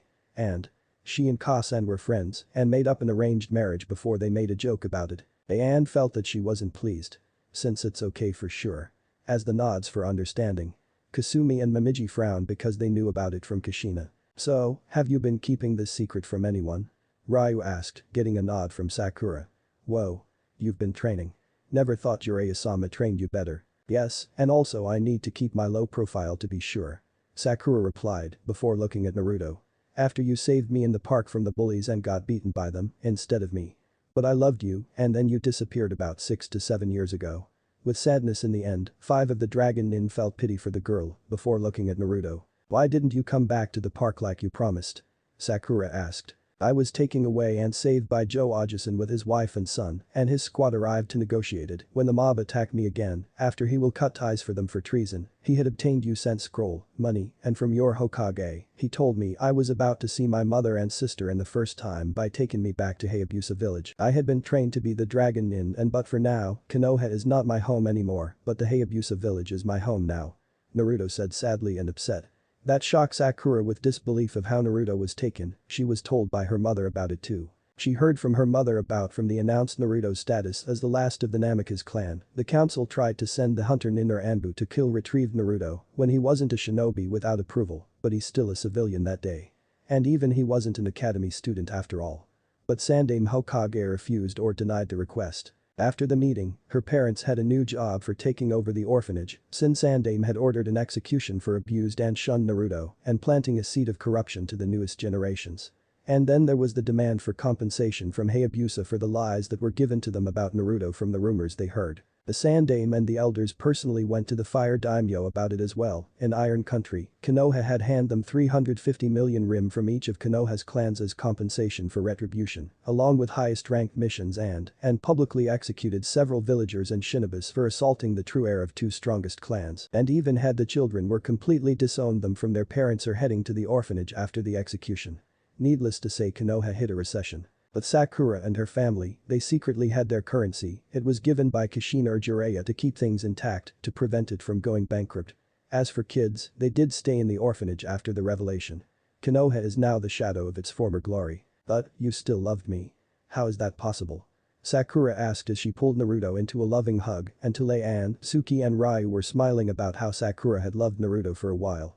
Kasumi and Momiji sadly frown after they stare at Anne, wondering if she wasn't jealous. Then let's get to the beginning of how that old monkey of the Hokage of yours lied to my mother about how I was so-called dead. Next half an hour, aside from eating, Naruto explained everything to Sakura about what happened 6 years ago. Sakura understood the reason their Hokage let the villagers berate the true heir of the Hayabusa. He told her that Naruto was the Kikbizunchi Kriki. Before Naruto introduced Sakura to Ryu, Anne, Kasumi and Momiji, minus Tsuki. Sakura is kinda jealous about the girl's chest size.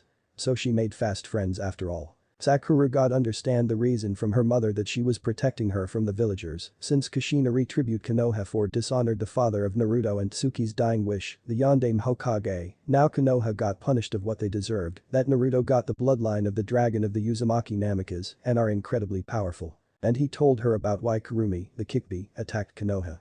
As Ryu told Sakura the same thing before he told Naruto about how the economy and populates Hayabusa village look like and how Sakura heard from Kakashi before the village don't have a ninja academy and also the meaningless titles didn't had like Rookie, Kinwaichi, and Dead Last of the Year titles because that is insulting and ruins the way a squad cooperates. That made Sakura understand the meaning. Sakura understood during the academy about being a Kinwaichi of the Year. But the titles didn't mean anything. That explains why many graduates failed the test, since Konoha is weakened after Naruto is taken by the Riknin to his home for years. Sakura failed to cooperate with his teammates like Sasuke during the Bell test, except Sai is a mystery as well. Next Anne whispered to tell Sakura that it's okay for her to want him. That surprised her, looking at her with a curious look, with Anne nodding in agreement, that melted her heart and broke into tears, and then an incredible thing happened. She jumped on Naruto and started kissing him. Ryu and Tsuki were surprised to see them, and Kasumi and Momiji were wondering why Anne allowed Sakura to kiss him in front of anyone.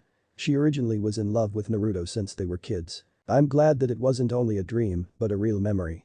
Naruto said with a single tear. Yeah, after you saved me in the park from bullies and then you disappeared. Sakura said with sadness in the end. I was in hospital when I woke up after another mob attacked me and I had amnesia. Naruto said sadly. I had a feeling that you are that girl that I loved, but until I trained with my friends and I didn't remember that event.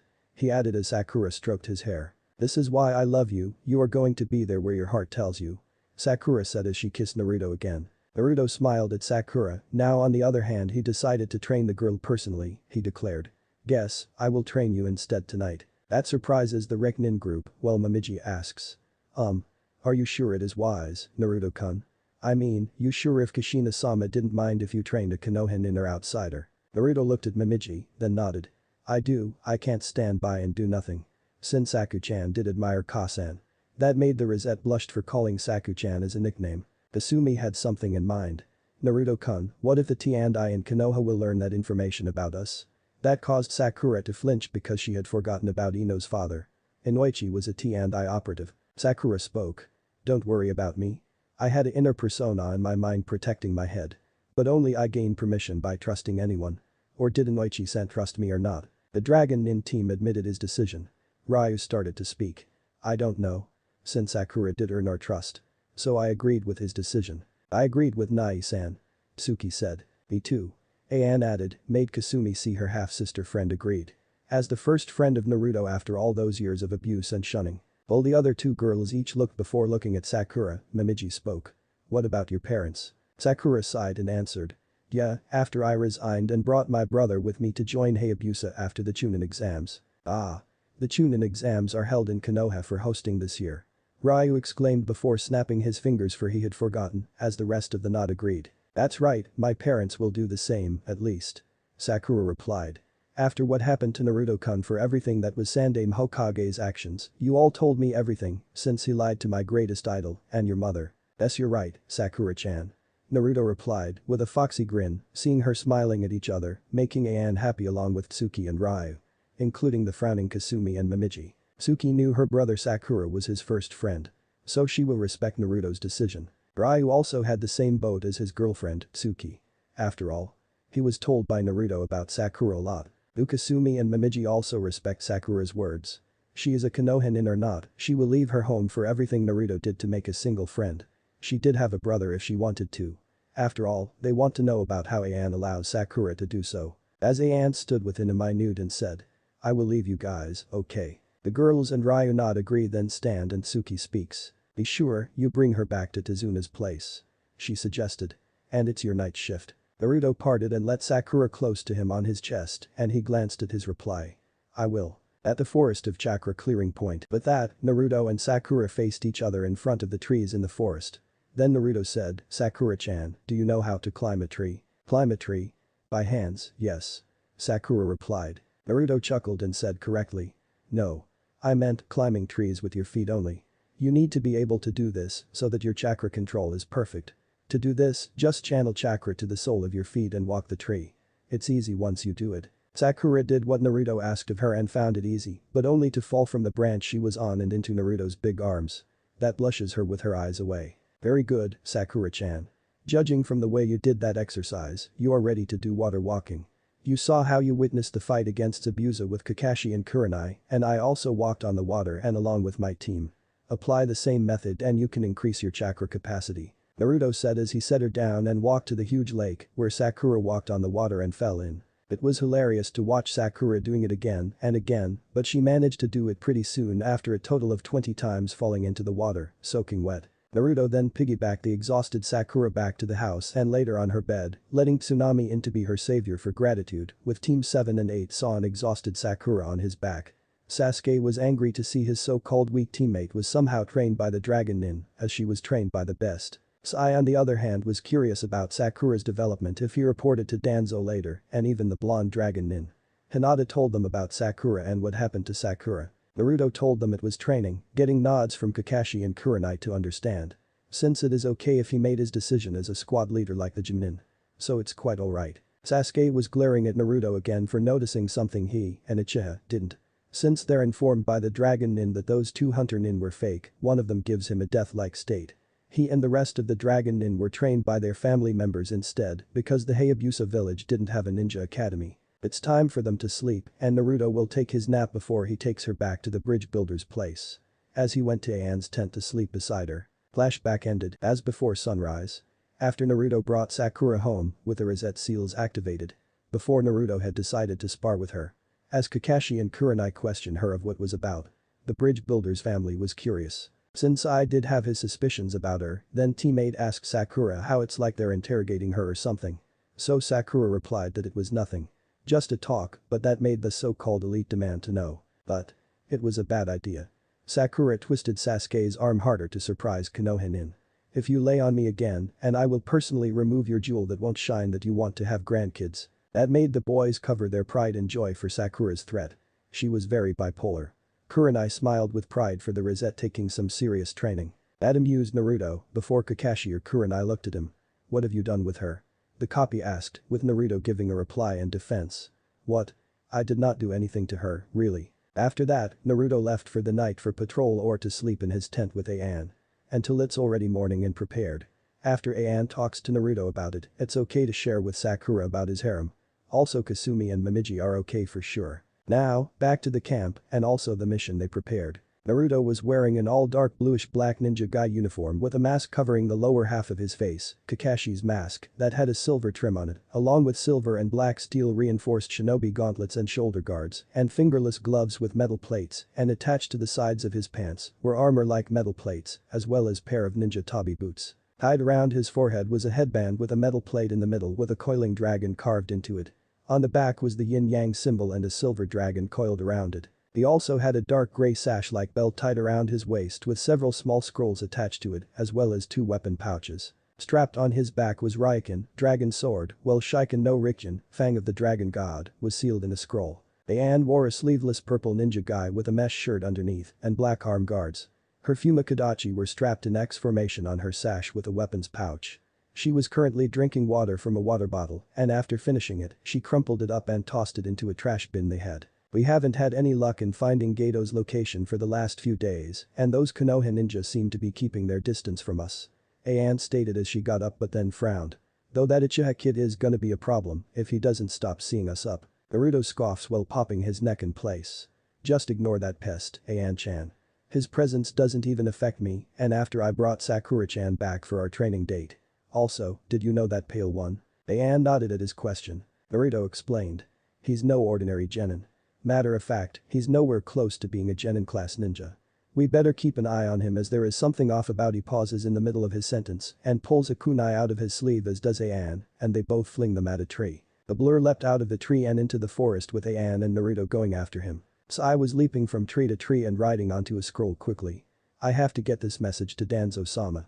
He needs to know that the heir of the Hayabusa clan is in his senses, went on full alert as Ayan appeared in his line of sight and performs a spin kick that he flips over and flings a kunai at her, about she deflects it with one of her Fumakadachi. Sai pulls out a scroll and an ink pen, preparing to write down on it until the scroll was shredded by a volley of shuriken and was forced to leap back as Ayan attempted to slice him in half with a diagonal slash. Before he could do anything, chains appeared around the pale teenager, but before he could do anything he was ensnared by the chains.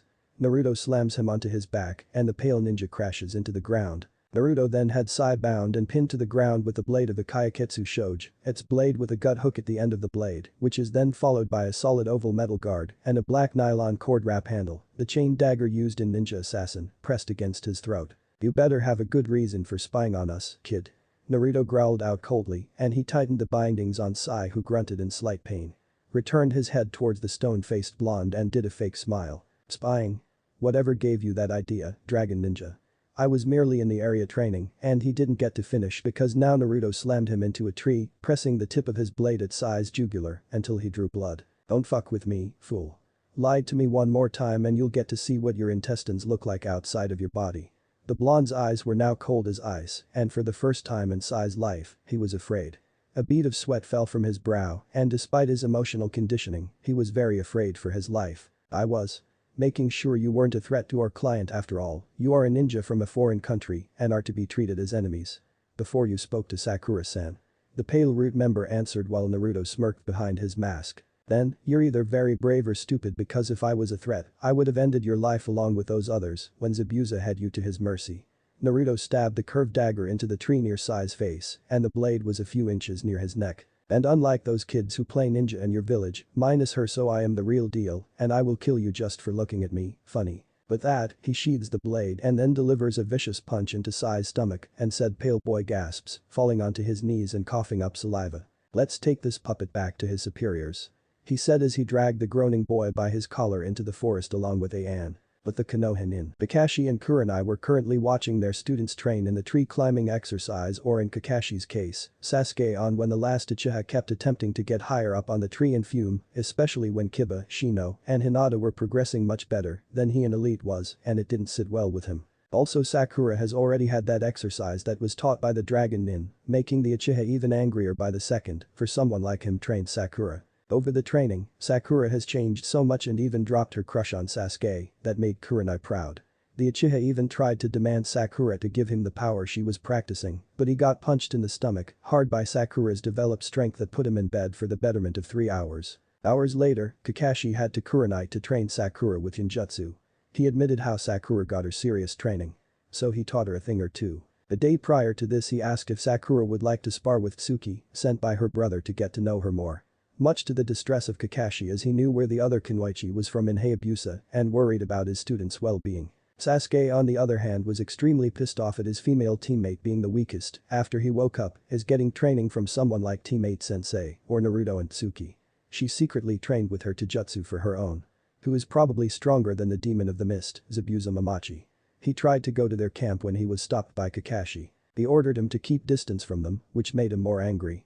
Only Sakura does. As this went on, Sai's chained form landed in front of the two Jonin, who jumped in surprise before Naruto and Ayan appeared before them, with Naruto's foot pressed against the boy's head. What's the meaning of this?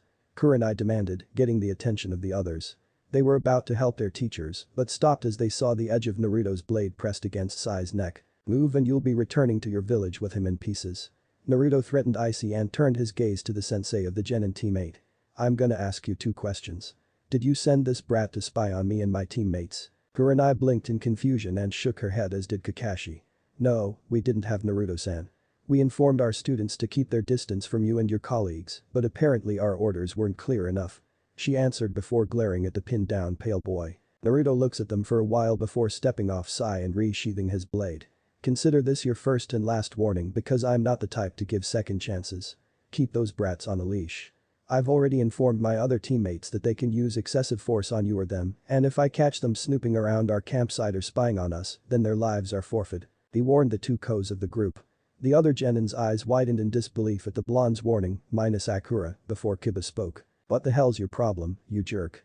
Kiba remarked, but flinched when Naruto's piercing stare turned to him. I wasn't talking to you, runt, so shut up and go back to climbing trees. Naruto then turned his attention to Ayan. Let's go, Ayan, we wasted enough time with these kids and we're losing daylight. He informed his partner. She nods and they both vanish before them. Kiba and Sasuke, on the other hand, were miffed at how they were ignored. Assholes, where do they get off treating us like we're inferior to them? Kiba asked his sensei. Because in their eyes they don't believe you have what it takes to be a real ninja. Kakashi answered in an honest tone, shocking most of them to the core. They are the perfect example of what a ninja is, and they take their roles as such very seriously. He explained as he unchained Sai. Sensei's right. Sakura stated that surprises anyone minus the Genins about Sakura for her stated purpose. A rookie genin like me or us is not the perfect example for being a shinobi, unlike those headbands we wore that proved nothing. After all, I take some training too. Kurenai, on the other hand, nodded her head at the pink-haired girl's statement, with Sasuke growling more about his so-called fangirl. Sakura's right. There's more to being a ninja than wearing a headband. As a ninja, our duty is to carry out missions that can range from guarding a client to the assassination of someone who governs another country, like the daimyo for example, or even an influential businessman. The copy ninja explained as he wasn't going to sugarcoat anything for the rookies minus Sakura. As such, we lie, cheat, steal, kill, and even kidnap in order for our village to prosper. There are no good or evil sides in the way of the ninja, and Konoha is no different from any other village who wants to gain power. Kurenai had to nod in agreement with Kakashi, but she didn't want to take away their innocent minds so soon. She thought about objecting, but chose to go against it. After Sai got up, he was face to face with an irked Kakashi. As for you, Sai, this is a warning, and as your commanding officer, I am ordering you to stay away from the dragon ninja and not provoke them. The same goes for the rest of you, including Sakura. If they confront you then that's another story, but do not antagonize them or your life is forfeit. He warned them before instructing them to get back to their training. Sasuke on the other hand scowled. Like I'd waste my time or energy with those nobodies. He muttered but Kiba heard him and smirked. Says the guy who shit himself when that redhead was about to slice your throat open. Kiba said mockingly, getting a heated glare from the Uchiha. She just caught me off guard and it won't happen again. Sasuke swore he'd find a way to get back at Tsuki for that humiliating scene. And also Sakura got a number on you too. Kiba added a mockery that made Sasuke more annoying. Later on that day the others returned from their patrol around the village and met back at the campsite about their progress on the mission. So, did we have any leads on Gato's whereabouts yet? Naruto asked his comrades. Ryu shook his head in a negative fashion. No we haven't, but we did manage to take out several illegal imports around the docks and kill several more groups of hired thugs and spider ninja. He answered. Our only option would be to find Zabuza Mamachi and his accomplices since they are the backbone of Gato's operations and would know where his actual base is. Kasumi suggested. Naruto on the other hand signs but nods in agreement and says. Very well then, let's retire for now, since our only option is to look out for the bridge builder and his family, since they will likely be targeted as well. The rest of them nodded. Tsuki then got up and stretched for a while getting the kicks out before reaching out and grabbing Ryu's hand. Come on Ryu-kun, let's go swim in the lake for a while. That made Ryu's eyes widened and sputtered with a blush under his masked face as Tsuki dragged him off to the lake. Ayan glances at Momiji and Kasumi for a few seconds before looking at Naruto and winks. I think I'll go for a stroll in the forest. Ayan states and leaves the other three at the campsite. Momiji and Kasumi were about to head in a different direction as well. Hold on Momiji-chan, Kasumi-chan, I need to talk to you both. He informed the two Kunoichi who blinked in confusion, wondering what it was he wanted to talk to them about, so they sat down while Naruto pulled his mask off. About what? Momiji asked. Kasumi was also wondering why he had them stay back. About us. He answered. You two know how I am the heir of the Uzumaki Namikaze clan, correct? Kasumi and Momiji nodded in agreement. Naruto continues. What you two didn't know is that Ryu, who is the heir of the Hayabusa clan, and I were put under a certain law that only a few clan heirs go through when their clan is close to extinction, especially the last males of the clan. And what type of law is it? Kasumi wondered. That would be the Clan Restoration Act which entitles me to have more than one wife. The blonde answered to the shocked Kunoichis who then felt his hand wrap around one of theirs. I know you two have developed feelings for me, and to be honest, I care deeply about you both in the same manner. After all, the reason Ayan allowed Sakura to kiss me is that she is also part of it too. Both Kasumi and Momiji looked into his deep blue eyes and saw the love and warmth it carried in them. They both smiled back and Momiji spoke up. Does this mean we can both be? She asked and he nodded. Yes it does. Naruto replied. Before he knew it, the two tackled him to the ground and pressed their lips against his, performing a three-way kiss. This went on for a few seconds before they heard someone cough out in a hem. They stopped and looked up to see Ayan who had an amused expression and raised eyebrow with her hands on her hips. I leave you three alone for 3 seconds and this happens? She questioned. Both Kasumi and Momiji jumped off of Naruto instantly and they were red-faced and sputtering. Ni-chan, we can explain. Kasumi tried to say but to her surprise Ayan giggled and waved it off. Oh relax, I already knew something like this would happen after Naruto and I talked about it. And also Sakura. I allowed her to do so. She stated to the two stumped Kunoichi. Wait. Why you knew? Momiji asked the lavender-haired girl who nodded. Naruto on the other hand got back onto his feet, rubbing the back of his head. Yeah we did, and the same ordeal went for Ryu, but he mostly kept it secret for a good reason. Naruto replied. Kasumi and Momiji raised an eyebrow at this. And why would you do that? Kasumi asked. Fangirls. Naruto answered with a shudder while Kasumi and Momiji sweat dropped. Oh. Kasumi replied and had to admit that his logic was agreeable. So where do we go from here? Naruto pondered on this and then smiled. Simple Kasumi-chan, I'll take you and Momiji-chan out on a couple of dates and we'll see where it goes from here. Since I finished dating night training with Sakura. Meaning they'll get a first-hand experience with your inhuman stamina like I did. Ayan remarked. Kasumi and Momiji's faces were now matching the color of an apple and they looked at her with wide eyes. You mean you too?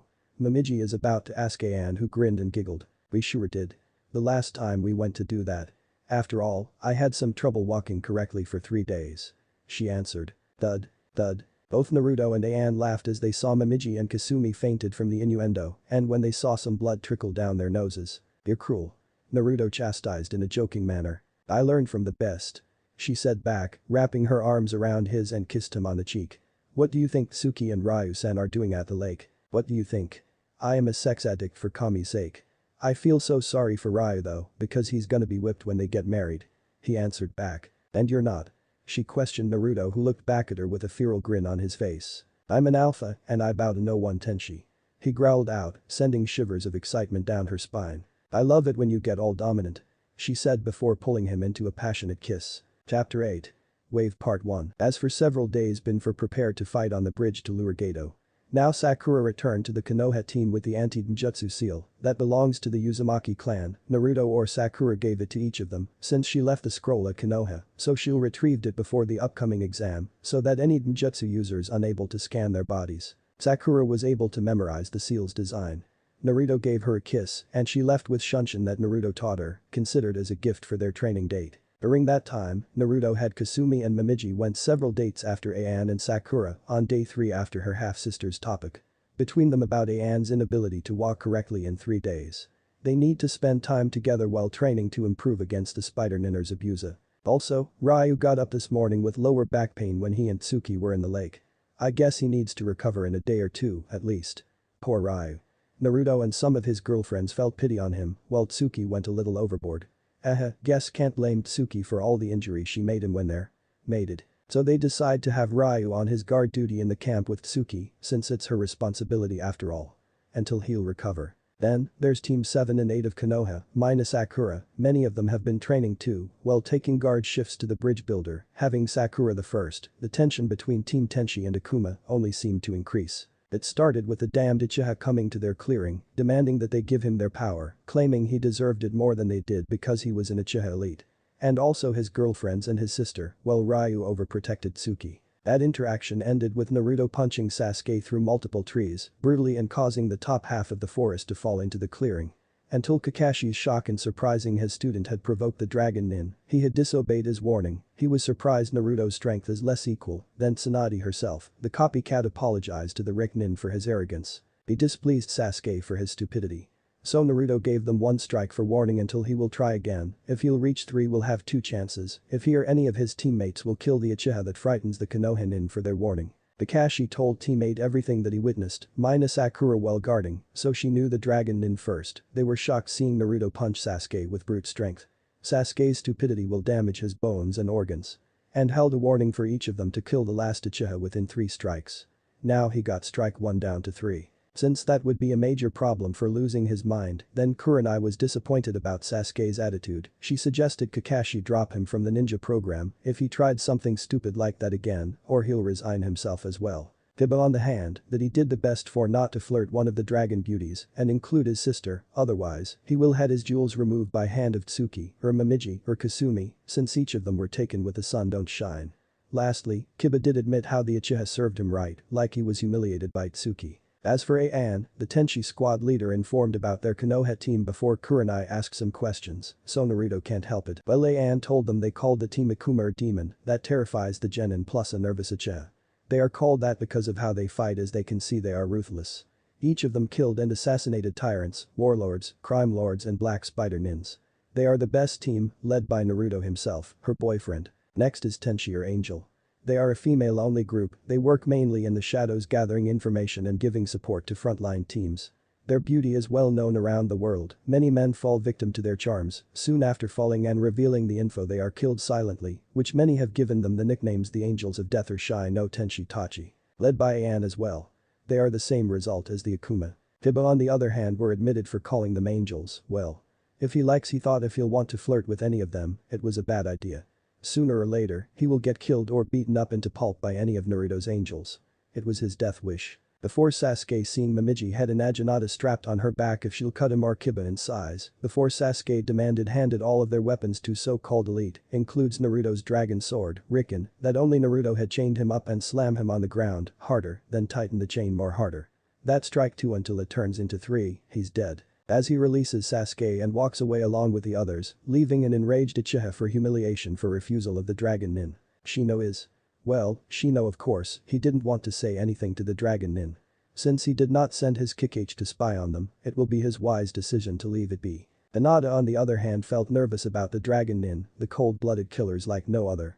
Even Team Tennis were ruthless killers. When it comes to beauty, they're also extremely deadly. For more details. Sasuke is a selfish, arrogant brat who wants power to be given to him on a silver platter. Since that stupid civilian council, -1 or 2, spoiled him for power. He believes he deserves to have everything handed to him without question. This led to a few situations between the teams when he tried to force each of them to train him and where he tried to attack Naruto. Both situations were dealt with and avoided before they could happen. Now last is Sakura. She did have time to train with Naruto, Ritsuki, or Ryu, or each of Naruto's GFs that she had earned. So Naruto will be the second, beside Ayan. Also Kasumi and Momiji. Kakashi was proud to see his student approved, and the same goes with Kurenai. Until Uchiha was completely furious about his so-called loyal fangirl getting power instead of himself. As he demanded his teammate, it was a bad idea. That results gave him kick on his nuts that made him scream like a girl, also causing any male population to have their spines shiver if any of them were to have the same fate as what they witnessed. That made Naruto amused by what he saw. Until he told his team about it when he was heading back, causing any of them to laugh like crazy about what he told them. It was a humiliating scene, ever. Naruto spent time with Ayan, Sakura, Kasumi and Momiji for the past few days. Sakura had learned advanced jutsu for her taste.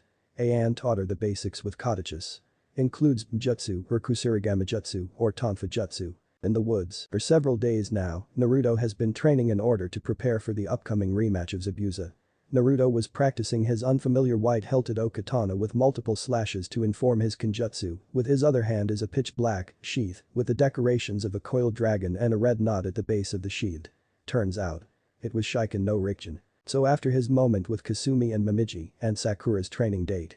Focusing, he will need some training for the upcoming fight until he notices a too-muffled signature of chakra nearby. Whoever this person was, he or she didn't want him to know his presence.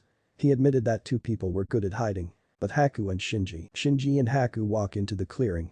As they saw Naruto training with his sword. After that they need some serious training. That must be him. Haku thought. Just as old man said. Shinji thought seeing Naruto perform multiple slabs. Whoa, this dragon nin is good. As he gazed at Haku with a nod each other. You know what to do? He advised, gazed at Haku. Hi. Haku replied. Until he and Haku turn their attention then they see Naruto sheathed his sword, then approaches the tree, then performs a Batenjutsu. Hey Haku. This stance the dragon nin uses looks like a samurai stance. Shinji stated. Haku shook her head. It seems like it. But it's Batenjutsu, but I don't know. But Naruto gripped his sheathed with his hand on the inch of the hilt. Then suddenly there is a slashing glowing line coming from the moment the sword was unsheathing. In a blink of an eye Naruto swung the sword and cut the tree on a vertical angle. With a quick multiple slashes, then sheathed his sword with a click. Without knowing the blade that has to do with it. Until the tree started to fall on the side, then crashed on the ground. Which made Naruto smirked and satisfied from the result. Whoa, man, you sure are working hard out here. Shinji whistled with a surprising look as he was dressed without his dark blue coat and with a black shirt and black pants that had dragons on them. He was with Haku, who was wearing a pink yukata instead of her usual battle attire. Who are you two? Naruto asked. My name is Shinji, and this is Haku, what about you? Shinji asked with a grin. My name is Naruto Uzumaki Namikaze. Naruto replied that before asking with a frown on his face. Anyway, what are you guys doing here? We were just going around, picking up herbs. Haku replied as she smiled at the boy. Which made Naruto keep his expression and asked with a smirk through his mask. Herbs for Zabuza I presume? As he knew he had uncovered both their true identities, which caused the duo to grit their teeth and get into a fighting stance. However, Naruto held his hand up. Don't worry about it. I don't want to fight, in fact I just want to talk. Naruto said, surprising them. Why do you want to talk rather than fight? Shinji asked, still on his guard in case this was a trap. Because there's no need for it. In fact, why don't we help you gather the herbs for him? Naruto said with a smile causing them confusion. Why are you being so nice to us? We're your enemy. Haku asked as they were picking up the herbs for Zabuza. Since Naruto found them days ago for healing ointment and poison. He decided to harvest them later. But Shinji helping out and starting. Yeah. We shouldn't avoid a dragon nin like you or your teammates. And even the black spider nin. I have a better question to ask. Why didn't you two attack me? You had the element of surprise, you easily could have killed me. Naruto asked. Well. Shinji started, but both he and Haku struggled to come up with an answer. You didn't want to cause trouble, all you wanted was to pick herbs peacefully for your friend and even act like normal children. I can see it in your eyes that you never had a good childhood, you were forced to become Shinobis early in your childhood despite your wishes. Also, I bet you and Zabuza have been on the run for a while, looking for jobs to help you out, and this one is just one of many. In reality, you just want to live peacefully and thus why you didn't want to kill us, for the sake of being able to live in peace for just a few moments. Naruto said, tearing right into the very core of the two shinobis. Don't act like you understand us. You know nothing. At least you have friends and a village to live in, on the other hand Haku and I had no one but ourselves until Zabuza found us on the streets. Shinji yelled angrily. Found on the streets? Naruto repeated. Yes, on the streets. In the Kiri, a hatred for Bloodline users began to surface and then took full bloom after several battles between Bloodline users and the Mist Village. My parents were Bloodline users and died when I was only 5 as a Kagaya. Shinji growled with a glare before a bone came out his forearm. The Kagaya survivor. Naruto thought. They heard that they're extinct, but unlike the Uzumaki clan, few survivors remain. He noticed he had 2 dots on his head and his hair is white too. Shinji continued. I had to grow up in an orphanage and as soon as they found out I was a Kekkei Genkai user, they kicked me out into the streets. I had to fend for myself for a while until Zabuza found me and this is when I met Haku. Her mother was killed by her own father and husband simply because she had and he even was about to kill her if it wasn't for Haku's powers. Eventually, we were found by Zabuza who took us in even when we told him of our bloodlines. He never once hated or feared us like those stupid villagers and that is why we owe everything to him and why you would never understand us. Maybe I can't understand you perfectly, but I want to understand both of you and why I want you to stop this foolishness and come with us. Naruto pleaded, shocking them. Come with you? Haku and Shinji both asked. Yes. The path that you are both on will only lead you to death. Even if you survive this upcoming battle, you will eventually walk into a battle that you will never walk away from and all this without enjoying the many things in life and even realizing your dreams. Stop this before it's too late and come with us, please. Joined the Hayabusa. Naruto once again pleaded to the two of them. We know that. But we can't. We owe Zabuza-san everything and we can't just abandon him even if we have dreams of our own. Haku replied with a sad smile. We have to go but the next time we meet, we will hold nothing back for the sake of our precious person. Shinji said. Or rather if I'll spare Zabuza as well, if he'll join too. Naruto added that it surprises them. You do? Shinji exclaimed about Naruto's seriousness. Yes, the Hayabusa could use someone like him with Suiton ninjutsu. Naruto replied. That way, the Kiri's hunter nin will never hunt him down, or if the two of you will not know about your Kekkei Genkai. That made Haku and Shinji never thought someone was serious. Naruto wants them to join its ranks, as if he did so that they can't be shunned anymore. We'll do that, Naruto-san. Thank you. Haku appreciated and then both vanished into thin air. Naruto, who the hell were you talking to? Ryu asked as he walked into the clearing. Since he recovered from his lower back, the 2 accomplices of Zabuza. They came here to pick up some herbs for him and so I talked to them. Naruto answered. Why didn't you alert any of us? Ryu asked. Because they're not bad people and they weren't for a fight. In fact, I asked them to come with us back home to join the Hayabusa village and also Zabuza as well. Naruto said. Really? So why? Ryu asked, surprised. I just don't want anyone else to die because of Gatu's greed and selfishness. Naruto replied. You're talking about Inari's stepdad, right? Ryu asked, getting a nod from his future brother-in-law.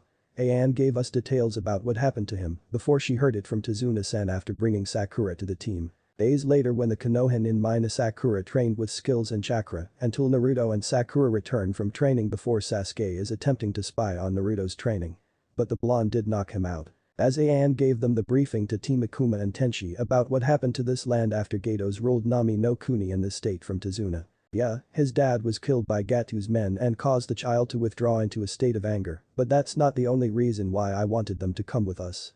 Naruto explained as he reminisced of the story of Kaiza, Inari's hero who was humiliated and killed by Gatu because the man dared to stand up against the greedy businessman. What's the reason?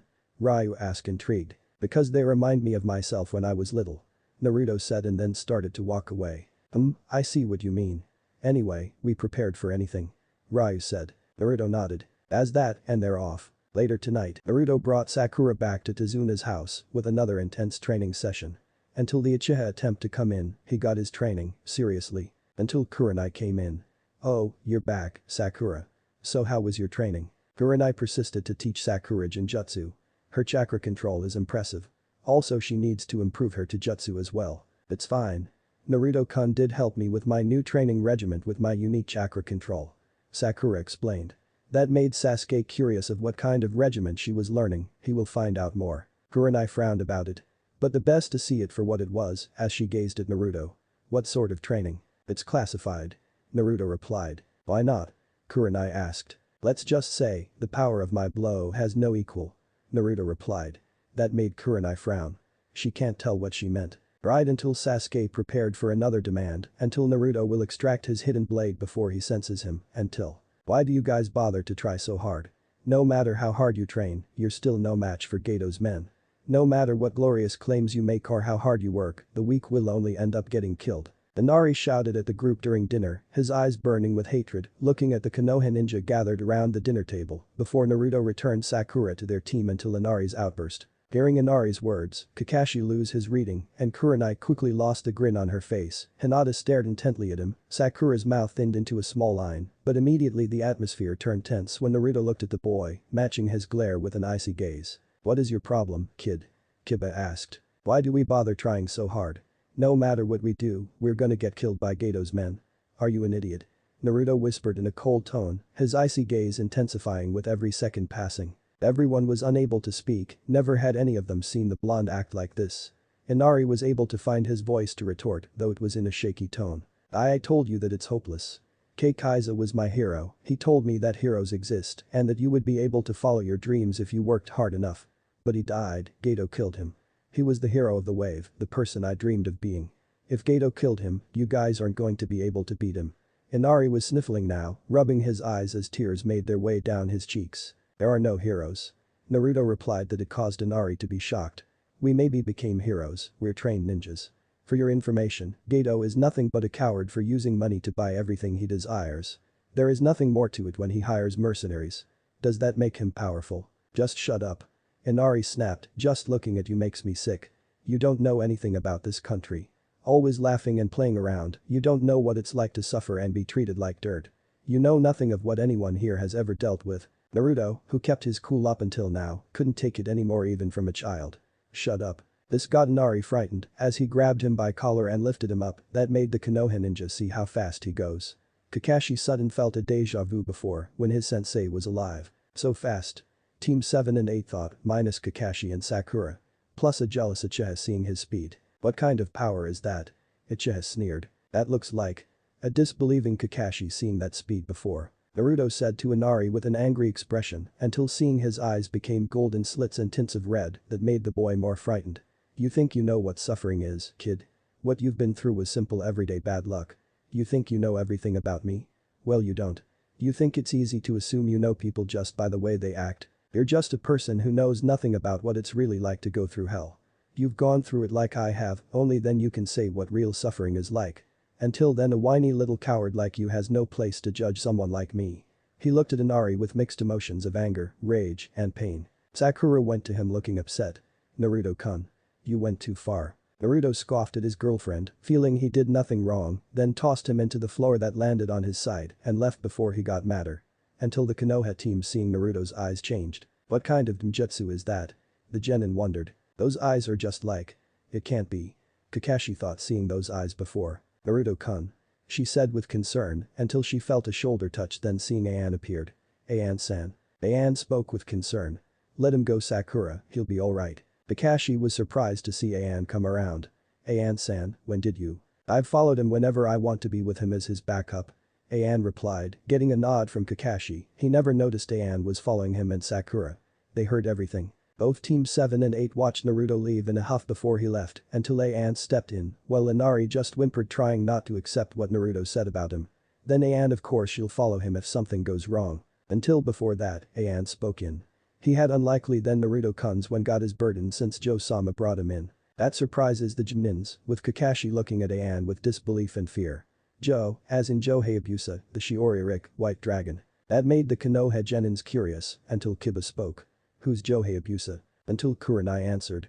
I'd heard of him. He is a S-class ninja with a flea on side order and was the only ninja capable of going toe-to-toe with the Yondaime-sama. That surprises the Genin minus Sakura. Including self-proclaimed elite with his teeth gritted about someone like him became the strongest. Sensei's right. Sakura stepped in to get anyone's attention. S rank like Kushina-sama and even Tsunade-sama were shinobi in the highest rank in the bingo book. That means anyone can kill us all without even trying. Not even Kakashi-sensei would stand a chance against Joe Hayabusa, and as Kurenai-sensei said, that guy makes any shinobi to run away or fled in fear. And Jiraiya-sama or Kushina-sama is a cage level shinobi, plus everyone knows that shinobi from S rank on up in the bingo book you don't mess with. Sakura pulled out a book on her pouch. This is the bingo book, guys. Where did you get that, Sakura-san? Hinata asked to see this book in Sakura's hand. I brought it with me, it was given by someone. Sakura replied, before she was secretly trained by Jiraiya himself. After the training he's given the results of being a medical nin if Jiraiya needs to find Tsunade and needs to know about Naruto. Makes sense. Any fresh out genin needs to bring information for future uses. Shino's comment made Sakura nod in agreement. Sakura opened it up and flipped through the pages till she got a Kakashi Haddock, explained. Genin like me, Sasuke, Sai and teammate like you guys wouldn't even be considered bingo book material. Kakashi-sensei however is look here, he's listed as an A rank shinobi in A section. Hiba went to her as the Rosette gave the book to him and looking at the entree showed a picture of Kakashi below the picture read out loud. Hiba couldn't believe that there was a picture and description of Team 7 sensei when he saw left eye kept covered. Does left eye kept covered mean a Sharingan? Sakura nodded and replied. Yes, it was implanted to the non-Uchiha user and was given by his teammate that he is also an Uchiha. That made Sasuke not understand from the information of how he got his clan's bloodline. Sakura continued. It means that whoever fought him and lived then had added his status to the bingo book doesn't know what his left eye looks like or why it's covered. As Sakura flipped some pages before she took the book from Kiba, then next was Joe Hayabusa and read it out loud. Everyone's eyes widened that Shiroi Ryu is the most powerful ninja in Hayabusa clan head until Hinata heard the flea on sight asked. What does flea on sight mean? Also before the information was announced that made Sasuke severed his spine to remind of his brother slaughtering his clan. Kakashi explained. It means those that have flea on sight status you're to run away if you see him when facing Joe would be suicide. Very few ever get the flea on sight status. My sensei Minato Namikaze, Kushina Uzumaki, Hanzo of the Salamander and Joe Hayabusa have that status. Wait. You mean that those dragon nin were completely no pushovers? Kiba said that. Kakashi gave Kiba a nod as he slumped his shoulders. Those guys are the real deal. They are the real shinobi. As Ayan spoke, the dog boy gazed at her, terrifying. That's correct, Inuzuka. We are the most experienced shinobi in Hayabusa when we were trained by my family members instead of a ninja academy. That only made Kiba speechless for he heard it from Kakashi during the fight against Zabuza. As Kiba looked down to Akamaru and advised. Remind me not to piss her or any of those girls, Akamaru. Of course. Akamaru barked and agreed. But you better. Comments amusingly as she turns to them before asking with a curious look. So. Did you know what happened to your village this time? That of course made the Konoha nin silent for the statement with tense. After what happened to their village was a totally complete mess, the kids disowned their parents for ignoring their late Yandame's wish. The kids were considered orphans, but few of them were left to the fire capital or taken by the fire daimyo samurais to separate them. The fire daimyo announced for giving the village a single B and or A rank missions in a month each when he gave 20 of the high rank missions to the Hayabusa village, the funds and everything. And also they took many high ranks in the library on the shinobi side. Years have passed since the Kikbi attack, basically that they still haven't fully recovered from damage in the state. Without the currency to pay to repair the village to rebuild it. Even the so-called Kikbi festival as well is now cancelled permanently, so many tourists didn't go to Konoha after the retribution from the announcement. The village won't be the same and peaceful anymore, also Konohagakure no Sato won't be the strongest shinobi village as well. The village will now be the 100% easy target for Iwagakure or Kumagakure. As Kakashi heard, what if his sensei's son was alive the whole time? He completely upset Sandame for lying Kushina. After he heard Naruto was taken by Joe Hayabusa and his family and his team. As the copycat was supposed to keep an eye on him anytime for anything to happen to him when he was in Anbu. After he heard he was taken by the same Joe Hayabusa and his dragon nin to his home. And that includes his heritage. But many of his colleagues never let go of their hatred due to the deaths of their loved ones who were now suspended and had their chakras sealed and they learned. By using Level 6 Protocol. The Level 6 Protocol was used for prisoners who were too dangerous to be left unscathed before their trial. So they had most of their abilities sealed. Or directly removed. Now Konoha will be the weakest, they are nothing but retards without their Jinchuriki, their military power and economic system.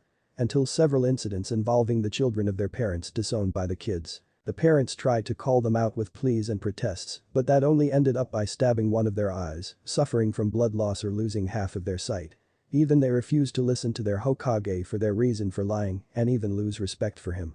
The sins of the villagers were completely downfall after the Retribution. And even they refused to enroll in the ninja academy, but only a few of them, civilian or clan members. Now they lost a new generation to increase their strength before their strength reduced due to abuse and disregard. After the announcement from Fire Daimyo, many of the kids started to drift away from their parents because of the news that they told any of them to play or befriend the heir of Uzunami clan. Until their 100% from the kids had remained or left Konoha. 65% of the kids disowned them to depart to the fire capital, 40% departed from the village, and 25% left from the house as an orphan now, due to having listened to them. 30% remained in the village if they joined the shinobi corps, 9% enrolled to join, and 21% denied to join if they took forced labor jobs. 5% were staying with their parents for this reason. Until they went to the orphanage that owned by Sakura's parents to plead and refused and ignored to listen after the previous matron publicly executed that disregard their late yandame's wish and includes half of the villagers and their former employees and comrades and or even every single one who had hurt Naruto was to be punished in front of everyone and they were whipped ruthlessly for their actions. None were spared despite the pleas the people had given out during the whippings, which went on for well over a week, and had their family assets taken away to give to Naruto upon his departure to the Hayabusa. Every Konoha shinobi seeing the condition of their village is just like Nami. Their children, like their former parents, were poor, feeding out of garbage cans, and doing just about anything they could to survive. Now it's just like Naruto that he was forced to feed out of garbage cans. Also many of them for high-rank shinobi were devoted and then forced to take 24/7 duty in the gate entrance and take numerous D-rank or 1C rank missions. Leaving 20 or less Junins remaining, they did regard the late yandame's dying wish. But 15% committed suicide if any of them disregard their late Hokage's wish. As for Kurenai, she is the only rookie jonin when she got promoted after several Junins tried to enter the exams to promote their former ranks again, even many of them suspended. Along with Chunins were devoted back into the start as a genin or eternal genin, they would have to participate in upcoming Chunin exams if they wished to earn their former rank once again. After the Retribution, they closed down their business like shops or stores and send them to the prison for 10 years of forced labor from the Hokage's orders that given by Kushina, the Rikage and the Fire Daimyo, then stripped their shops clean before many villagers had witnessed it. They're now replaced with the shinobi side only, the civilians were no right to speak to the shinobi. Before the civilian council were very upset about it. The restaurants and groceries are now owned by the Akimichi clan. Also resources that they owned, with many of the villagers were forced labor, including the kids from the orphanage to work too. The poisons, herbs and medicine owned by Yamanaka and Nara clan. The weapons shops and forgery were owned by the Higurashi. With the shinobi side trusting two of only civilian councils that the rest tried to bribe them out of, their daughter is one a shinobi. The orphanage is owned by Haruno. They entrusted the shinobi side, which made the certain dark purple-haired banshee irritated. It's unfair for the Haruno family to own the orphanage. Now the orphanages had 30% from the children were staying. Now the shinobi side had reclaimed and owned academy now, since it was the civilian council's fault for pushing their children to become like this when they want to increases their strength, but without the funds that they paid half worth of money to the Hayabusa village and include they spoiled one Sasuke. They can't believe that Konoha is crippled from this state with bad shape. Even they disregard the dying wish of their beloved Yandame Hokage. 3 years later many villagers were forced to labor any of them, then slept in their prison cell with their inmates for 10 years. As for the hospital, Naruto had numerous reports of his condition. How many nurses or doctors who refused to treat Naruto are now fired and tortured or forced labor within 10 years, leaving 20 or less employees from there in regard to Yandame's late wish. But without the slug princess Tsunade due to her depression from her past, let's hope she'll explode when she will demolish Konoha, she is a walking time bomb. If Jiraiya told her. Now many of the patients were completely full from the state. With a certain someone, each of their attacks was recorded in these files, since the leader of the hospital was a friend of the certain Whisker boy. She was very protective of him and hid his report away, so no one could find it. Now she is the new head of the hospital after their previous head were imprisoned before Tsunade left. And even the sister of a burnt pink hair man and also the friend of Kushina, also the last living student of Tsunade. Without a drought, back to the bridge builder's place, Tazuna knew what happened to Konoha is just like his village, with Kakashi little bit hesitant to speak in to answer Aian's question, a bit nervous. Everything is fine, as serious. Things are quite normal. He said with a nervously chuckled. Aian frowned, suspicious about it, and she was told by Kushina about Konoha's punishment and downfall. So, I take it that it's the worst. Well. If you say so.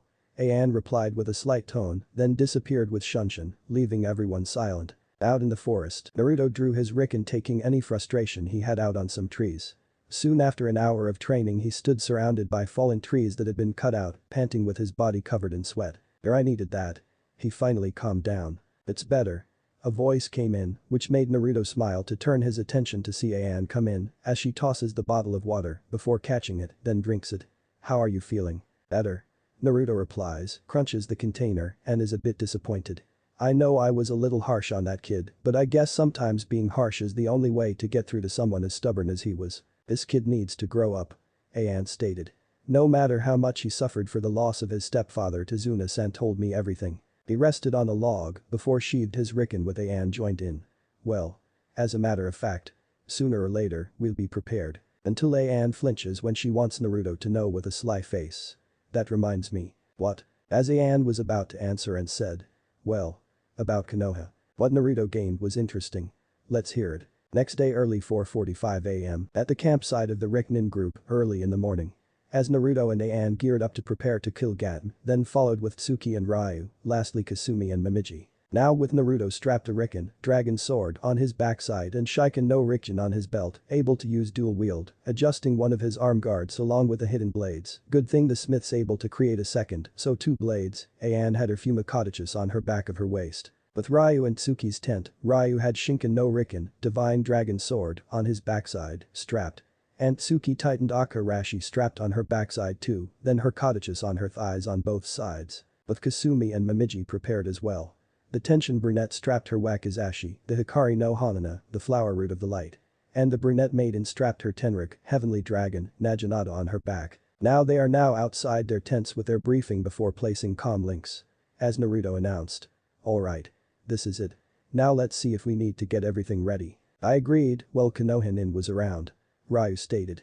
And also they had the copycat Uchiha that he hadn't awoken his Sharingan yet. That made the girls and Naruto not agree with Ryu. So what will we do when we have the anti-ninjutsu seals that Sakura-sen gave us? Kasumi wondered for some ideas. That only made Anne tensed for she didn't not realized one thing that was also from the Hayabusa village. I think I know. That made everyone look at Anne when Momiji asked. What is it, Anne-san? We would have to use that since we haven't used it when we're trained. Anne answered, that made their eyes widen from everyone. Tsuki's eyes widened for what Anne was saying, then realized. You mean? Yup. Anne replied. Momiji spoke for what Anne concluded. Wait. You're telling us that we haven't used it first in battle. Anne replied, that made Naruto smile. Anne-chan. You're a genius. Naruto praised his angel. That made Anne smile brightly. Ni-chan's right. Kasumi agreed. We didn't use it in battle, it's our village's secret arts. So Sharingan no Kakashi or the Uchiha will not able to learn our secrets by using their Sharingan to copy them. Even Sakura-chan's Taijutsu. Naruto added that getting a nod from Kasumi. So? Let's settle. Ryu declared. We will split up for sure. I agreed, Ryu. Naruto replied simply. Me and Anne will remain here heading to Tazuna's house. Knowing that the midget will send 2 or more goons to kidnap his daughter and grandson to use it as a bargain chip. And the rest of us will assist Konoha in. Ryu added, getting a nod from Naruto confirmed. As the blonde turns to his future brother-in-law. Ryu. I will put you as my right-hand man in charge of this team. Naruto declared. And then. Wait for the spider nins to appear. That made Ryu and the girls surprised minus Anne and Tsuki. Momiji asked. Are you sure, Naruto-kun? I'm serious. Naruto replied. And they maintain. Myself and Anne-chan were each of us as a leader of Team Akumar Tenshi. But we will give you backup until it's clear. That made his team not agree until Anne exclaimed. Alright, it's now or never and we will get our job done. And move out. As the Riknin group disappeared via Shunshin. Of Konoha group, Kakashi and Team 7 arrived at the bridge only to gasp in shock as Tazuna's workers were lying on the ground. With Team Tenshi and Akuma on their backs, minus their leaders, Naruto and Anne. They are waiting for Gato and the spider nins to arrive. What happened here? Tazuna asked around. Those guys were monsters. One of the workers who was laying on the ground said, it can't be. Kakashi thought just before a thick mist appeared to cover the bridge. Kakashi and Kurenai nodded before turning to the genin. Just as Naruto informed them. Everyone, stay frosty. Hinata, can you use your Byakugan? Kurenai informed them. Hinata nodded and activated it. She focused as the mist thickened even more. It's hard because of the chakra in the mist. But I think there are. At least 5 of them I can see. She said. Team, they're coming. Protect Azuna-san. He yelled. The 2 groups formed around the bridge builder in the defensive pose. Kakashi-sensei, this is his Kurigakure no Jutsu, isn't it? Sakura asked, but got no answer. They were all waiting for Zabuza to show himself. And then an evil and familiar laugh echoed through the mist. Sorry to keep you waiting, Kakashi, Kurenai. And you're still carrying those kids.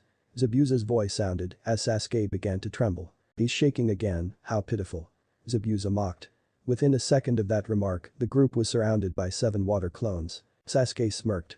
I'm shaking with excitement. Zabuza frowned and asked. Where is that dragon nin? I want a rematch for humiliating me. Who cares for those lowlife? I will take you on. Sasuke said. I'm afraid you are not interested in me, brat. I want the dragon nin rematch.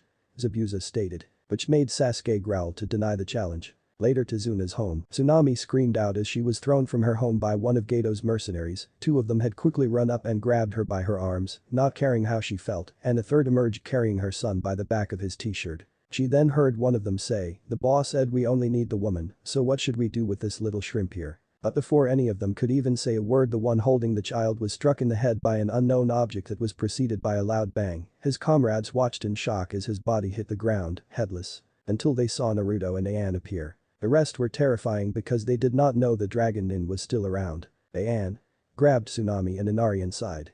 Naruto ordered. Getting a nod in Shunshin and grabbing Tsunami and grabbing Inari inside the house. Why you little? With interruption, a blur appeared behind the mercs as he slowly sheathed his dragon sword, then with a click. Then a complete silence with the wind blowing in the dock. Until Naruto almost sheathed his sword closed, slowly, and click. The merc's blood sprayed from sword wounds on the thugs as each of them fell over dead in bloody puddles. Naruto walks towards the front door and opens it to see Tsunami hug her son with Ayan behind her. Are you alright? Naruto asked, which got attention from Tsunami and Inari. Stay hidden and be sure you guys remain. As Naruto was about to leave, he headed to the bridge before summoning 2 Kage Bunshin. Ayan-chan, let's go. Ayan nods understanding as they are about to depart until Inari called. Wait, getting them to turn attention. As Inari said. I'm sorry about yesterday. I was a coward for letting Ka-san to get kidnapped. It will be like Kaiza did. It's alright, Inari. You did have to do it. Naruto replied. But stay here and my clones will protect you too. Inari nods as Naruto and Ayan disappear with a gust of wind. Inari remained standing and declared. I want to fight too. As Inari went inside and armed himself before asking his mother. Chapter 9. Wave Part 2. End of Gaten's Terror. With Naruto and Ayan when the 2 dragon nin heading towards the bridge. As they jumped through trees. Seems I was right. Zabuza was being double-crossed. Naruto exclaimed. I know, Naruto-kun. Ayan replied. We better get to the bridge. And otherwise, the spider ninja would arrive. So they jumped faster to get to the bridge. At the incomplete bridge time skip. So the big bad demon of the mist has been defeated by a bunch of Konoha, with most of them being mere brats. I should have known your reputation didn't match up to your skills. You are all hype, Zabuza. A little baby demon thinking he has the biggest stick to swing. Gato mocked as he had appeared with his army of bandits behind him and all itching for a fight to earn their cash. With swords and spears etc. There 400 men with him. So you were going to backstab us? The rumors were true. Zabuza snarled as he had been told by Haku and Shinji about the dragon nin they met in the forest region and about what Gato did regarding weakened shinobi after a fight. In front of Zabuza was Kakashi, who had been ready to hit the man with a Rikiri, and Kurenai using behind him with her kunai in hand under his throat and the other on the man's wrist, holding the man's giant sword. His injuries had been extensive with the 2 Jounin teaming up against him, while Haku and Shinji did battle with the 6 genin not that far off. Sakura was pretty rough against Shinji. So what if they are?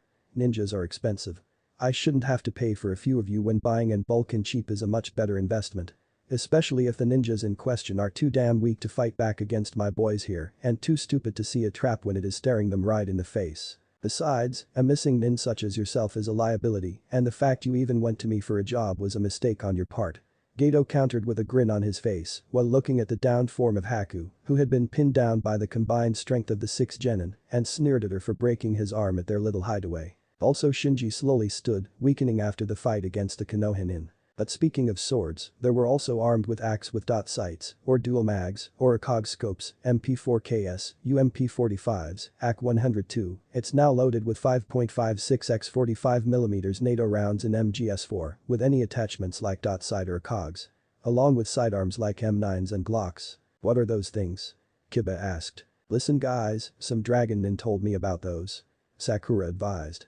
Since she was told by Naruto or Ryu about those weapons. Why? Kiba wondered. It's completely familiar to us. Whatever you do, don't get hit by those weapons. No matter what, or your life will be gone before you know it. Sakura said while she glared. Everyone looked at the strange way those men held the gun in their hands. Their hand on some kind of trigger while there was a small hole in the opening of it. While they holding it in both hands. Sakura, what is it? Can you tell us? Shino asked, and this was what Sakura was afraid of, her fellow Konohanins' lack of knowledge about this. It was too different for them and the outside of the elemental nations that they wouldn't know what was dangerous and what wasn't. It's called a gun, everyone, and just like a kunai, it really will kill you if it hits the right spot.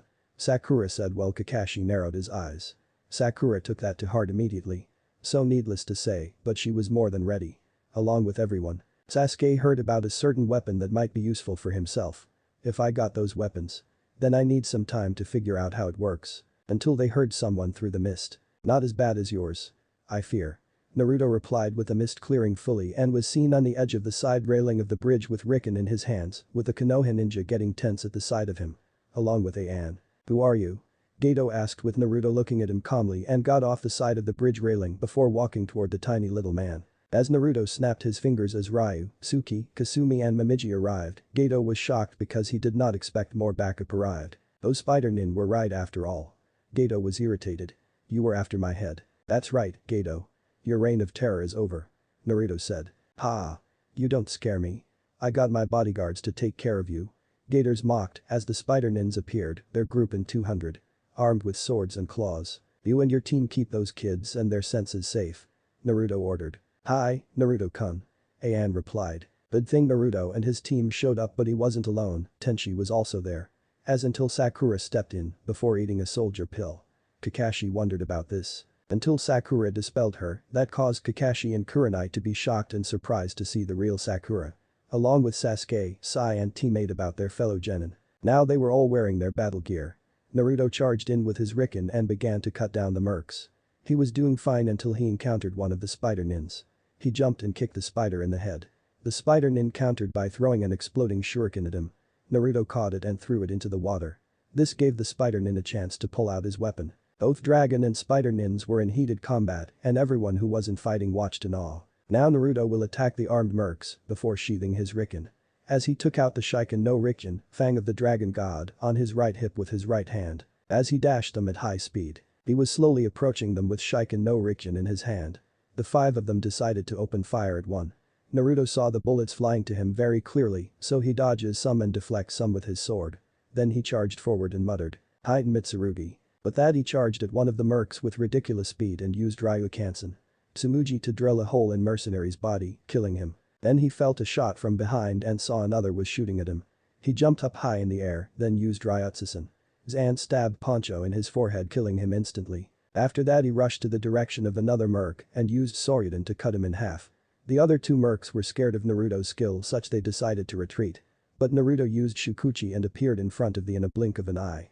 Naruto charged at the first merc and used Haiten Mugen Zan to cut and blow the merc away because of the force of the attack. As for the last, decided to take out a grenade that they carries explosives to throw at Naruto, but he was too late as Naruto used Hiryusen to shoot a Riken sword from its sheath at huge speed and force. This strike forced the last mercenary to drop the grenade and detonate himself. Naruto turned back when the grenade exploded. He has the same cold expression. Sakura went into her fighting stance. She cut down many of the merc with no problem, that is until she fought one of the spider clan.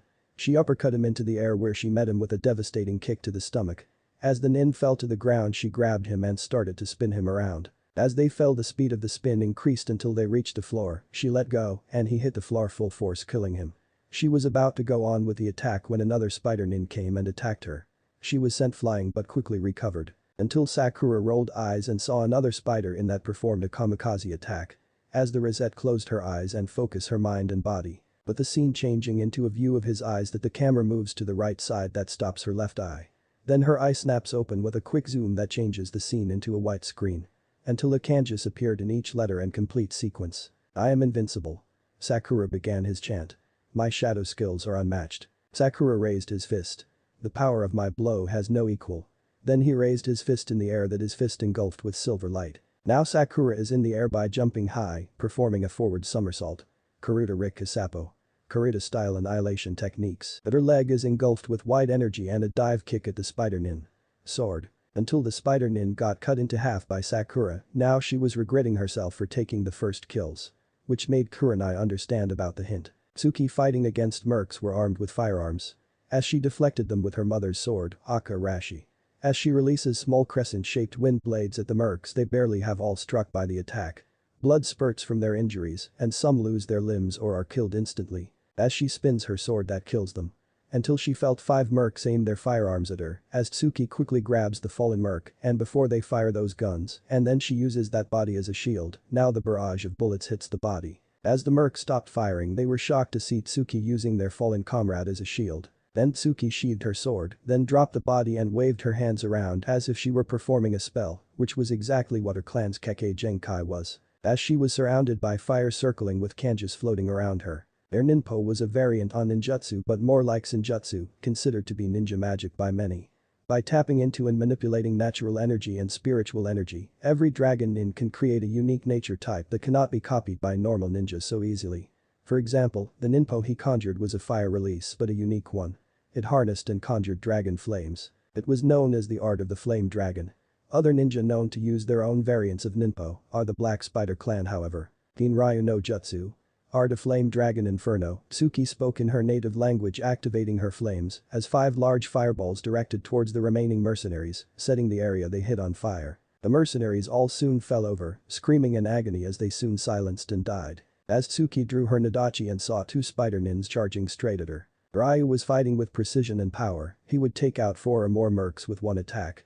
He jumped up and did 4 front flips, with his sword extended moving forward, as he finished a rotation he would take out 4 merc and 1 spider nin. When he landed he was hit by 4 legs into the air. He quickly recovered and used that attack to use his ninpo attack, as he waved and gestured his hands. Aikuriduchi no Jutsu. Art of Inazuma 100 Thunder Hammers, which created an electric storm around his body, after which the buildup would break free, so he jumped and sent tentacles of electricity down at the enemies killing them instantly. Team Tenshi was next to Konoha nin, minus Sakura when she joined the fight, as a backup if they were needed. Their job was to collect information which they did. That is what their team was created for, it was a behind-the-scenes part, and Team Akuma were the main actors which they played beautifully. Beside them were the Konoha. Kurenai couldn't believe how ruthless these teenagers were. Kakashi was right. They are ruthless. She said, as she turned to Ayan. Excuse me, Ayan-san. Is this how a true shinobi is liked? That's right, that is our way of the ninja. Ayan answered. But Sasuke on the other hand looking at the strange technique in interest, he tried to copy it with his Sharingan, but to his frustration, it couldn't. What's with those, and why can't I copy it? He thought angrily. Also Sakura as well. He was unable to do so. So if he will demand her to do so after this. And even Naruto's. The heightened Mitsurugi. With Kakashi, on the other hand, refusing to copy the dragon nin skills, he was distracted to see a certain blonde dragon ninja killing those mercs and spider nins. Naruto was having the time of his life never having been challenged with fighting with the spider nin. It was obvious that he was the leader of this squad. He moved to hit the spider nin, but he countered with his sword.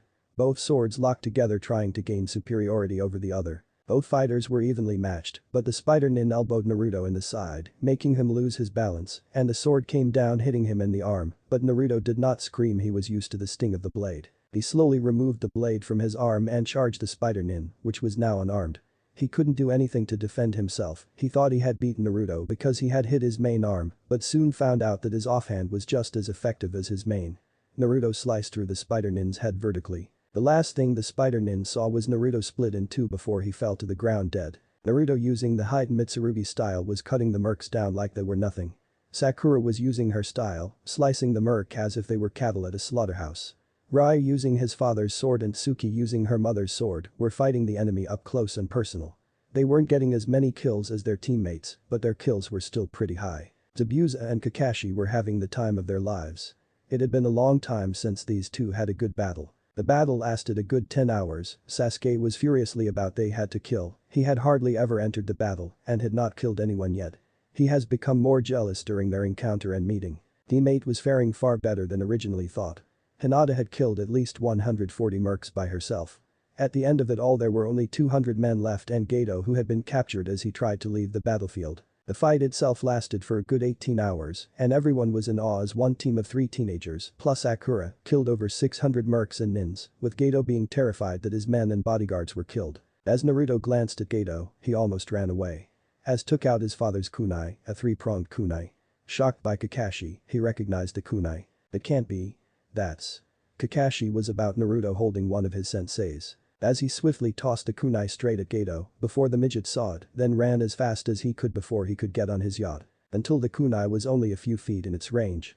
And then. All sound, Geto saw a shadowing figure in front of him in the air, telling that someone prepared to get himself killed, as he heard a voice in the cold. As Geto turned in slow mode, eyes widened to see Naruto cocked his right arm, then a blade came out his gauntlet.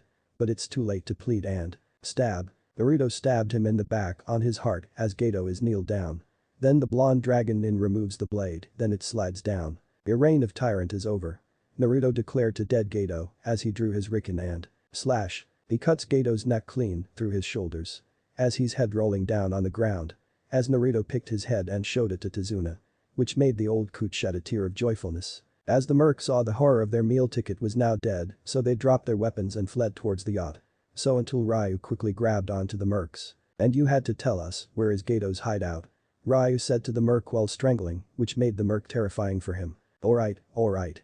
I'll tell you where Geto's hideout. Good. Ryu said, as he lifted him up and tied him up. As they managed to walk away with little and no injuries, with one of the mercs in tow, well except for Naruto whose arms were still bleeding from the stab wound. Sakura ran to his side to nurse the wound, along with Ayan and Kasumi also went to his side to help. Naruto, you idiot, how many times have I told you not to overdo it, but do you ever listen to me?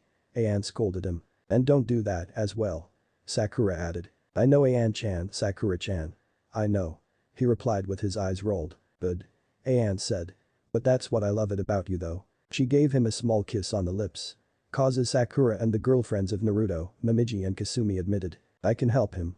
Sakura said, as she formed a single hand seal and her hands started to glow and placed them on his arms. You too, Ryu-kun.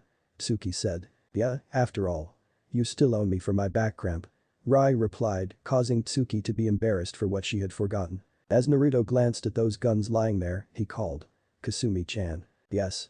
Kasumi asked. Can you hold Geto's head? Naruto insisted. Why? She asked. Me, Ryu and Ayan-chan will confiscate those guns Geto had gotten. Naruto answered, which made Ryu and the rest of the team tense about those weapons Geto had brought to the black market. So without hesitation, with a nod from Kasumi, she took his head by the hair to hold it. And me? Momiji asked. You will accompany Sakura-chan to treat the wounded. Naruto answered. Hi.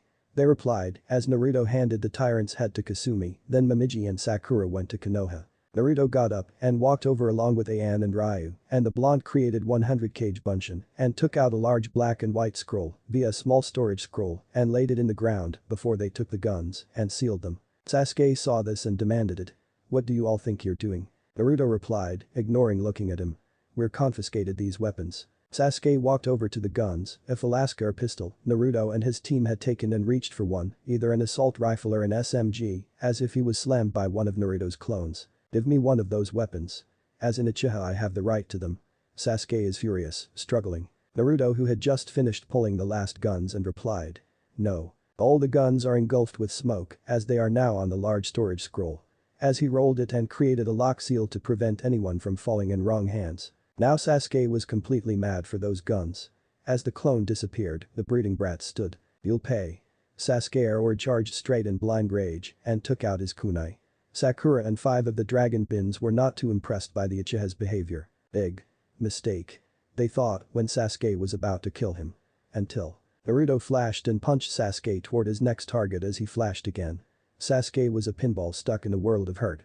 A punch to the face, another to the ribs, a knee to the groin, another to the face, one to the back, an uppercut to the jaw, a kick to the knee, a punch to the shoulder joint, another to the other knee, one more to the other shoulder and finally a clothesline dropping him to the ground battered, bruised and having trouble breathing. Ryu, Tsuki, Momiji, Kasumi were told about how they bashed Sasuke in a bloody pulp. Sakura and Ayan looked at him with pride. Kakashi and Kurenai were disappointed about how Sasuke let his anger get to him. Kiba was completely stunned by how brutal those dragon nin were. Hinata, on the other hand, was completely nervous. Shino, on the other hand, had witnessed that brutal fight. Hey!